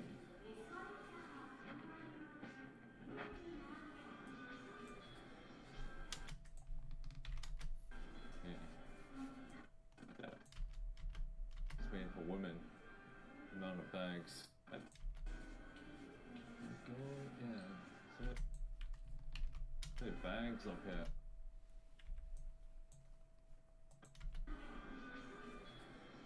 So many bags up here.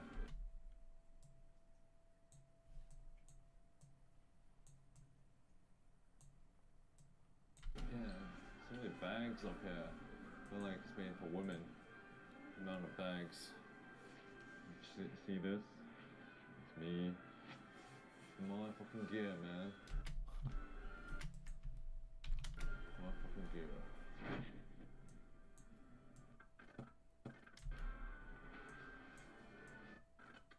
Much. I actually don't think.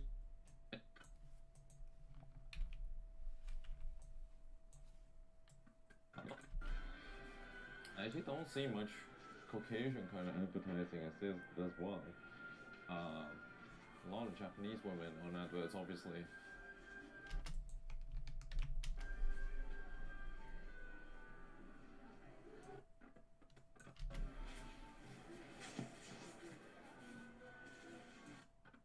Got this thing.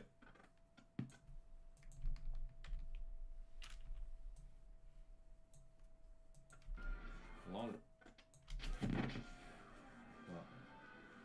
got this thing here.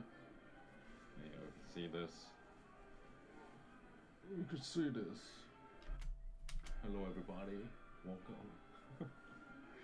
Like this.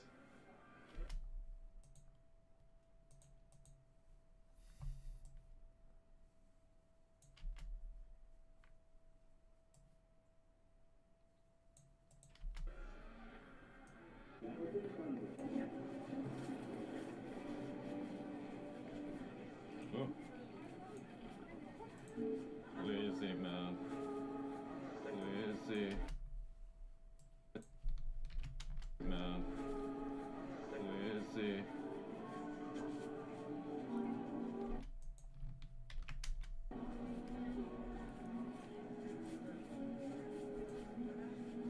Lazy, look how busy this place is.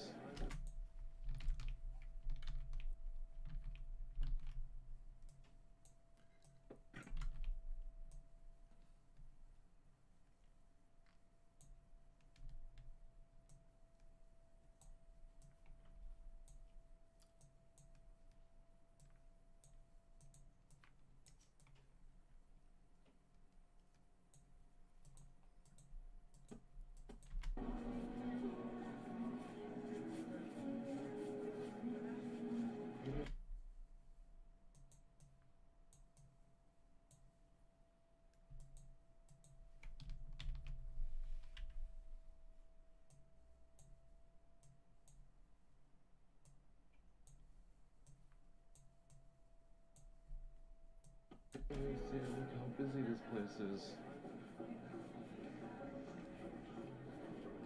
On 58%, damn.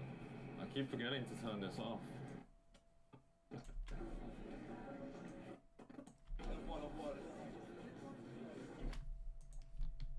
Damn, man. A lot of people. A lot of people.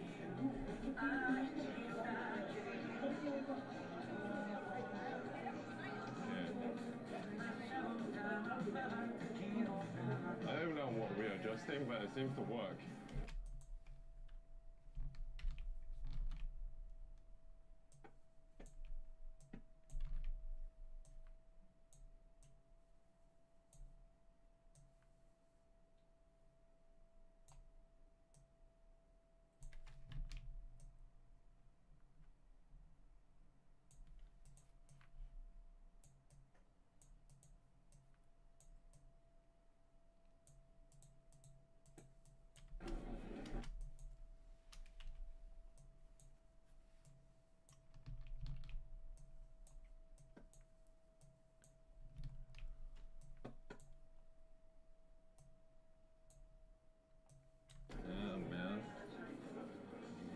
of people. A lot of people.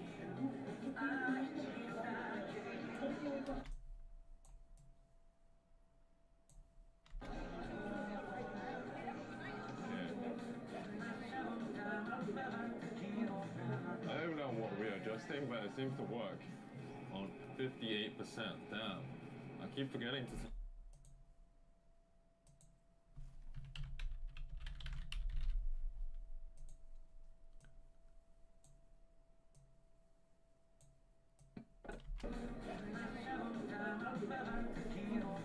I don't know what we're adjusting, but it seems to work on 58%. Damn. I keep forgetting to turn this off. But it's quite some.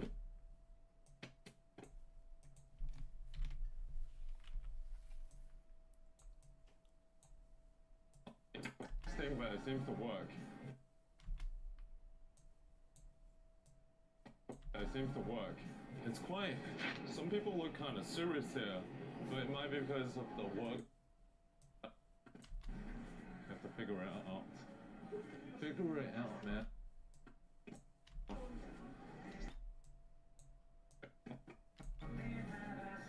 Seems to work, man. Let's see.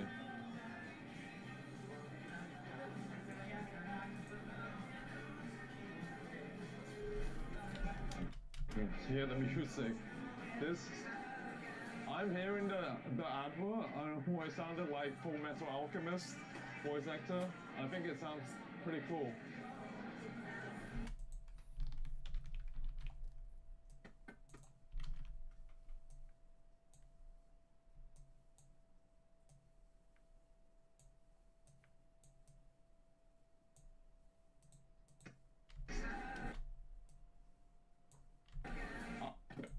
But it seems to work.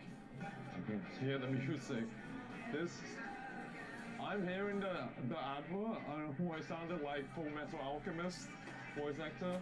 I think it sounds pretty cool. It's quite. It's quite. Some people look kind of serious here, but it might be because of the work culture in Tokyo. It's not like I deeply understand what the work culture is like here. I mean, it's UK time, it's about 2 a.m. Sounds pretty fucking cool, man.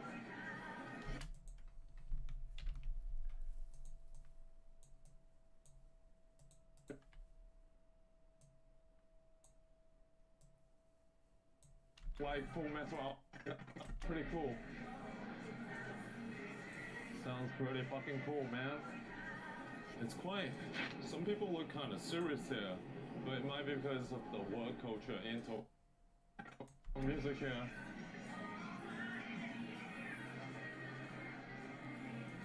Well, I think some people can look quite serious. I think it's because it's a Tuesday. A lot of people are going to work, so it's not like I deeply understand. I wish I had someone to take me around here, though, make it more interesting. Personal tour guide.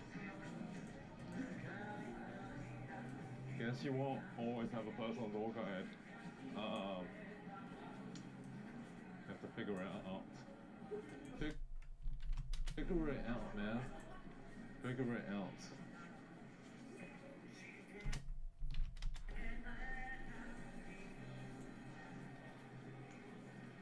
Have a beer. Lots of travelers, though. I'm not the only tourist that's here. Here. We got Burger King. Burger King, McDonald's are also in Tokyo. Damn, they do have it. But it's gonna taste like crap, though. There actually is people inside. I think it tastes not that great. I can get that in UK.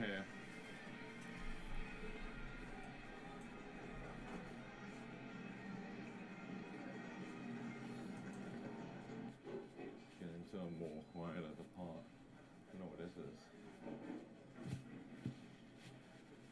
More quieter part. I feel like you can take a lot of photos here. Should be a lot of places to take photos. Vape Studio. I don't know where this is.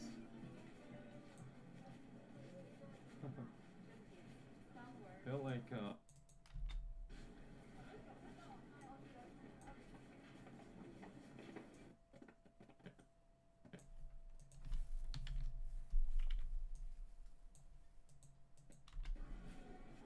damn it, man.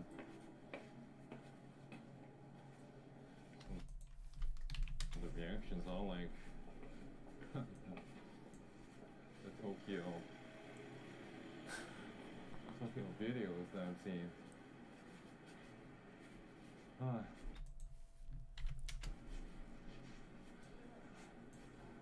No, it's not. It's significantly more fun than Manchester. It's different though. A lot more Asians here in the UK. Hardcore. I'm always surprised by the amount of people that I look at that don't look back. Like, that I think is different. Because in UK, I think if you stare at them, they might see that you're glancing at them, but I don't know. I feel like I'm more surprised.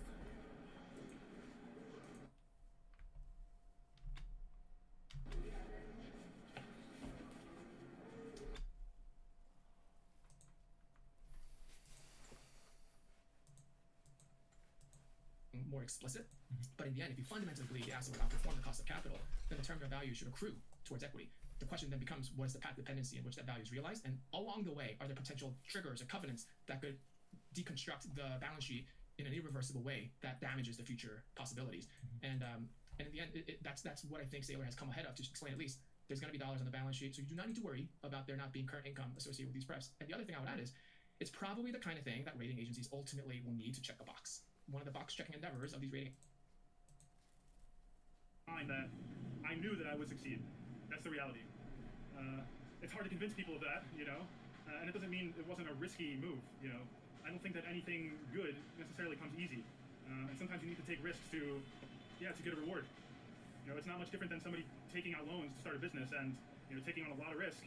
You know, some people might say that's stupid, but, you know, if you believe in yourself, which I did, you know, as cheesy as it sounds, yeah, I think it was the right move for me. And so I don't actually regret it at all. I really don't. And this was the most difficult time of my life. These past six and a half months, financially and mentally, extremely difficult. You know, a lot of uncertainty. You know, I have no job. I kind of came over with no income, no job. So it was like, you have to do it. You know, you have to figure it out, or else you're going to, what, be homeless and not be able to eat? No. Why USA versus Asia?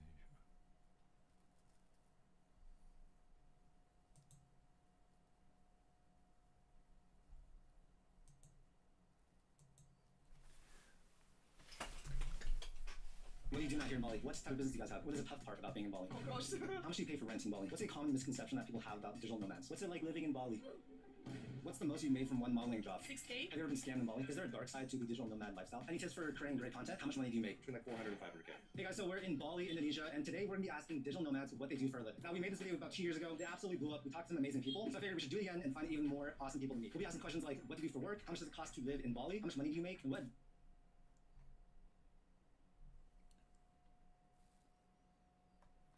living in Asia is better than living in Australia. The mainstream press says there's a lot to love about Australia, and there is a lot to love if you love high taxes, a dramatic reduction in your personal freedoms, and yes, even now cooling housing prices. I've told you for years, whether you're Australian or from any other legacy brand country, you will likely have a better quality of life living in an Asian country that you never thought could be better. Today, I'm showing you actual data and telling you how my favorite places in Asia stack up to Australia.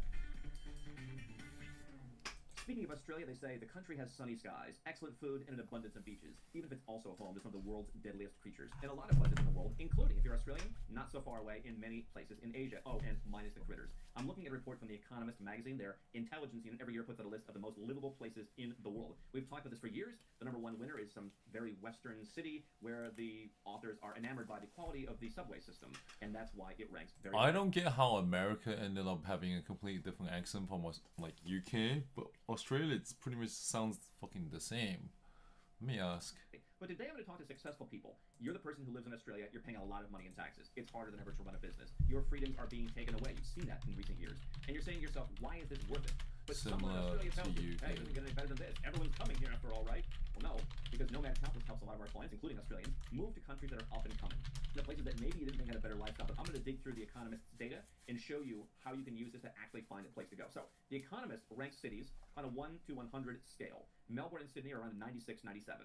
Elsewhere in Asia, Osaka, Tokyo, home to some of the greatest food in Asia, scored at a 96. Now, you're probably not going to move to Japan. The language barrier is an issue. The culture barrier for some people will be an issue. They're opening up immigration now, but historically wasn't really open to immigration, and the taxes are really no better than what you'd deal with in Australia. But let's dig deeper. There are nice things in places all around Asia. If you have money, you can be perfectly safe, you can be perfectly happy, you can be more free, and yes, you're not going to pay less in terms of cost of living. You're going to pay a heck of a lot less in taxes. I tried to show you this with our Live Like a King series, where we take you to places all around the world that you might have looked down on before and showed you you can be safe, you can have a great life. And so if you are a high earner, if you're a high net worth individual, do not fall for the trap people say if you want to move and stop paying 40-some% taxes, just move to Somalia. Now, let's look at some of the underperformers within the Asian region. Least livable, Phnom Penh, Cambodia, they scored 54.7, let's call it 55. So obviously substantially less than Melbourne, Sydney, Osaka, and most other city in the Asia and Australia region. I have investments in Phnom Penh, Cambodia. I've been going there for a dozen years. I like the place. I know a few people who are Westerners who live there, and they enjoy it. It takes a certain kind of person to live there and enjoy it. If I had to live there, I think I could. I would rather live in Kuala Lumpur, Malaysia, as I do, that has a few more creature comforts. But if I had to, I could live in Phnom Penh. But I get it. You don't want to move somewhere just because, hey, you have to. But what my point is, that's the worst that Asia has to offer.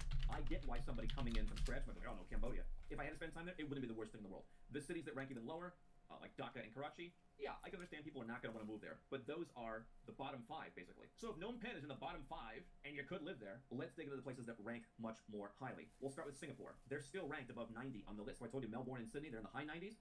Singapore is still in the 90s. Pretty negligible difference. What do you get in Singapore? Much more tax-friendly system. They have what's called a territorial tax system. There's always a little bit of nuance to this, which you have to evaluate. We help our clients figure that out at nomadcapitalist.com/apply. How do you move to a place like Singapore and get the maximum benefit?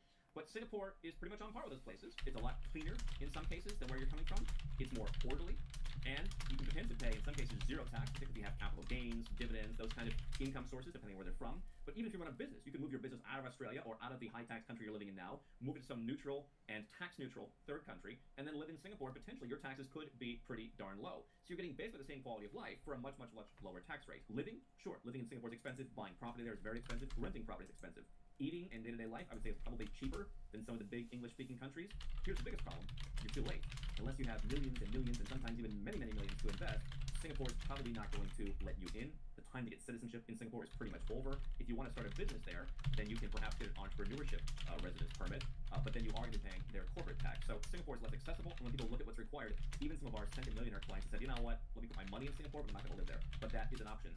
At the top levels, that compares very favorably to, let's say, a city in Australia. Between 80 and 90, which the Economist Intelligence Unit says is still basically the excellent level. From 80 to 100 is still kind of, it's in one level. Between 80 and 90, Taipei and Taichung in Taiwan. A lot of people may not want to go there for geopolitical reasons. I think it's a nice place to live. Probably not a place that most people are going to want to go. Same with Seoul, also scored very high. I like Taipei, I like Seoul, not places I would live. We have had some clients and guests who have lived there before, but it's not a common place we help people go.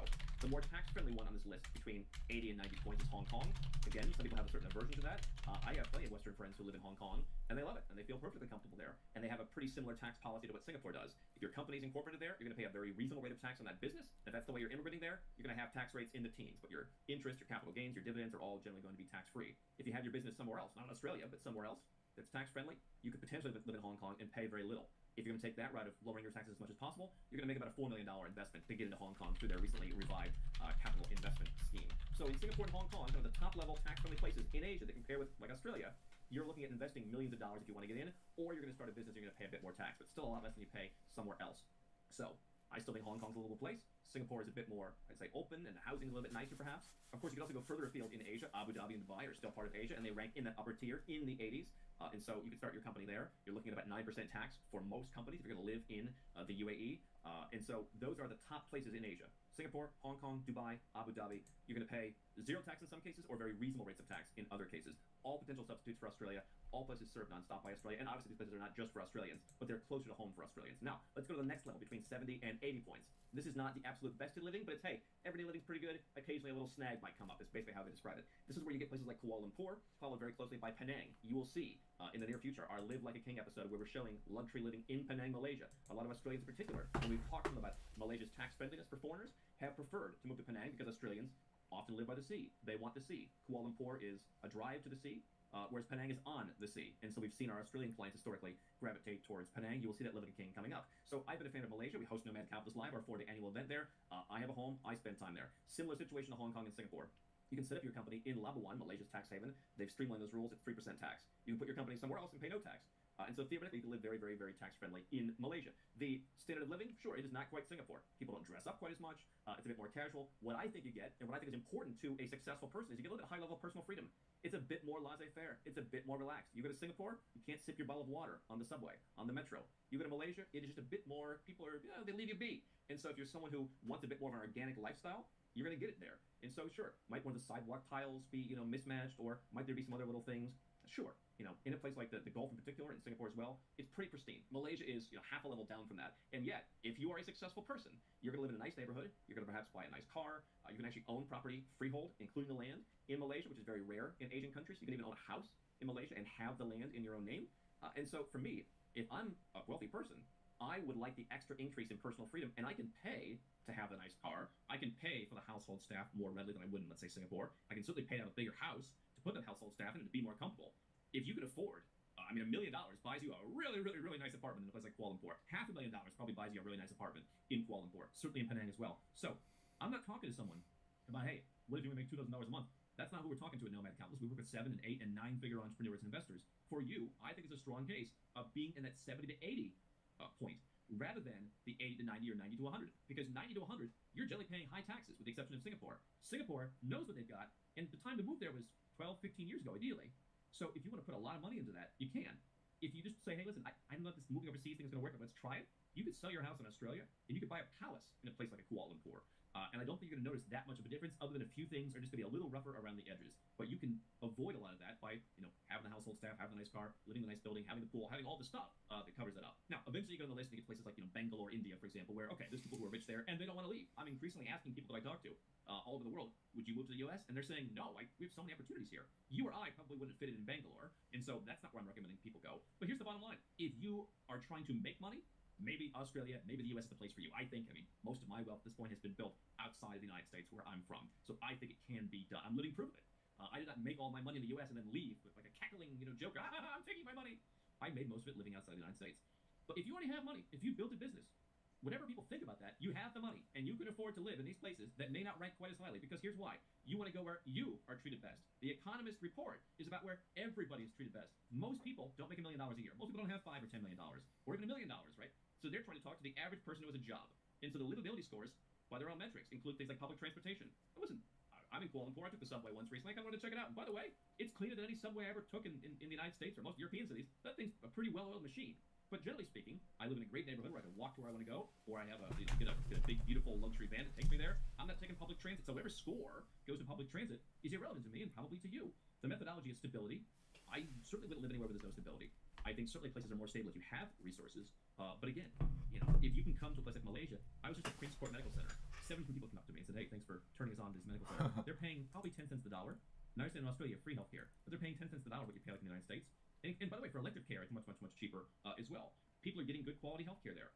And so, sure, it's not free in Malaysia. My health insurance, that's pretty all-encompassing, costs like $500 or $600 a year. I don't even bother using it because I just go and I self-pay, and it's so affordable. So again, if you don't have any money left at the end of the month, I understand why living in Australia might be better because, hey, we take care of your healthcare. If you're paying hundreds of thousands or millions of dollars in taxes every year, yeah, you're not getting hundreds of thousands or millions of dollars in healthcare ever in your life, and certainly not most likely in 1 year. You can pay $500 for the health insurance policy. You can pay $300 for a check at the Prince Court. The mechanics shift. And by the way, you've been paying that money for long enough. You've paid them potentially millions of dollars in taxes. When is it enough for what they've given you? You have the right to opt out. So stability, healthcare, culture, and the environment. That's up for grabs. And I would argue, by the way, you like museums?